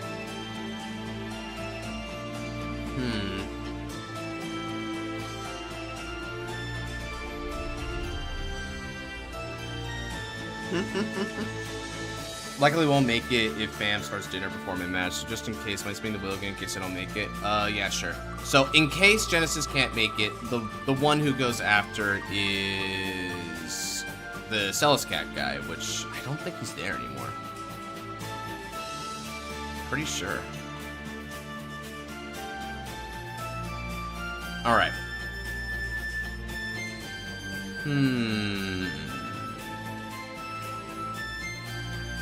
Okay.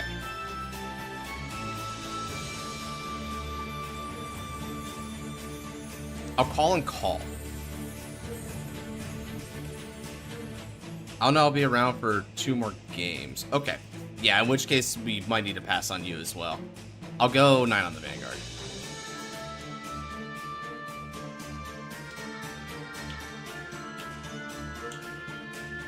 And now Vanguard attacks, and Akagi's gonna get an extra, well, not Akagi, Sumiyoshi's gonna get an extra 4,000. Ooh, and the OTT special, Le Critical Trigger with the Amazonian Nun. Can you take a name off the wheel gonna crash to a food coma? I mean, sure thing. Alright, now we'll pass after that.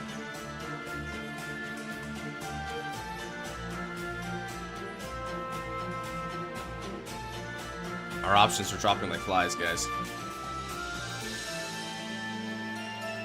Alright.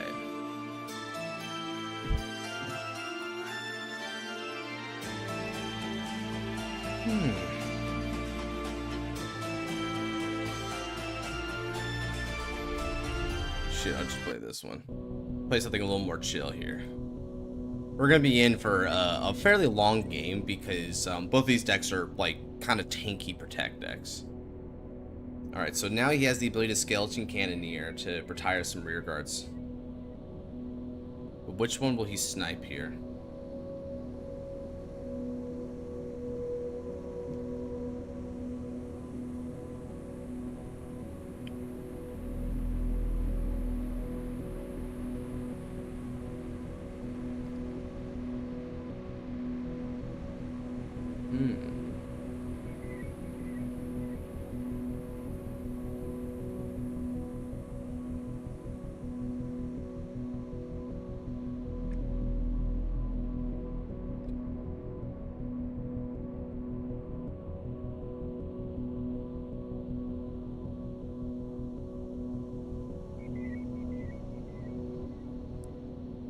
let's take that. What are secret cards in V era? I can add them in. Well, just type in Seeker in the wiki. Well, let's go ahead and give ourselves some 10,000 power. Yeah, he's playing V class basically. That is what that comes down to. V class is pretty good. I think this deck is kind of slept on a bit. V class is a lot of power. All right, so let's go ahead and ride into Son of Eternity, Amaterasu. I'll opt for the imaginary gift, Protect 1. After all, I won't be able to use Protect 2 properly in this particular matchup. So let's get Protect 1 to the hands. Cool. Next up, Son of Eternity Amaterasu skill activates. Let's Counterblast 1 and Soul Blast 1. I'll declare a card name. I declare Spiritual Sword of Rough Deity Susanoo. And we'll add it to the hands. Sweet. Okay, and shuffle the deck.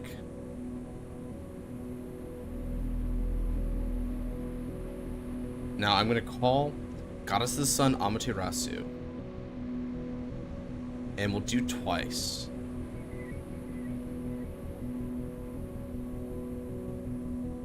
I'll Energy Blast 4 for the skill of my Son of Eternity Amaterasu. Now, at the end, until the end of the turn, whenever my attack doesn't hit its mark, I reveal the top card of the deck and add it to the hand. But if I reveal a trigger this way, I can instead discard it to activate its trigger effects. I'll attack with Goddess of the Sun Amaterasu and activate the skill. We'll discard Dark Cat from the hand to look at the top 3 cards of the deck. And from those 3, I'm able to add up to 1 normal unit from among them. I'll add Diviner Yashimata Hiko to my hands. And now the rest can put on the top of the deck in any order. Okay. I'll keep them in the original order. Now then, because my hit did not make it, I'll be able to reveal the top card of the deck, which will be Silent Tom, and add it to my hands. Now, I'm going to attack with Goddess of the Sun Amaterasu, and we'll use its skill again. I'm going to discard Silent Tom to look at the top 3 cards of the deck and arrange the deck. Alright then. I'll add this to my hand, and then I'll arrange the deck in this order. Now then, because I didn't hit, once again I'll reveal the top card of the deck. That's going to be Imperial Shrine Guard Akagi. I add it to my hand. Now I'll attack with support, and thanks to the skill of Sumiyoshi, Sumiyoshi is going to get an extra 7,000 power. So this is going to be for 27 on the Vanguards.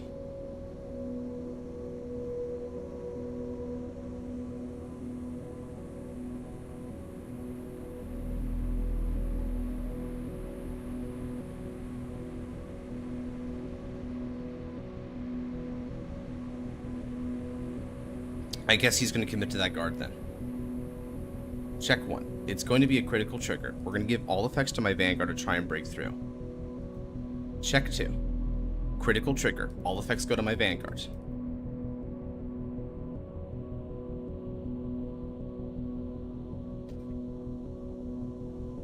Funnily enough, if you hadn't guarded the early attacks, you would have been able to guard this one really easily.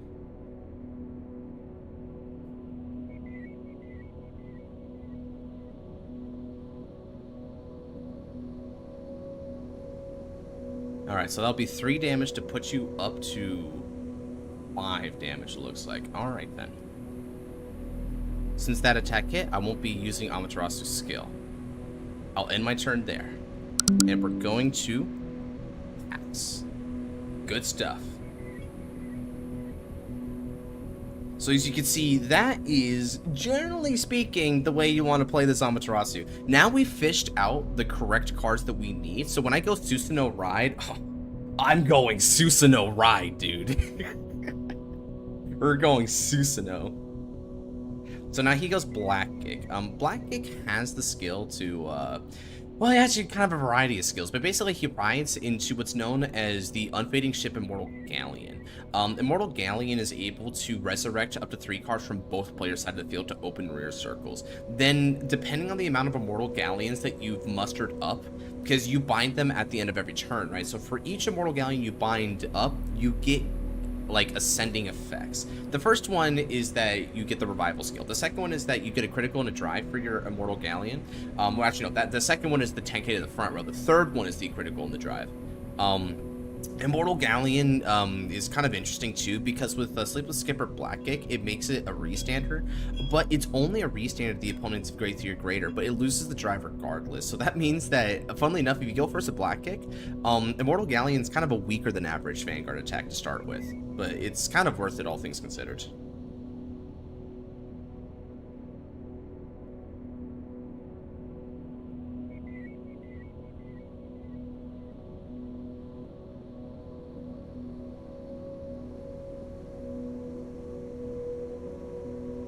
Okay, so he's going to go for Lord Shadow Sultana. Lord Shadow, not really a good card for the first grade 3 turn. You need to wait until you've got a couple ships in there to really make it work. But Sea Navigator Silver is a good card because it gives you the defensive bonus.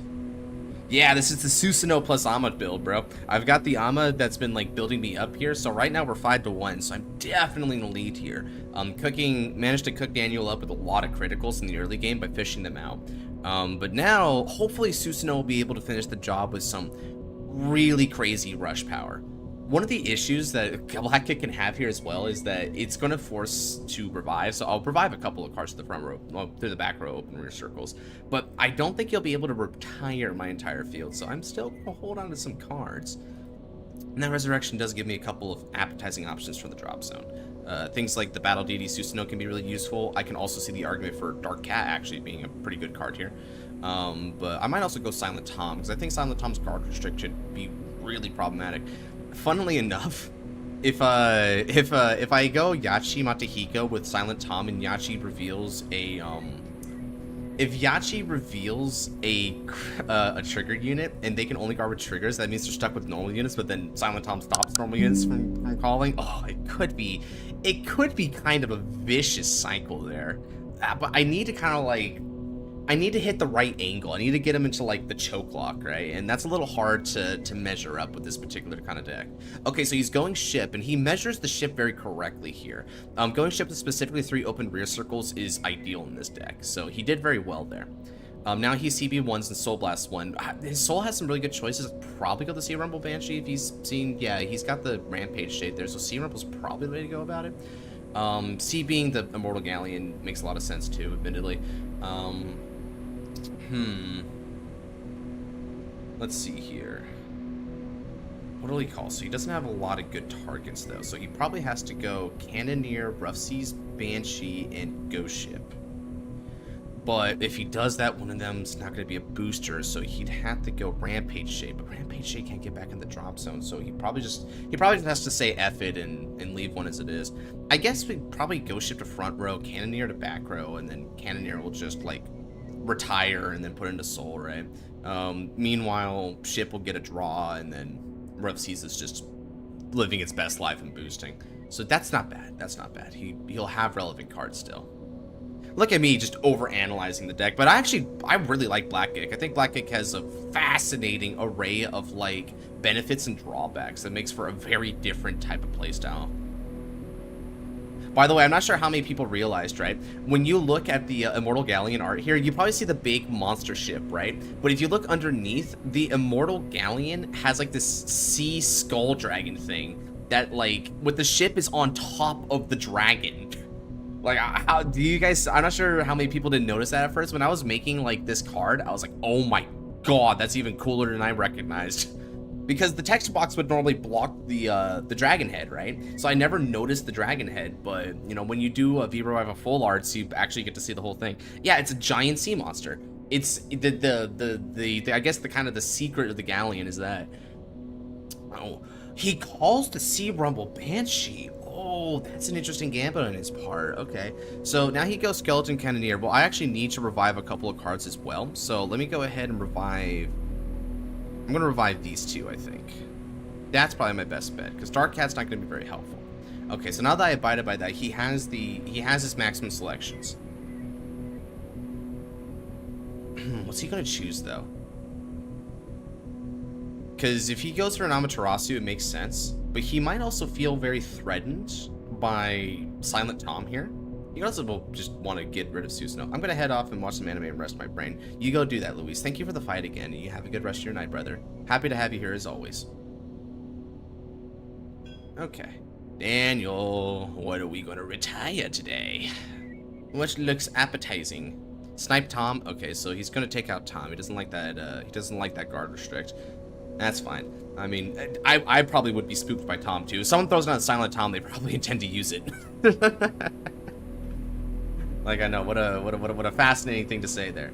Okay, so he's going to swing with only one drive. And now, because of the skill provided by Black Gig, he gets to retire one of my rear guards.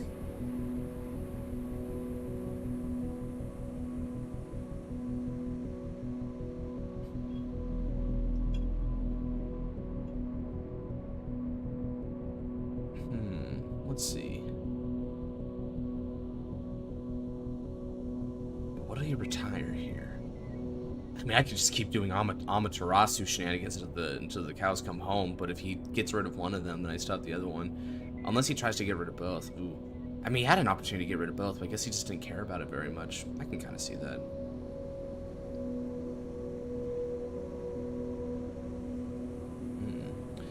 Let's see, but the state of his hand, he's going to have 2 protect markers, so I could really pressure it, but do I want to pressure like that? It's a little tough for Susanoo, I'm not going to lie. Retire Ama. Which Ama would you like to retire?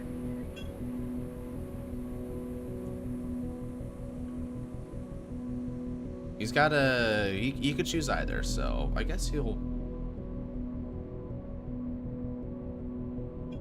I guess he's typing it right now. Here, let me... I see that dinging over there. I'll be right back. The one to the right? Okay. So I'm going to assume you mean that one.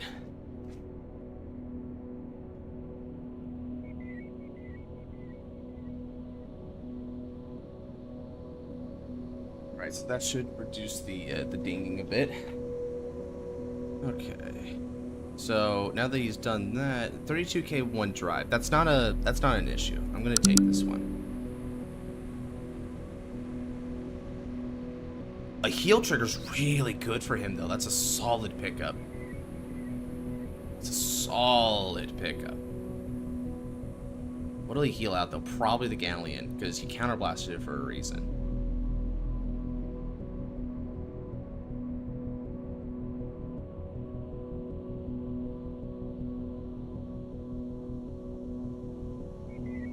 I'll damage check. Son of Eternity Amaterasu. Okay, so that's making me feel like I've got something very specific I can do here.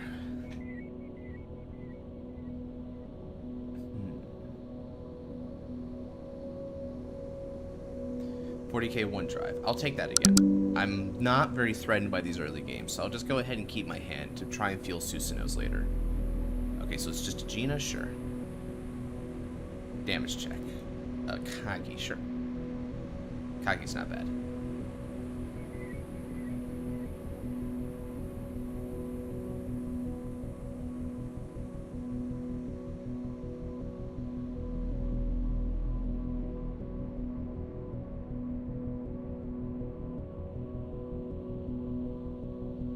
Let's see. Yachimata Hiko's a potential win condition. Yachimata Hiko is pretty good. Let's see. So if I want to do this precisely, yeah, I don't think Akagi. Yeah, I don't think Akagi's my move at the moment, so I'll just guard with Akagi. His ghost ship is going to be attacking for kind of a lot, I think.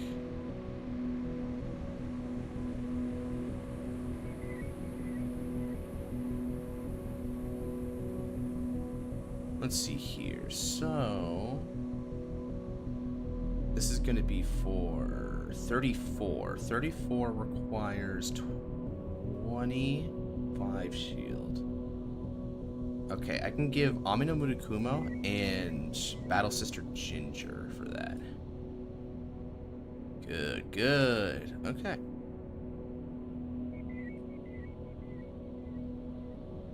Alright, so he'll retire to draw, and then at the end of the turn, he rewrites back into Black Gig, so he'll be sitting at 7 cards in the hand with 2 protect markers. So he's fortified, right? This is generally the point where it makes or breaks for Black Gig, depending on if they can survive this.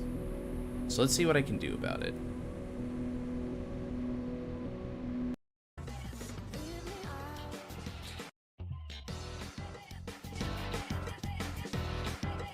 You know what, bro? Okay, let's go. I'm gonna go. I like this song for this kind of Vanguard here. All right, let's go.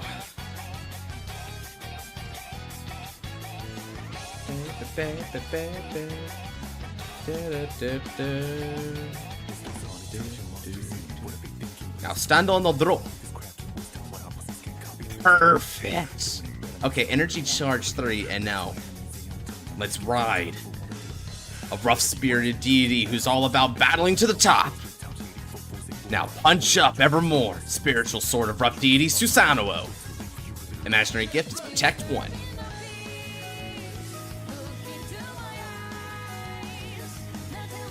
Now, with the skill of Susanoo, when I ride this Vanguard, Soul Blast will look at the top 2 cards of the deck.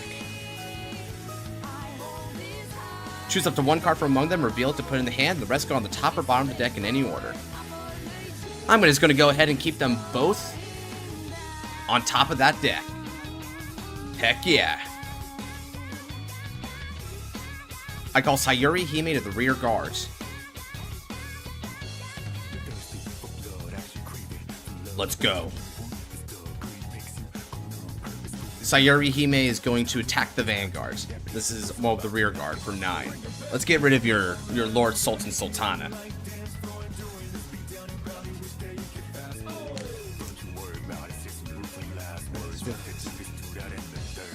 Disturbing the peace. Alright, now then. Spiritual Sword of Rough Deity Susanoo attacks the Vanguard. When this unit attacks the Vanguard, I can reveal any number of cards from my hand and discard them. So I reveal Kusanagi and Oracle Guardian Nike. Discard these cards. I'm going to get an extra 45. And now, because I'm at 50,000 or greater, because of the boost here, and this boost also gave me an extra 6k, let's CB1 and let's CB1 restand our Vanguards. Alright then. Now that I'm going to Twin Drive, check one's going to be a critical trigger. I'm going to give the critical to Susanoo, and the power is going to go to Sayuri Hime. Check 2.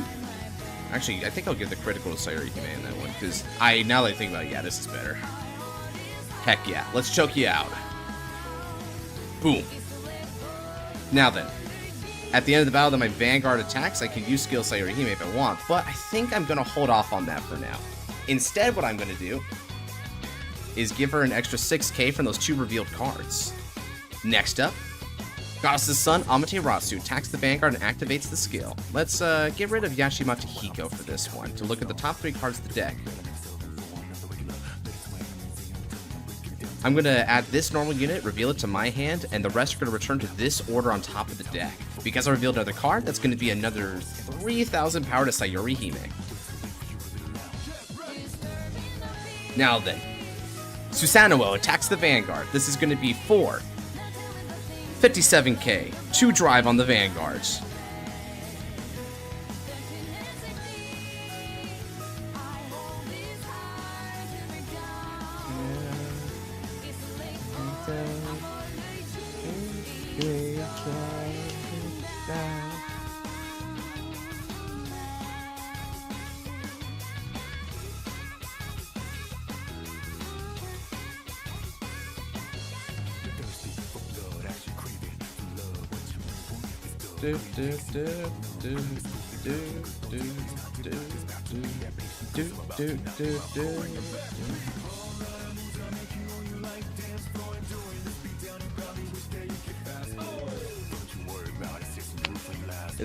Is this game then me, or is this another one me? If it's game, you take me off. I'm feeling pretty tired. Well, Genesis. I'm gonna check if Genesis is first. So if Genesis is upward, then yeah, I'll take you off. Also, she might do custom card review tomorrow. Yeah, it's true. It's very likely I'll do custom card review. I don't have a guard draw their attack. I lose on stream again, Sag. And again, no guard. All right, my twin drive is going to be a critical trigger followed by a heal trigger. I'm going to give the critical effect to Susanoo, and all the effects are going to go to Sayuri Hime.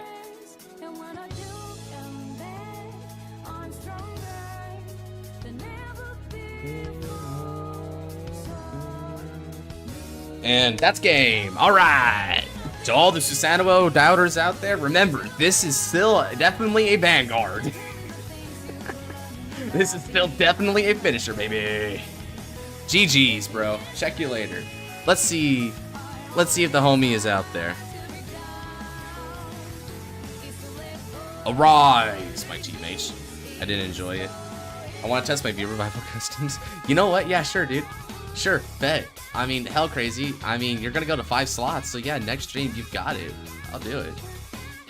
And so we put together a bunch of our faves and submitted them. Probably be able to get to them. How long ago did you submit them, by the way? Were they submitted like a risk it, go for it, Cat? Okay. How long ago were they submitted, by the way, Cat? Were they submitted like a couple months back or something like that? Or were they submitted like recently? Because I did see that there was someone who submitted like some customs. I didn't check who it was, but they found the post and did it. I'm not gonna review those because it's way too late for the custom card review. 2 days ago, so it's gonna be wild. Oh, I'm sorry, I can't review those. Y'all missed the deadline a long time ago. Because because that's the thing, if I left it open, people would keep submitting more and more into it, and then I would never be able to catch up. So you might want to hold on to those until like a different review. I'm sorry. Again, I mentioned it. So no Skyride manga today. It depends if Nabs can get here. I'm still trying to like leave myself kind of available for Nabs and I to read for a little while, but it's all depends if you can hop in. I bricked on my piece using a siege trollings and soldier, but I missed them all. Dang, all good. I already got to show off some of mine anyway. Fair enough. Yeah, again, you know, you always have the opportunity to fight me with them here, right? So at the very least, if I can't review them immediately, or even this particular custom card review season, you can just fight me with them. Anything I don't get to, you reveal it in the next season. Good stuff.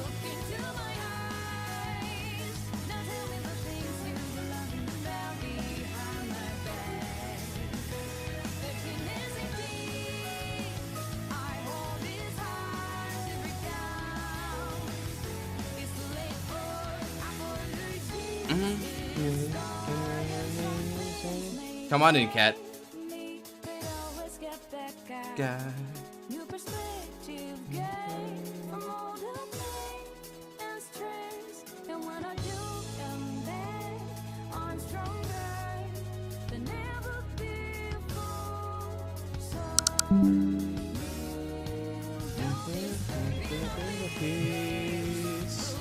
Into my eyes. It just gets frustrating. Keep failing all the time. Maybe we should quit stream fighting. I mean, I'm gonna be real with you, Daniel, right? I did see some flaws in how you're regarding there. So it's not like it's some curse. I think it is just kind of a skill difference from now. You're still developing your skills. You're still developing like the best way for you to fight, right?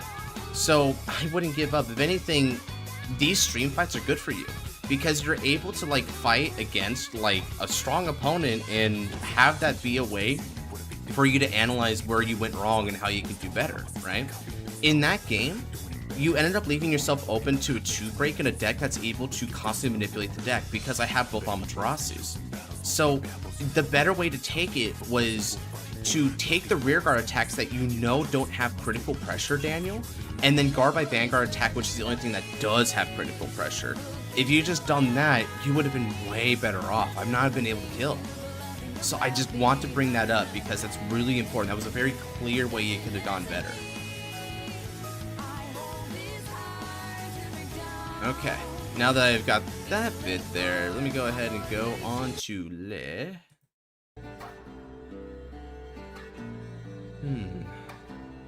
Alright, so we're back on the standard train, so let's try to find a pretty decent standard deck that might be fun to try.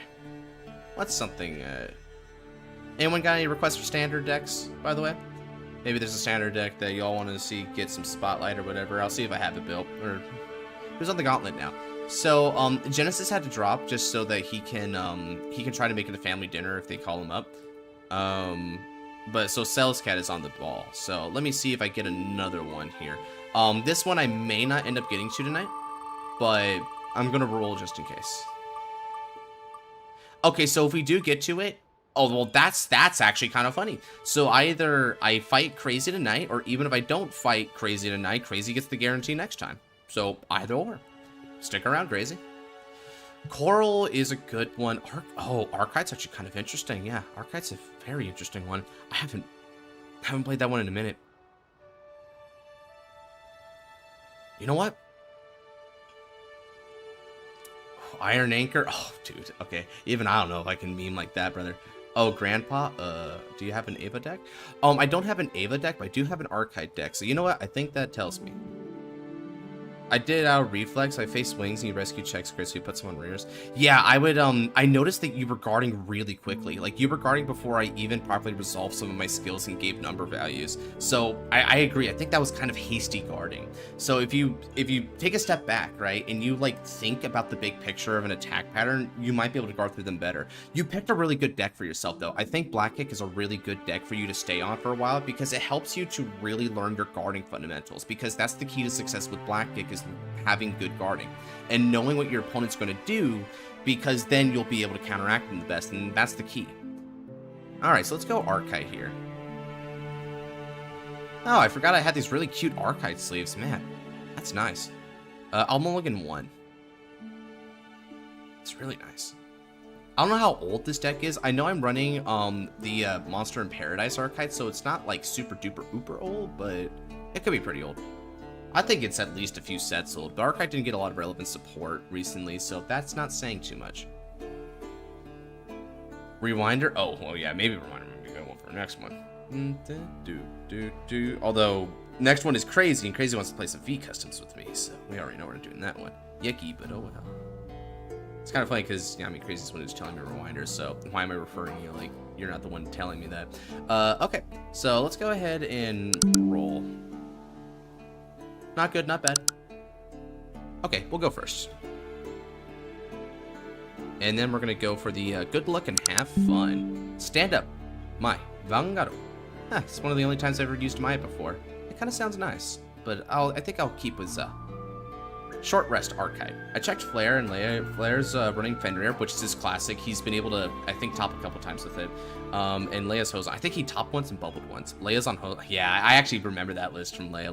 Leia believes in the Hose on. I can see why. Alright, so let's go ahead and check this out here. I'm going to discard my Savoid in order to ride from the ride deck into the Monster Soul Searching Archite. We'll get Energy Generator set, and I'll go for Bakoto Energy Generator as always. And now with skill, let's search the deck. And I can add my good friend, Torrential Energy Research. Funny enough, I've never actually seen this deck play, so I spend a little time reading. Oh, that's totally fine. As a matter of fact, that might be you and me both, because I hardly play this deck, so I'm going to be very off balance for this fight.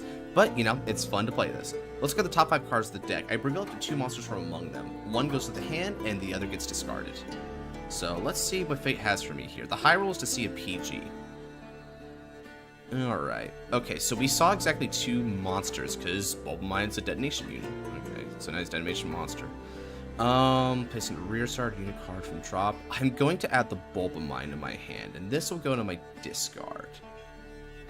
Alright, and I think I already shuffled, right? Yep, okay. So now let's rest the Torrential Energy Research, and we'll throw Savoid into my research zone. Yes, sir, yes, sir. Alright, and that's all I can do for now, so let's pass it on over. So there's a very cyclical nature about getting your monsters into the order zone, using your monsters from order zone as like call fodder, but also fuel. It's kind of fascinating, this entire play pattern, but we're gonna get into it as we get rolling, because it takes a little while to set this up. Outer Orange talked a fair bit about this deck at one point because she really appreciated just how meticulous the Archite play pattern was. Ultimately, she wanted to compete with it, but she realized that Archite was just a bit too fragile, and one misplay will bring the whole system apart, and that's not good at a multi-round level tournament. But Still, she went over some of the some aspects of this deck are really good to keep in mind. I'm trying to remember them myself. I was back when she was talking about this, I was still in like the gym like a year ago or something. Yeah, I think I was. Yeah, I was over in Arlington. All right, let's see. So he's going 8.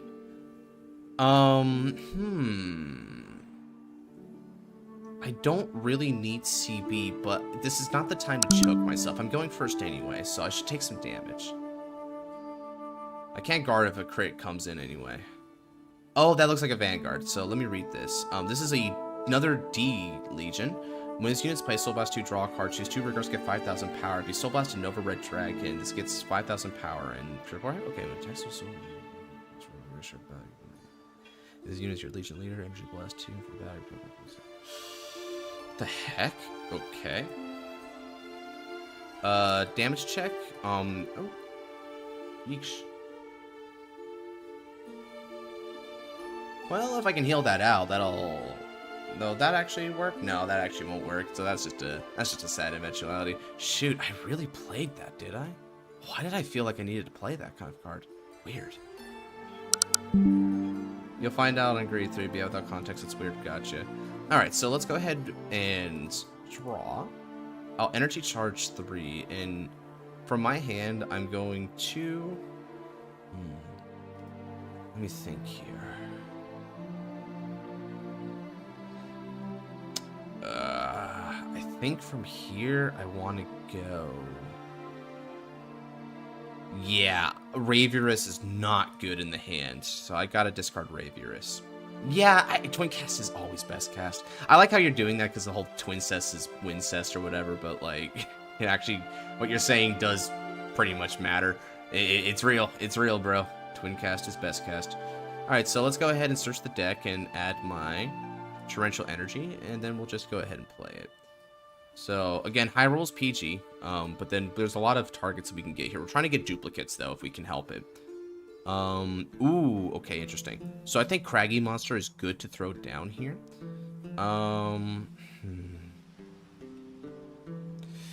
Yeah, we want Ravurus here, because we want to make pairs, right? That's the key. Okay. So let me go ahead and throw these guys into the order zone. So in Archive, not only do you want pairs, but the way you do it is your order zone is not just a superior call facet. You know, I think I'm going to do something kind of neat for the name. I'm going to call it Den of Monsters. Neat. Okay, so in the Den of Monsters, we're going to try and build up with more duplicates. So let's go ahead and rest both of these in order to throw these two in. Alright, then from there, we can go ahead and we can potentially call a couple of cards. So let's call this feller, and I'll also call Bulbamine to the field. I don't see a lot of field control as much. So I'm gonna assume that it's not as present there. Okay. Let's go like this. I'm gonna attack for 8.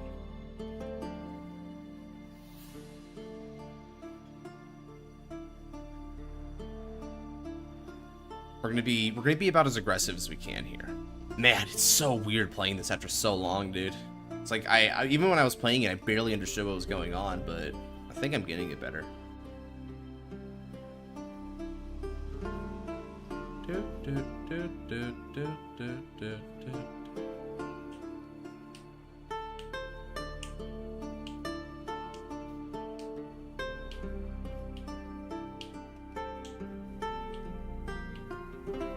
Oh, he's guarding.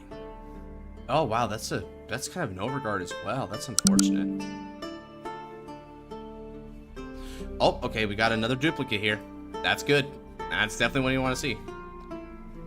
Roar the Red Nova. Red Nova Dragon.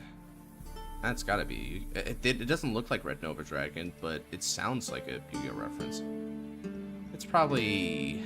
I'm gonna guess it's like either Buddy Fight or Battle Spears or something. Alright, so... And they run into the grade 2, so... Call... Okay, so these guys are just mustering themselves to the field. This Taxer boost gets 5k, and that then about puts you in your soul. This would kind of kick butt in Coty Blaze.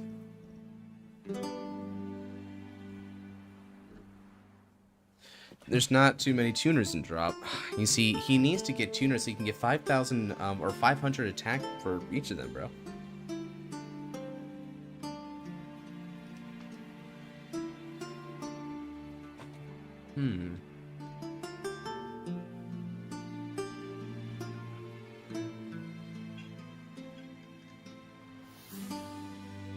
Rare circle or the drop. You have a grade 3. Bind this card. So 1 grade 3 dual dragon. Right as stands. For each grade 3 dual dragon in your Vanguard circle. Oh, sheesh. Well, that certainly fixes your deck a little bit, huh? I don't have a lot of good defense, so I think I'm gonna let him take this shot at me here real quick. Okay, if I can get a defensive, that'd be so good here. Okay. Ooh, lost out on Persona right as well. That's not exactly where you want to be with it. Let's take a damage here.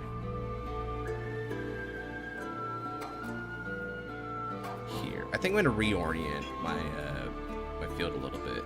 We are capital D breaking.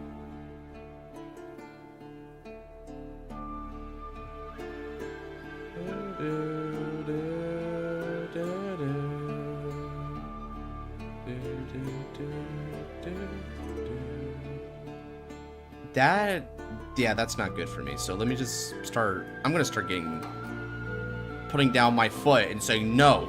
No means no. That's enough damage. No means no.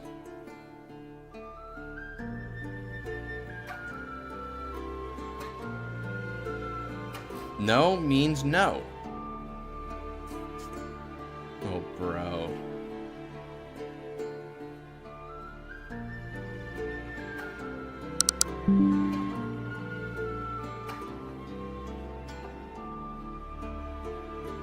Alright.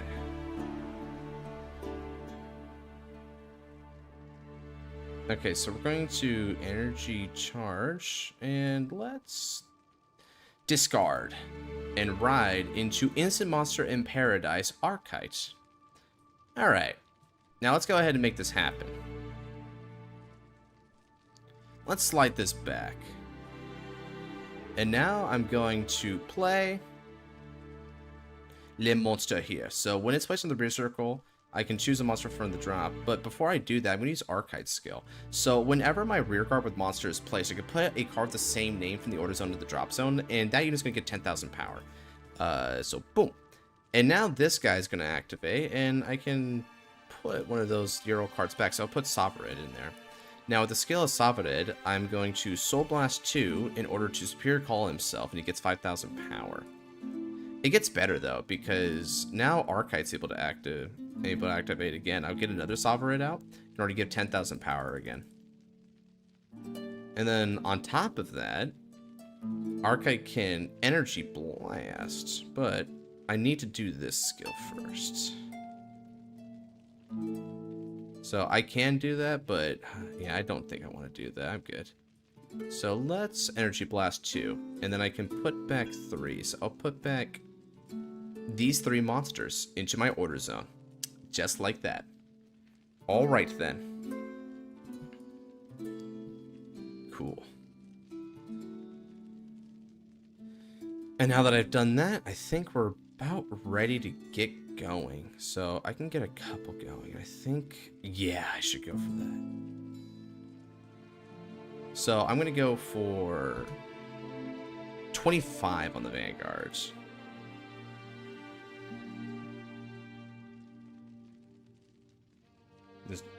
We're speeding up, guys. We're doing moves now. Oh wow, he just guards straight up. Okay, fair enough. I think in this case, is multi good in this situation like this? Because I can go for it, but I feel like I don't want to go for it. Ooh, it's a good question.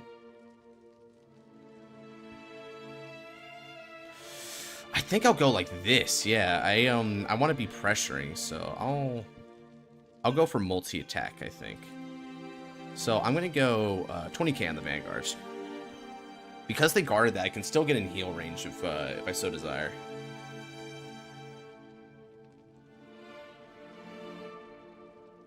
The one of the critical flaws of this deck is that it doesn't have like draw power. It's a very, very big part of this deck's issue. If it had more draw power consistently, I think it would be a fair bit more competent. But right now we're getting a pretty good rush going here, so Cat's kind of running out of cards to give us, I think. So I might be able to push a lot of damage and make up for the fact that I don't have a lot of card advantage, or just the simple fact that this game shouldn't last long either way. Raise is coming out. Yep. Yeah, Cat was already able to accurately see that coming. Oh wow, you were actually able to card that as well. Okay, so you're using up a lot of your cards here. So I'm going to attack with support. We're going to use Archite's effect. When Archite attacks a Vanguard, I can counterblast 1. I might as well just counterblast the order, because why the heck not? Now, I choose up to 2 cards from my Order Zone and call them to rear circle. So let's go ahead and call back a couple of friends here. Okay. And now I'm going to go ahead and use the skill of my friend here. We're going to... You know what? Actually, yeah. I think I'm going to chain it like this. I'm going to use this skill. Drop that. Give 10,000 power to Ravurus. And then with this skill... Yeah, let's throw this in. And then, of course, now with the skill of my Archite again, we'll go ahead and re-drop the card that I just threw back in. To give another 10,000 power. And now with Ravurus' skill, we counterblast 1. And the opponent is... Now it gets... Well, actually, I can't counterblast right now. It gets the effect to counterblast when it goes in for the attacks. I need to wait up his hat. So when it attacks, I can CB1 to reduce the power by 5,000. So that's why it's good to go this way first, because you attack, you do the skill, and then the column can go here and have a better chance of hitting. So, okay, this is going to be for 21k to drive on the Vanguards. If I can get, like, at least 1 critical here, I can push. Okay, so I'm going to hope for a critical here. Check.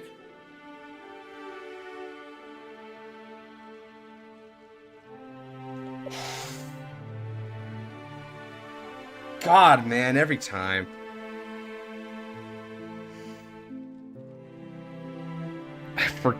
Because this deck is old, it still has OT in it. Oh.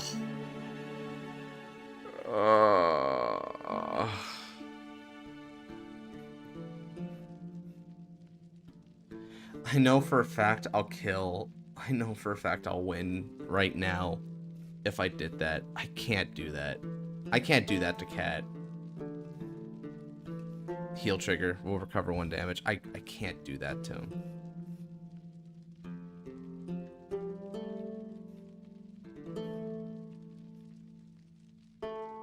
Man. I have a heart, dude. I have a heart, dude. I can't let that crap happen. Not to a human being. Not to a fellow human being. Okay, I'm gonna go custom OT beforehand. Yeah, you see, I did this without realizing that, a lot of my older decks didn't get custom OTs, right? I didn't put them in there. I guess I could have resolved custom OT effect. Maybe that would have been better for me. But, it's fine. I'll just try to resolve custom OT effect if I get it again next time. So I'm gonna reduce 5k on the unit there.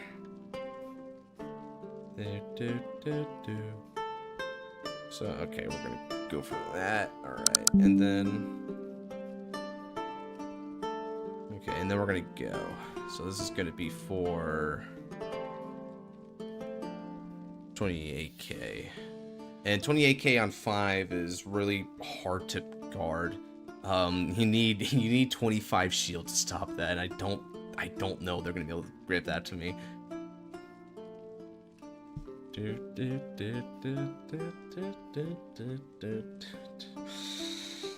Oh man, I swear this OT will always just come up, dude. Like, can you just imagine like how sucky this would have been for Cat if that actually like connected? You know, that's not a good mechanic. It's a terrible mechanic. Okay, I'm gonna Soul Blast 1 and return this back to my hand. Okay, and I'll pass the turn over.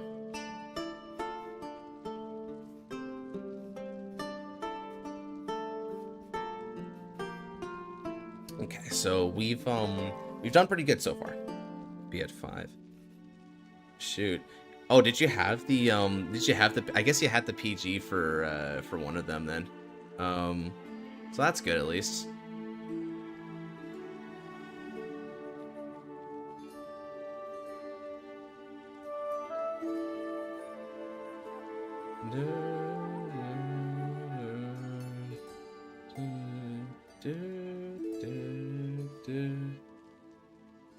Ah, The Witcher 3. It's still my favorite video game of all time. How many Witcher fans do we have? I actually want to show you this because it's so bad it's funny.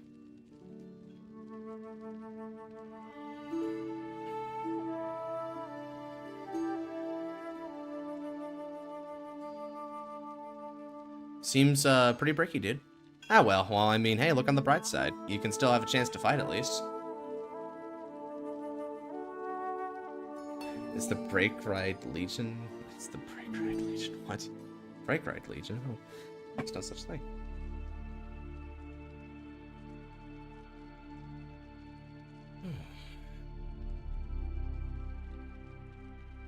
Wait, hold on a second. Maybe let me see.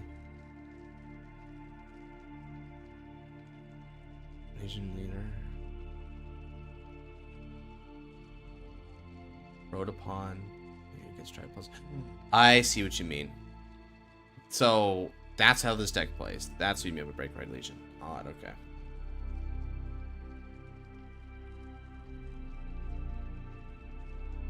Energy Blast 3 to draw a card, choose with 3, your rear cards to get 5,000. If you chose less than 3, this unit gets 10,000, try +1. Well, I mean, that's still really powerful. For Energy Blast 3, all I gotta do is give 2 rear guards 5,000 power, and then this gets 10,000 to drive. I feel like that probably wasn't worded correctly, because, man, 20,000 power and an extra drive for Energy Blast 3, shoot. Poor Sagitech getting 10k in a drive for Energy Blast 4. Huh. Okay, so let's see here. Are these Yu-Gi-Oh cards? I don't know. I mean, they sound like they are, but you know, because Red Nova Dragon. But these aren't what the red. These aren't what like the Red Nova cards look like at all. The Red Dragon Archfiend cards were very different aesthetically speaking.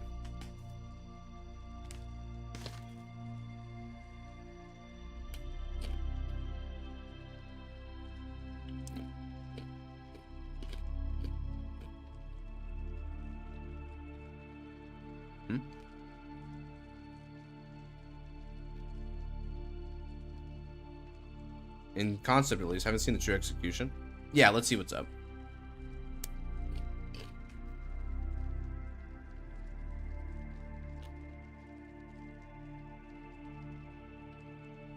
Putting back a couple of those grade 3s along with a couple of triggers. Yes, sir.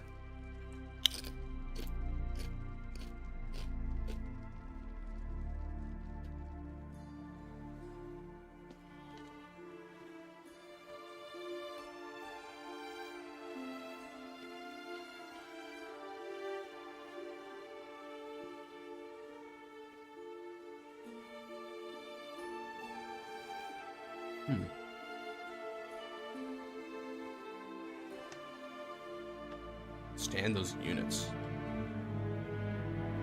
Okay.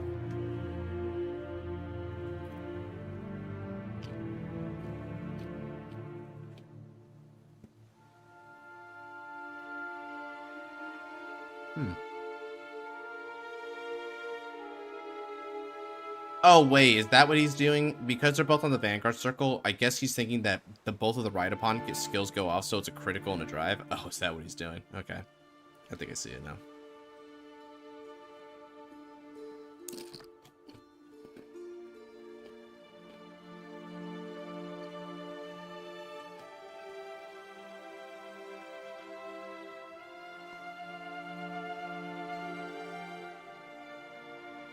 What's interesting, okay, so Boon of the Blue Dragon. Depending on which one you have as Legion Leader, you can play crits or drives. Okay. So, yeah, because you do choose one or the other. It just depends on, like, what's Legion Leader, like you're saying there, so interesting. So, draw, choose one of your units, and it gets 5k. If you have a Blue Dragon, you can choose 3 units. Wow. That's a lot of power in this deck. Holy crap. So, it's very aggressive, it looks like. How did it go, Flare Blade? Did you manage to win?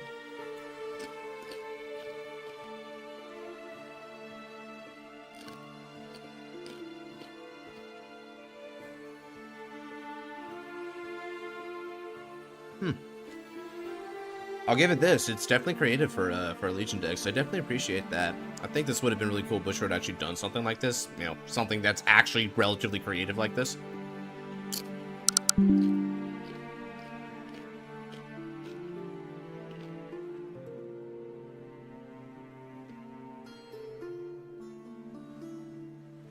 Yeah, like, see, this right here is, like, I'm not gonna lie, I don't know how the card balance of it is yet, but the concept of it is very cool, so, man, I wish they did this more. So what is this? This is 26, I'm guessing? Okay, I was just waiting for the number. Let's see here. So, it's a restanding skill. I am going to... Legion's gonna be huge, dude. Yeah, you might end up damage denying me if I'm not careful here. I'll take this attack. Oh, okay, so the defensive does help a lot.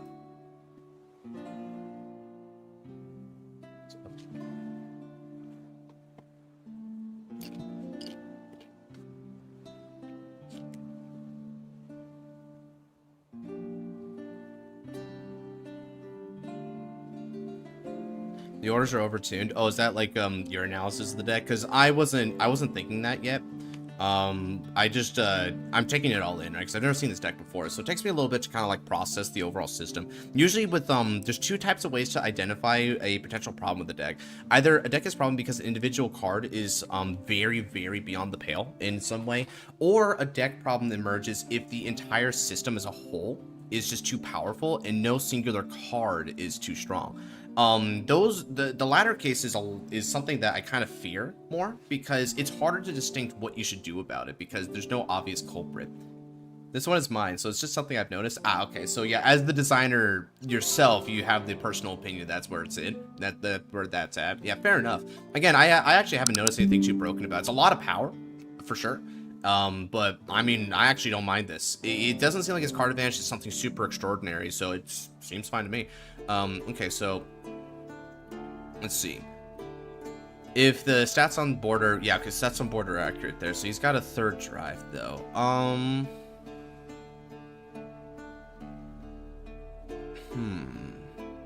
That's really powerful. If I was using Daihozan, they're down to 4 with Yugioh plus Fenrir there at grade 2. Oh, shoot. Yeah, Fenrir can still do it, man, even with the nerf. Okay, so I'm trying to think about my guard here, because... Ooh, this could get a little tough. Keep in mind, the thing in back can't boost, so left column's just 25. Right. That helps.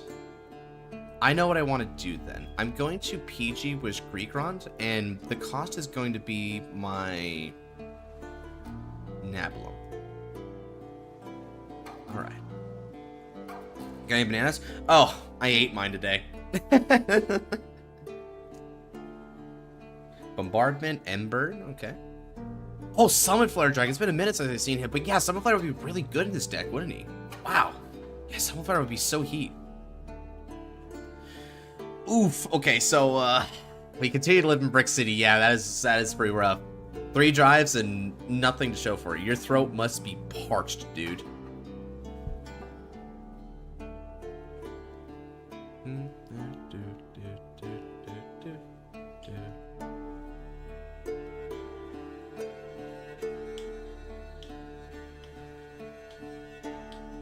Get the wheel up. Yeah, how many slots you got? This might be the last fight. Might be, well, this or crazy, depending on how I'm feeling here. So I would say, yeah, just wait for it for next time actually, because we basically cooked through my slots for the most part. But at night, but you know, you can stay on in if you want.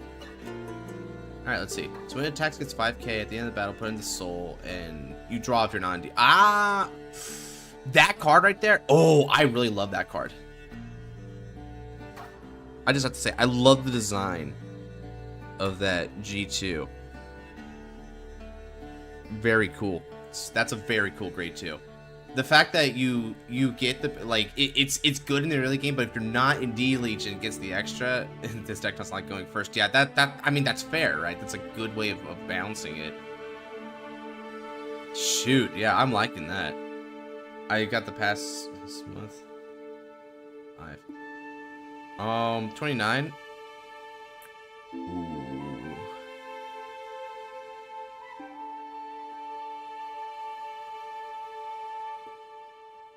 Yeah, let's guard it. I'm gonna give a little discount there. 5 slots. Oh, well, that means you have a guaranteed fight. So if you actually have 5 slots, I'll try to get you in either at the end of the stream or next stream. So if you come by next stream when I'm a little bit more available, I can definitely do that. Okay, so let's go ahead, stand and draw. No ride. Now, I've got a few monsters to give here. So let's go ahead and start setting things up. I'm gonna call. And with skill of Archite, let's drop in or give 10,000 power here. From 10 months ago? Oh, Jesus, dude. Well, ma'am, I guess, but still, Jesus. Alright, Energy Blast. I'm going to throw back 3. So I'm going to throw back... they have to be different names. In their card, just in general? Oh my god, bro. That's really good. Okay, so let's go ahead and throw these 3 back. Okay, and then after that, I'm going to play Torrential Monster Energy Thingamajigabobber. Look at the top 5 cards of the deck, and try to get a couple of monsters. So, she has monster in her name, so she actually qualifies for this, interestingly enough. And I can discard this. It's been 84 use. Some serious savings, dude, holy crap.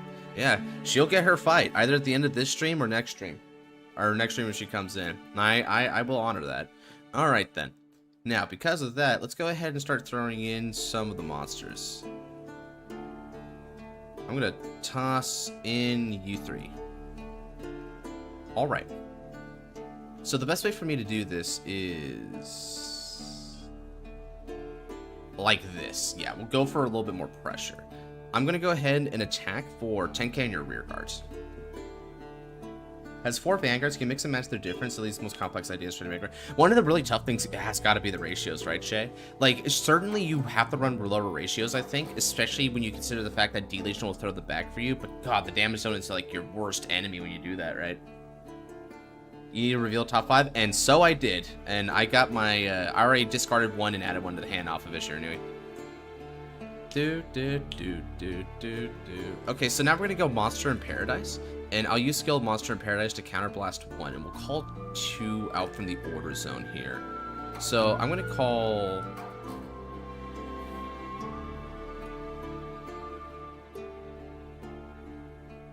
these 2. So let's call... Mr. Monster Man and Mr. Monster Man. Alright. Now, with the skill, I'll draw 5 to play for situations like this. Yeah, I just look at top 5. But yeah, it's... I think technically it is reveal 5, so I probably should be doing it that way. Okay, so let's go ahead and jump those 2 from the order zone. And that means I can give 10,000 power to both of these units. And then on top of that, with skill of Mr. Friendman, we're gonna throw this back in. Okay, and then on top of that, when this guy is placed by the ability of my Archite, not only does it get the skill for the on attack, it gets 10,000 power and it goes critical as well. Okay, so this is going to be for 21k to drive on the Vanguard. So I'm kind of trying to put it into a little bit of a chokehold position here with this, because if I hit 1 critical trigger, all 3 of these are lethal, right? And that's definitely a good place to be for Archite, is to try and lethal here. Because look at our hand, right? We're almost out of cards, so we do with the bare minimum what we can. Anyway, yesterday during my casual, someone went against Traumans. Yeah, Leonor's a bit of a weird deck because it's got one of the best offenses in the entire game. Like, it's an offense that should never have been that strong. But the problem with it is that its hand is a fake hand. So it's really bad at defending, I've noticed. Alright, so Celescat's got to make a very important choice here. Their hand is not very strong at all. So Yeah, okay, that was the accurate choice, is to no guard it. Check 1, no trigger. Check 2, no trigger. Okay, so they've got a chance to get out of this potentially, but if this damage check isn't very good, it may not matter. And it wasn't. Okay, now skill of Bulba Mine will finally pop up on this turn. We're going to countercharge 1. Next up, we're going to go Ravy, and then skill is going to energy. It's going to counterblast 1, and that'll be reducing by 5,000. So this is going to be for 33 to crit on 8. And unfortunately, now these are both actually lethal. But if he was indeed holding on to PGs, he might be able to survive this and go on, because it's just 2 more attacks anyway. This is an interesting deck to play, I'm not gonna lie. I really wish it had like a lot more card advantage going for it, because I like this system. This system's kind of a cool one. Like, you've got such a good cycle going here, but it's sort of it's sort of hard to really maintain it just from a logistical standpoint, you know? Because you're sort of sensitive. Your lack of economy means that you're sort of like sensitive to just kind of getting blown out. Field control decks especially are going to really hurt you here. I think one thing that probably could have helped is if this card right here was like a plussing card. But it's actually a break-even card instead. You don't really have pluses amongst your monsters, which is a roughie. Okay, so the opponent's drop zone is definitely 4 or more cards, so it gets, so that's 15. Did he bind a grade 3 or greater? Ah, well, I mean, he could definitely pay that cost. He doesn't really care. 15, 15, and 5, so that should be 43. Yeah, that does it. Okay, so that can guard that. If Josh can play Archite, he can play Batman. I mean, I guess. I would never want to play Batman, though. Batman represented one of the worst parts of this format, man.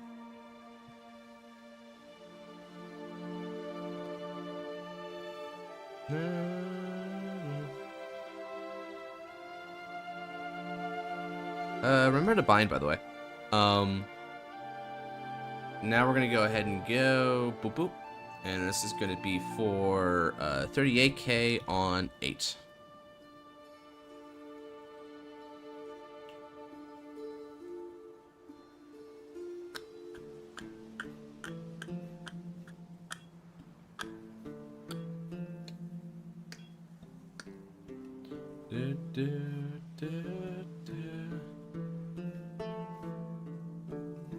Yeah, he needs to bind the grade 3 in order to make it happen.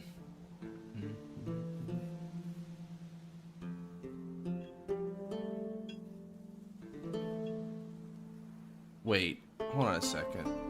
Or does he? 15, 15. Puts him up to 38. No, he's fine. Yeah, never mind. Yeah, never mind. He's good. His numbers is right. I forgot that they staggered the defensive there.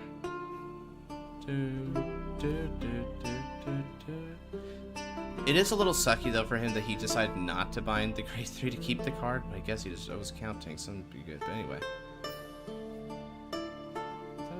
Is that a damage check? Ah, GG's.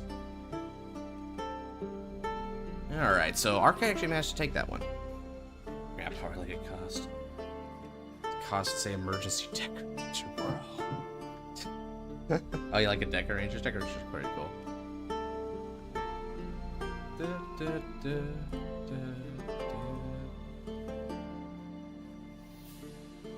In your turn, or this unit's original power is 18,000 or more, try to draw a card. Okay.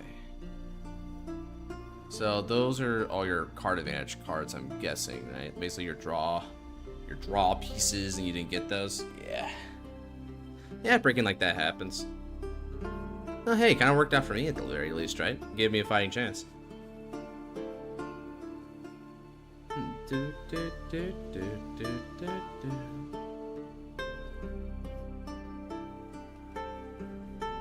Oh yeah, it's a custom deck. Ew, the Buff Saga to card copy. Pfft, brother. We ain't gotta say it like that crazy. That's just mean. That's too cruel.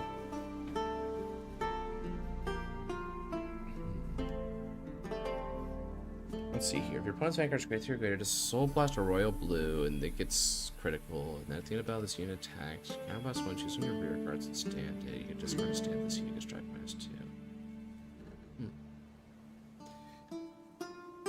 That's scary. That's definitely a scary offense. Holy crap, very aggro. How are we going into these? Yeah, sounds like it.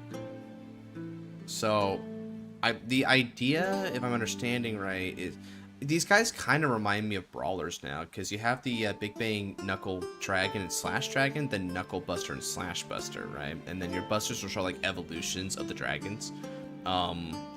So there's kind of an aesthetic thing there. All right, I think I kind of see the idea here. Let's see between the two. So, okay, Nova Red is trying to win through, like, multi. Nova Blue is trying to win through guard restrict, so they're different. Thematically speaking, that definitely makes sense, so I appreciate that. That's, you know, bonus points for that one. I should keep using Cannoneer more to BH. Yeah, if you feel like you got the CB for it. Take another banana. I may or may not be able to finish my custom deck. Perhaps. I just need to find motivation. I got you.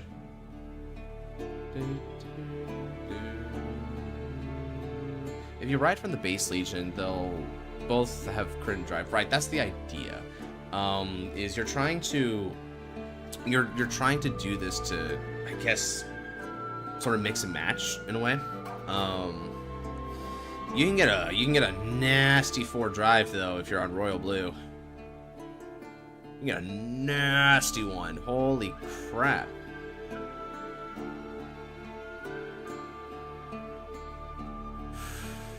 Ooh, trippy.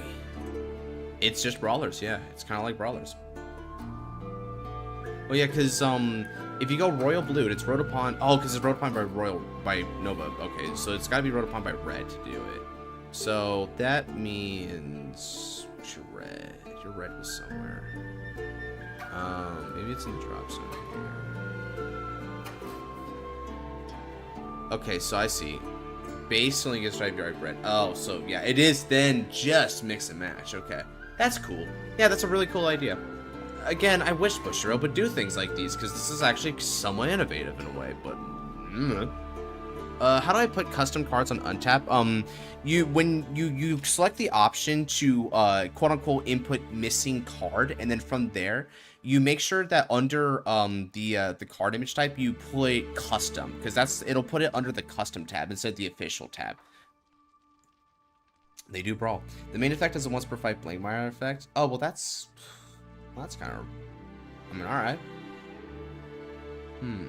So here, if you were to let me preview real quick how you would do that. So let's see. I'll just go here. So what you do is you would go up to these 3 bars, these hyphens, right? And you would go down quite a bit to the bottom. Add a missing card. So they'll just give these little disclaimers saying that don't just put in random crap. Nothing dirty, nothing obscene, nothing slanderous, yada yada, right? They should be candid cards. Customs are fine as well, obviously. So you put the title of the card from here. Set release, you'll just put custom or whatever. That doesn't matter when you're putting in customs. This only matters when you're putting in official cards. Card image type is the important one. You'll want to click the custom card.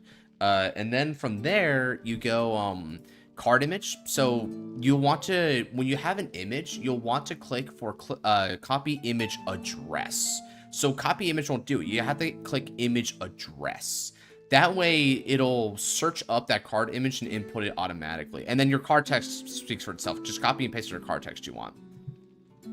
6 grade 3s and 4 orders. So much to see 9 in the Mega seeing 0 Shinra Eagles. Brick City. Yeah, unfortunate. Shoot, that's kind of that's kind of a cursed run, unfortunately, Cat. I'm not gonna cap with you. Honestly, surprised the Sachiko deck was okay to keep around. Relatively speaking, right? I mean, the Sachiko deck has a couple things that I'm still kind of questionable on, but yeah, I mean, by comparison, the Sachiko deck just wasn't very offensive for the most part. I mean, I actually think that deck that Celis Cat was throwing down there, while it is definitely impressive and scary on the surface, yeah, like it has brick potential, and on top of that, it does feel like the kind of deck where it's punching up to around the upper echelon, but not overbearing in the format, you know? So I wasn't freaking out about that. Like, shit, I don't think there was any real point where I was like, oh my god, this is too much, wow! You know? I was just playing my game. I mean, shoot, Archetype beat at the end of the day, right? Even though it was a brick. 100 demons from Buddy Fight. Instead of carrying the nation during around the trait, I mean, trait's a good way to build, I think, especially if it's a very uncommon trait in standard, because then from there you can kind of just build from scratch. One good example is I'll give you an example from V Revival here, right? So you go to the Vanguard card list, right?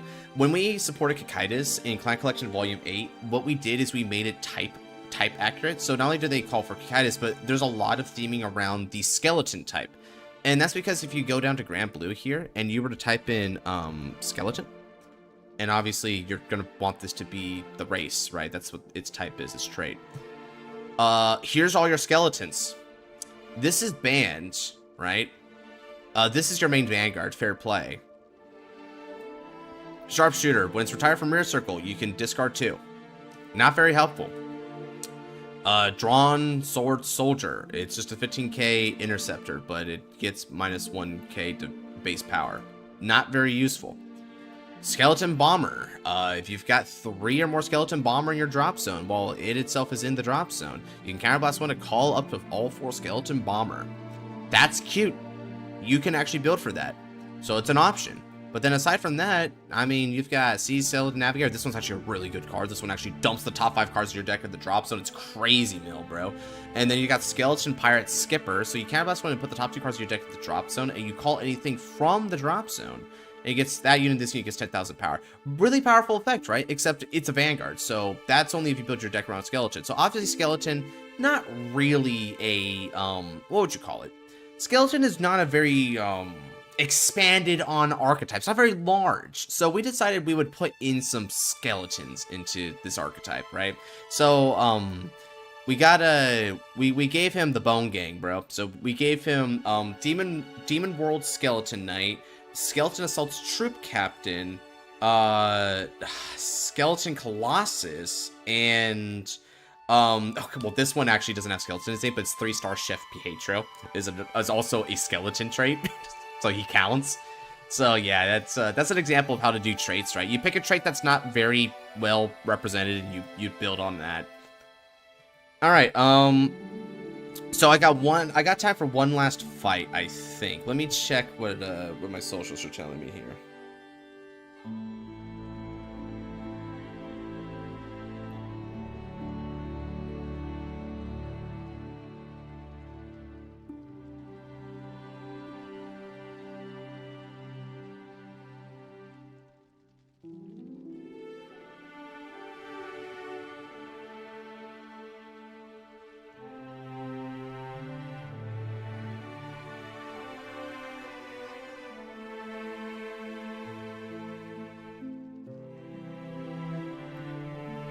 I'll get better. Got you. Sea Navigator's pivotal and Negrable.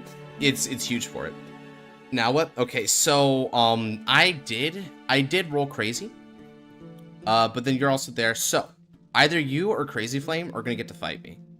Now that all depends. Crazy Flame is more consistent in coming to the stream, so I think Crazy Flame could do next time. But at the same time, it depends on which one of you guys want it first. So I'll have the 2 of you settle between yourselves. Crazy got it first, but you have a 5 slot. I don't know what to do about that, so I'm gonna defer to you 2 because it's your guys' game, right? Shira can go if they want. Okay then. Well, thank you very much, Crazy. In that case, you and I will just get the fight next time. It was more or less the same difference for us, I guess, right? Okay, so in that case... Oh, interesting. Huh. How does that fight? How does that work? Alright, Shira. So, Shira Nui is gonna be our final fight of the day.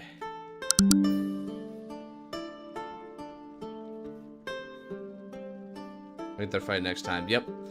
Shoot. Riding early, too, hopefully. Crazy comes in quite early. Alright, Shira. Shira Nui, come on in.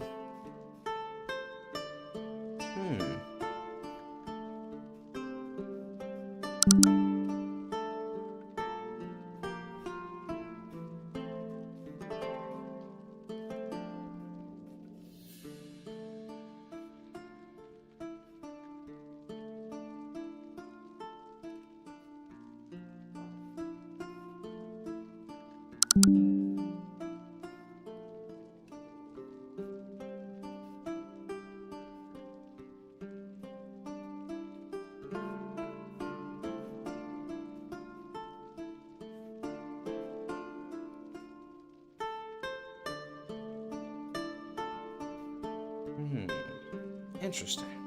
Tesai, Shiranui. Okay. They choose premium. Okay. Okay. Do I have a premium deck? I think I have a premium deck. Shoot. I don't even keep up with premium. I'll just pick something random, I guess. There's probably a lot of stuff that's banned by that point.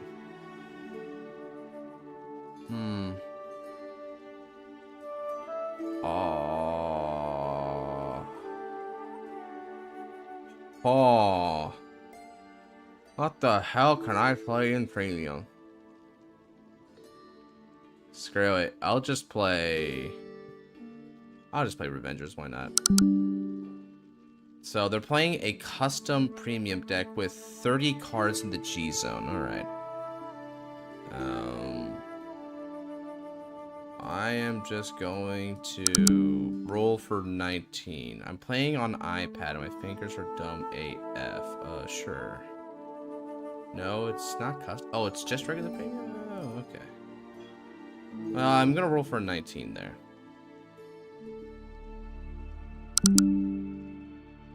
Alright, you get the choice.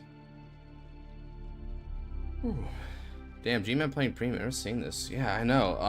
Normally I play Fenrir in this format, but I think Fenrir got nuked recently, right? So I can't play some stuff. So I'm just gonna play Shadows instead. I just don't know this format at all these days. I played it like 2 years ago or something, dude. So shoot. I'll go and find my G-zones, my markers. Okay. In which case, let's get our card draw. I'm pretty sure. Pretty sure that's good. Yeah, that should be good. All right. Narukami is broken. I mean, I feel like that's always been the case for premium, right? All right then.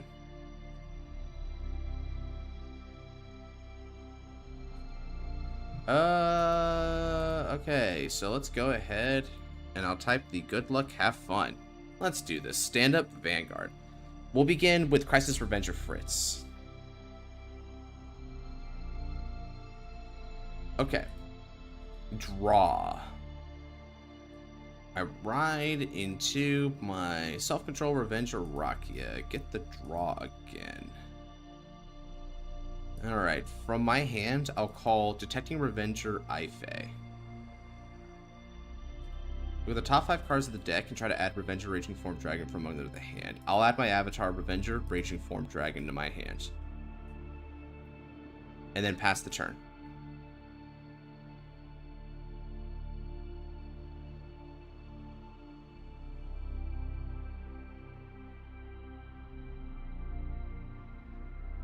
I just like playing, I might as well play it. I'm gonna get Deja Vu if I see Diablo Stride.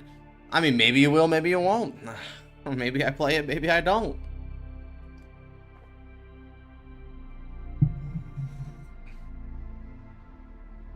Alright, so let's see what they got. So they're playing the Kagero clan. That, there's a few really keynote ways to play Kagero in premium these days. And obviously there's a couple of things that are always constant with, like, Kagero as far as options are concerned. Denial Griffin is the big one that I'm concerned about. They play Overlord. I think they have, like, some really key things they can do here, though. Defeat Flare is always a powerful card. Alright, so that can be anything. Another way to play Kagero that I've noticed recently, which is kind of interesting, is, oh yeah, Premium is not what I was expecting. Nobody challenges me to Premium, dude. That caught me off guard, but I'm glad I had a deck for it.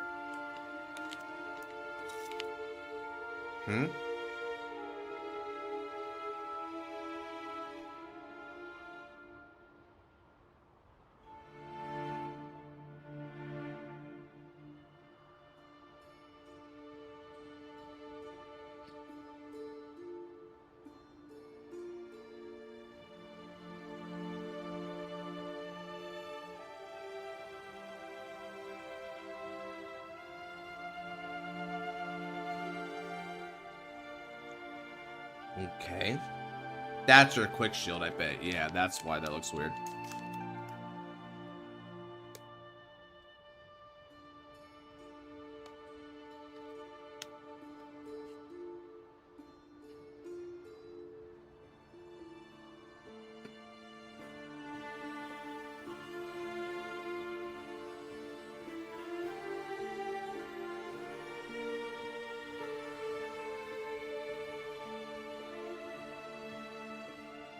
Wait. Is it too much, not much, or decent amount? Those are like 3 different amounts. Which one is it?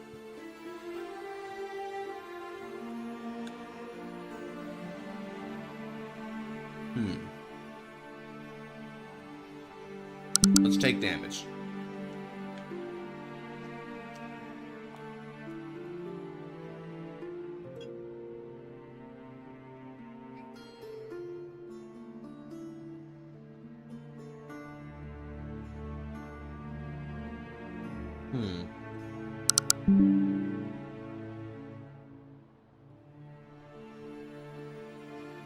Not bad. Alright. Now I'm going to go ahead and ride into Overcoming Revenger Rukia.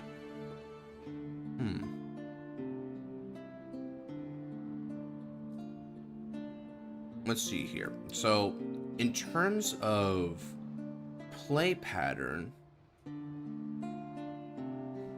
I think I could do this, but...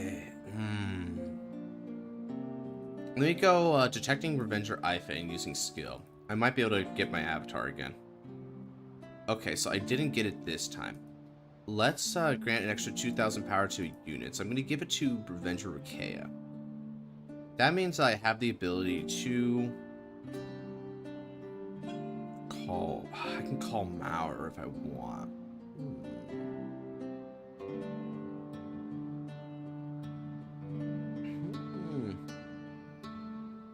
If I remember correctly, Diablo won't let me call cards from hand, I think.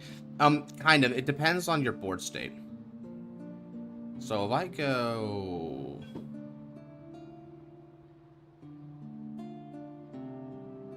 Yeah, let's go like this.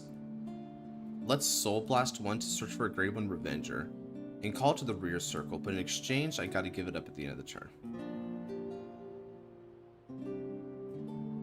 We call Renal. Okay, let's go 20k.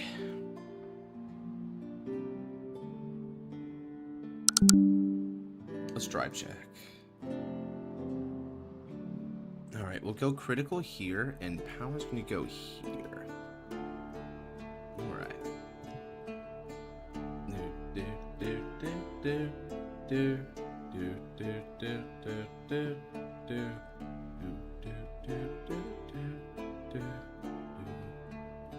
Am I playing the crest thing or whatever? I don't know if I'm playing the crest thing. I don't think I am. Anyway, I'm going to use Renal's skill now. I'm going to look at the top 3 cards of the deck. Oh, that's actually a really interesting gambit I can go for here. I might like that later. Yeah. Yeah, I kind of like that idea. So I'm going to go for Revenger, Phantom Blaster, Abyss.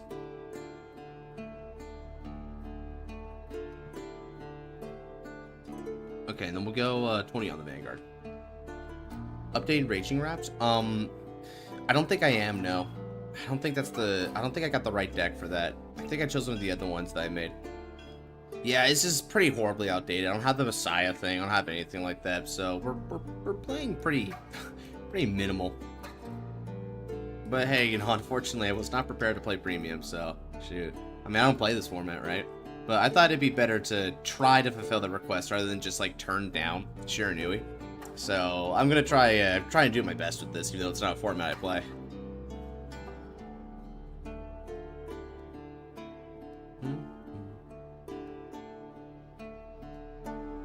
Well, that sounds like a good problem. Come one more turn.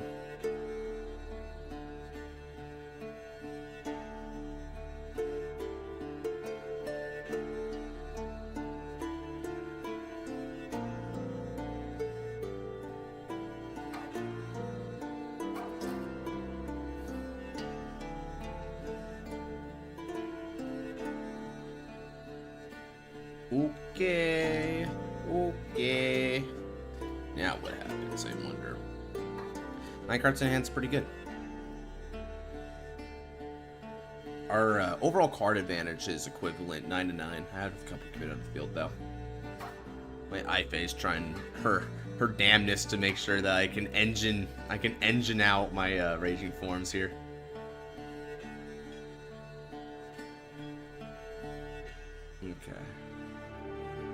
I think we might be able to finally see what this deck's all about. So it's got Dauntless. This could be a Dauntless Varga deck. I've heard tell that Dauntless Varga is a pretty cool deck. Someone did throw that at me one time while I was playing Fenrir, and it wasn't really that impressive, admittedly. Let's think here. So discarding a Break Breath for it, sure. Dauntless Varga.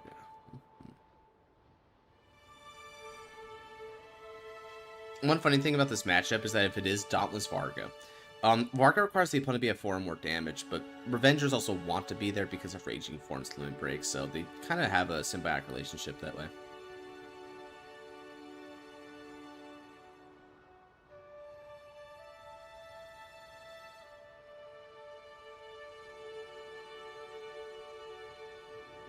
Let's see here. I'm going to take an assumption that it's going on the Vanguard, so we'll just... Yeah, they're not saying anything. The default is usually they're going on the Vanguard, so I'll just take it. Okay. Let's damage check. Hey, draw trigger. That's a nifty pickup. Let's see if we can get anything good, huh, chat? Draw. Yeah, you certainly can draw that, can't you? Okay. So let's stand and draw yet again. Alright, so now...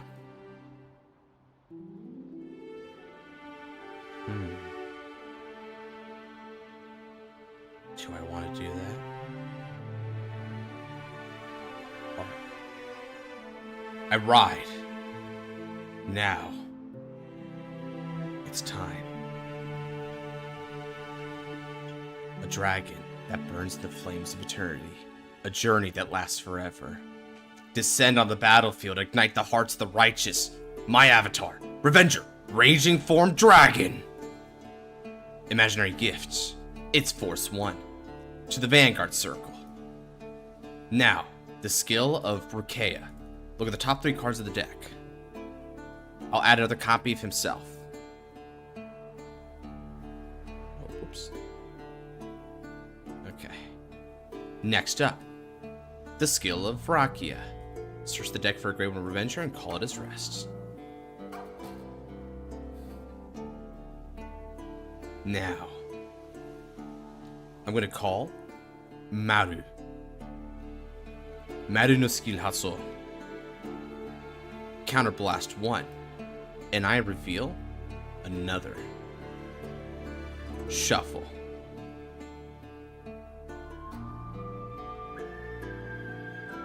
Next,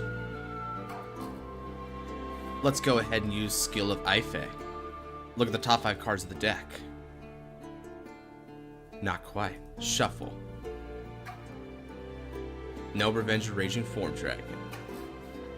Now I'm going to give an extra 2,000 power to RFD. Next, I call Overcoming Revenger Rukeya to the field. Rukeya gets an extra 5,000 power. With the scenario that I find myself in, this is a good play, I think.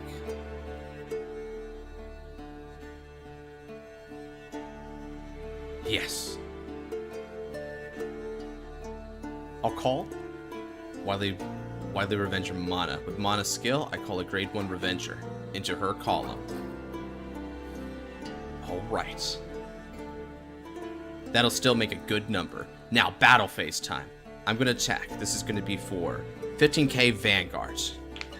Let's do it.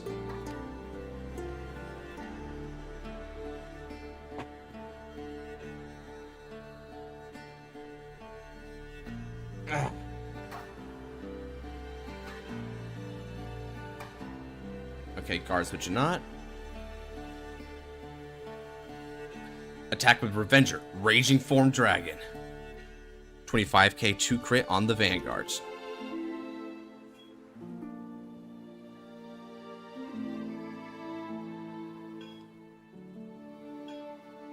Even without updated Raging Rapt, I still think I can perform some maneuvers here. Was I spun? No, you weren't.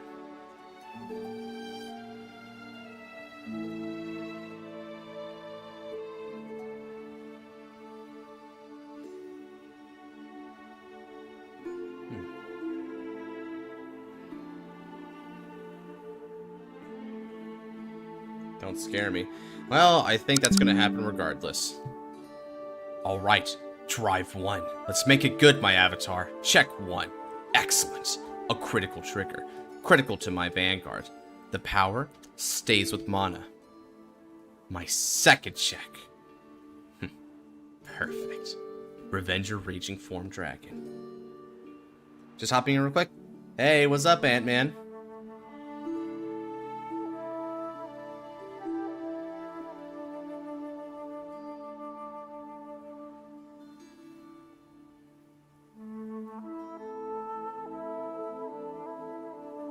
Alright. Now, moving from one fearsome form to the next, my avatar, retiring 3 rear cards at the end of his battle.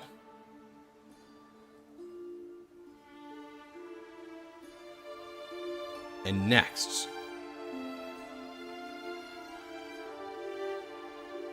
let's ride.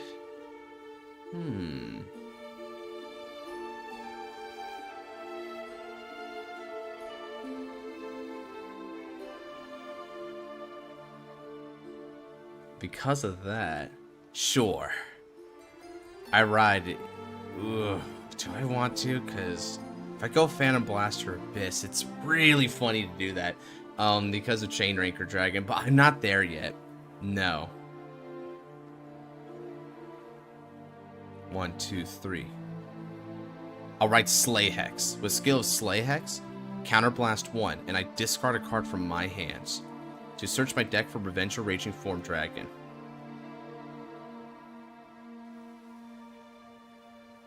Let's see here.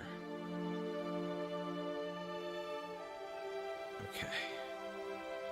Let's go. And we shuffle the deck.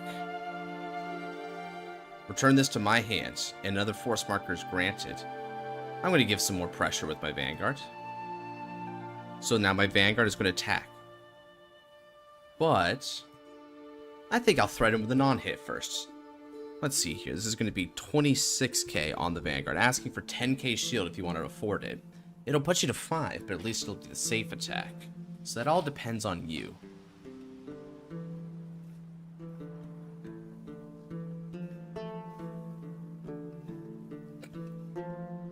I'm basically playing V-Series right now, I'm not gonna lie. That's my only way to cope. The more CB I get, the better. Ooh, so you're gonna let me plus. I gotcha. Aha, you are playing the Varga cheese. Okay, I was wondering.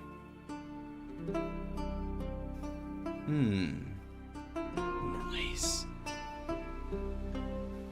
Revenger, Raging Fall Dragon, to my hands. That's, if I recall correctly. Yep, okay, it went to the bottom. So that's just a visual glitch. Now then, Revenger Raging Form Dragon attacks again. This is going to be for 33 with the Twin Drive.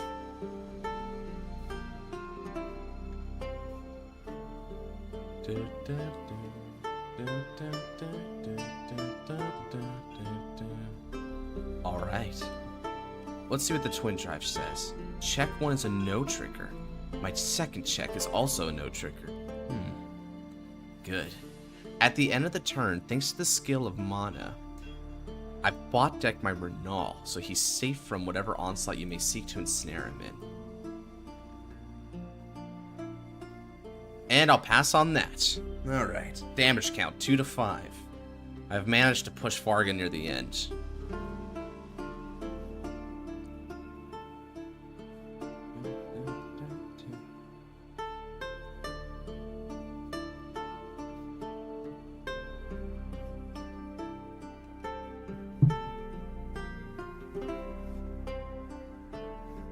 Let's see. Have I been mustered yet? Nope. Okay.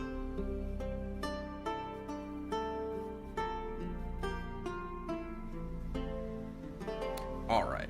Now for my turn. Okay, so let's see what she has in the store here. She got 8 cards in hand, 5 damage, so that gives you a lot of options. But options are only good as your ability to use them. So, will it be the Dauntless setup? Do you believe in the Dauntless?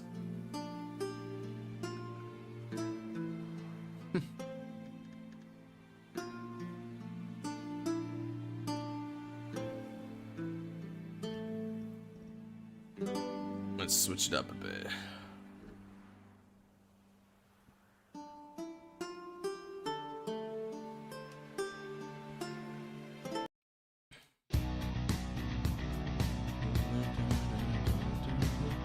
Ah, you do believe in the Dauntless. All right.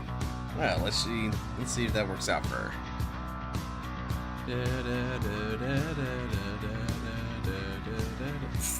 Horse 2. You sure about that one? All right then.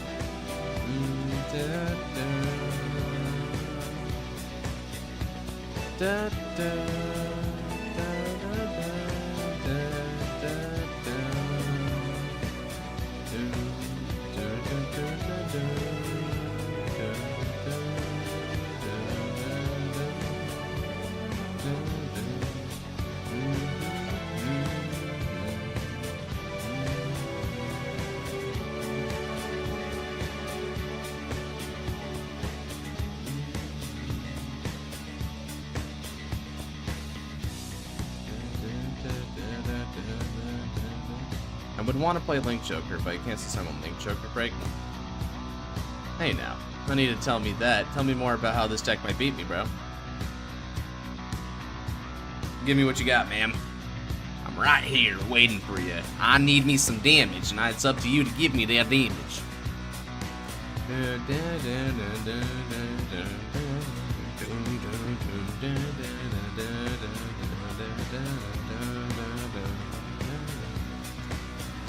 Alright, so Generation Stride, sure.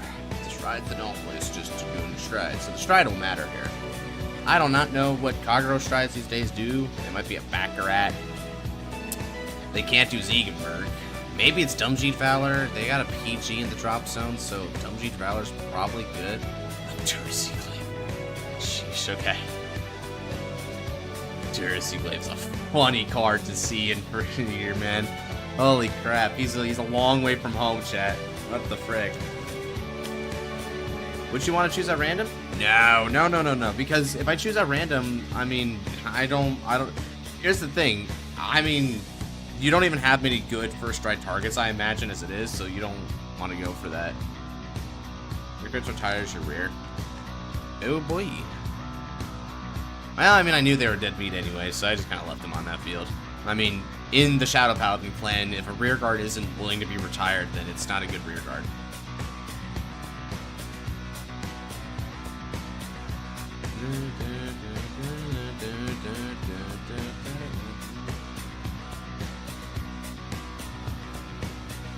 Ah, so Baccarat. Okay, so Baccarat has a skill here. Since I have 5 or more open rear circles, all of their rear guards going to get extra 10,000 power. This guy's going to go plus 10,000 power, plus 1 critical, and plus 1 drive. It's just a very vicious attack. So it's kind of trying to be a one-shot, I guess, because that's 3 damage. That would be really funny just to take that attack for no crits to be hit on 4 checks and just be like, woo, profit.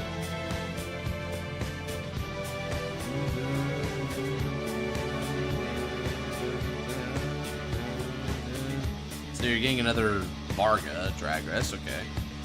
Ah. Shoot.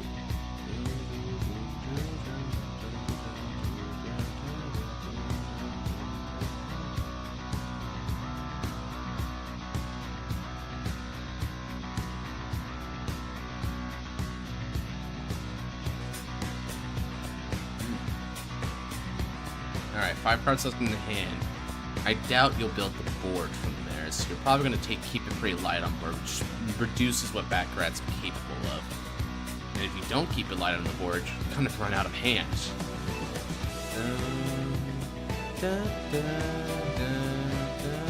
Mama's coming to get you?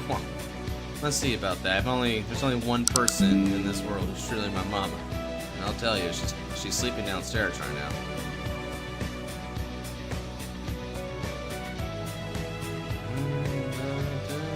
Oh wow, still going, huh? Well, I was trying to wait for you, right?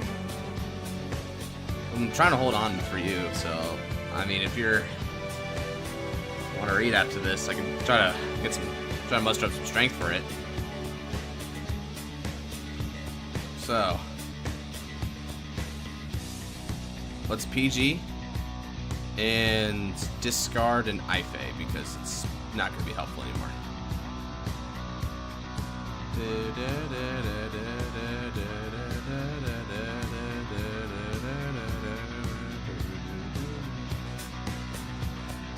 Quadrive.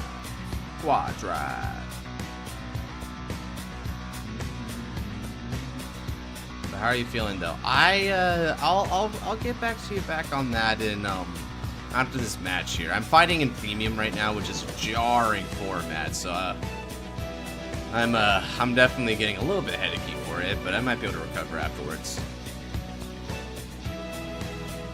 Okay.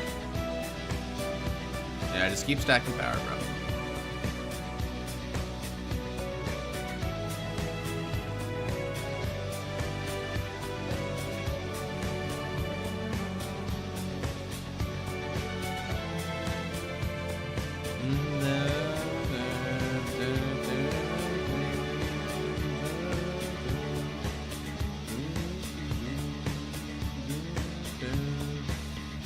Oh, yeah. Oh, 2 damage. Just what the doctor ordered, bro. Give it here. Oh, good. I do not heal. 4 damage is where I want to be. Alright. Let's see. 5 cards in hand, and those are your drive checks. Yeah. I'm not going to lie. I can do it this turn. Let's go.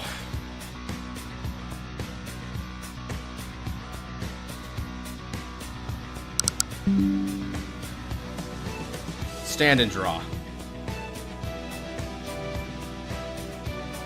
Now then, I've got a few different ways I can take this turn, depending on how I want to win.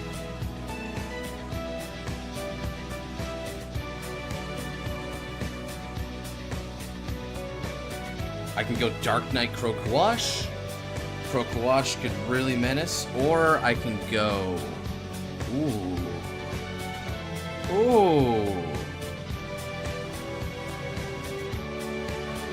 Alright. I think I'll go for a ride to the dark side right now. Ride. Revenger. Raging Fall Dragon reverse. Imaginary Gifts. It's going to be another my Force 1, so it's going to go to my Vanguard circle. Then, discard from my hands in order to Generation Stride into Dark Dragon Chainranker Dragon. Now, calling the Cursed Eye Raven.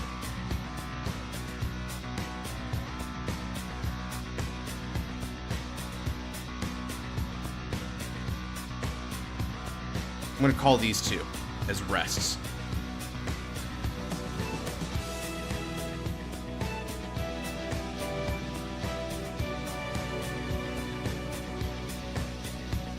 Okay, call. So I think I'll call them like this. Let's call and activate skill to Soul Blast 2. Choose a Great Shield Revenger and call in the same column.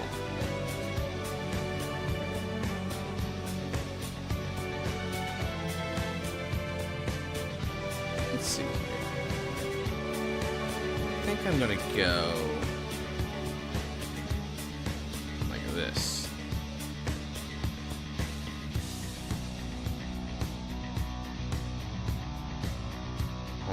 KFC. Call and call. Now then, I'm going to flip up a card from the Generation Zone.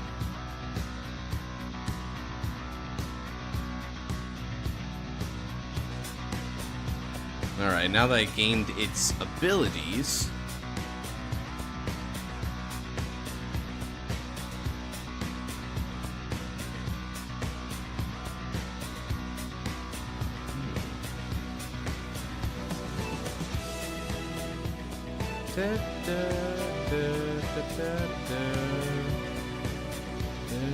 Let's see, 3. Yeah, okay. I'm gonna be real nasty about it. Overcall. And now using skill, I'm gonna lock and give 10,000 power to my front row Revengers.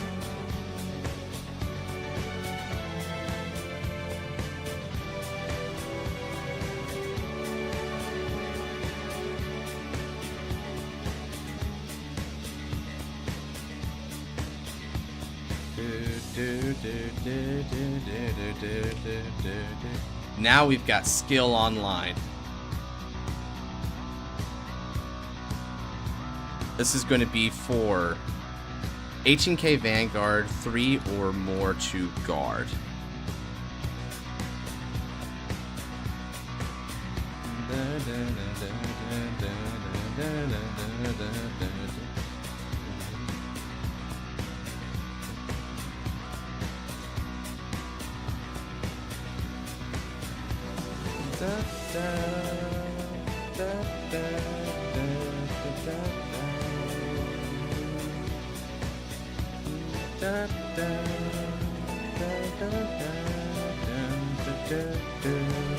I love lip premium sometimes. I do not play this format, as you can tell, but some of this is outdated, but I just had to pick something that I knew probably didn't have anything banned. So I'm like, shoot, this is what I got. Oh dear.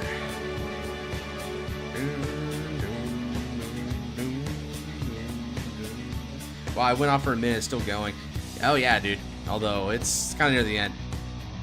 Because this looks like 3 or more from hand to guard, so I'm ripping out 3 cards from each of these. I mean, they can, if they want to use the KFC, they can, but it's like, it depends on how many KFC they even got. If they happen to sack triple, like, or double KFC, then they got that, but even with that, I don't really know where they go from there.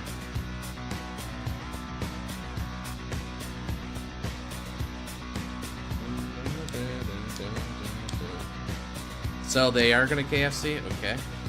How are they going to do it, though? Okay, with that heal trigger? Cool. Go ahead and CB then.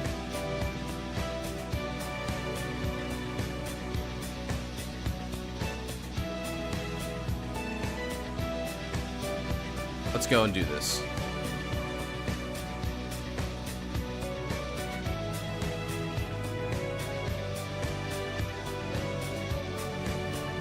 You had another one?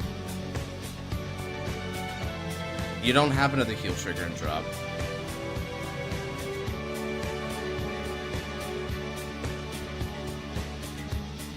Okay, so let's go 53 with 2, okay. Yeah, 3 drive. Yep.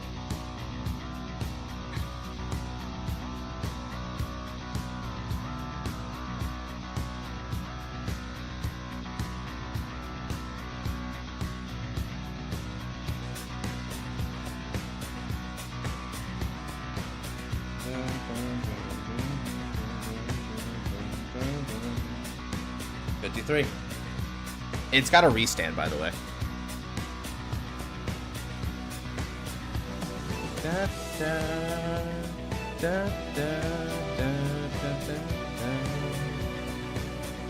We don't need to do it tonight if you're not feeling it. I said we'd read if I make it in time.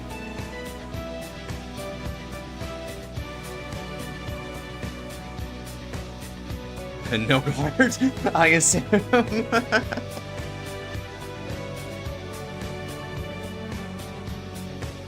Yeah, just kill me, sure. Check. Check. Check.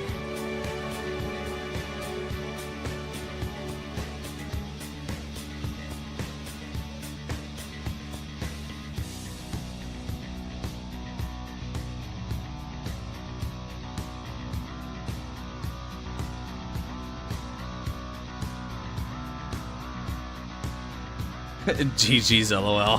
GG's. I mean, okay, I sure did play the premium, didn't I? Oh boy, I sure played my premium.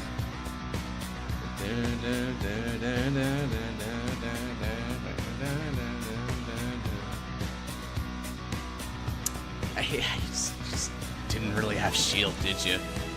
That's pretty rough. Wow, okay. How about that? Alright, well, that was a pretty fun game. Although I wasn't really kind of jiving with it, it's not my format, but it kind of had some fun elements to it. Shoot, I guess out of curiosity, was I gonna have anything on my next triple drive? Probably swing rear just in case. Oh, okay, so that's actually a draw. So that's wow. Wow, dude. Okay. Yeah, so that's my hand, bro. That will be my hand. Yeah, well, Captain Revenger does it again, I guess. Sheesh. Sheesh. Ooh. Alright. Well, that's gonna do that. I'm not gonna lie. The boy's feeling a little bit on the tired side here, so... I think what I'm gonna do is I am gonna call it there for the night. Not need for revenge, need for speed, bro. So I think I will call it there for the night.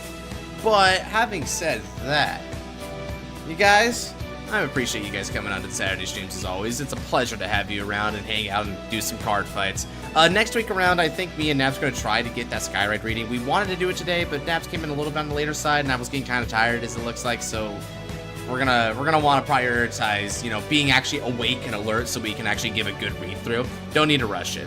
So we'll get back on that later. In the meantime, our V Revival tourney is ongoing, so that should be done in, I'd say, in sometime between a week and 2 weeks. I'd say that'll be done. Closer to 2 weeks. When that's done, the V reveals are coming, all at once. It's gonna be great. It's gonna be great, dude. So, having said that, if you guys are looking forward to that, definitely keep an eye out for when the tournament ends, because I'm going to be uploading a video every day afterwards showcasing the new cards. We've got 15 fight nights, and we're all getting edited out one at a time. It's kind of insane work. I've been in my man cave. I've been in my man cave just like editing a bunch of different videos, and it's been so fulfilling, but it's been a lot of work, so I cannot wait to show y'all the fruit of our labors. With all that said, I'm going to end it here now. So, again, thank you to everyone who came on by. Take care, God bless, and have a good night. See you in the next one.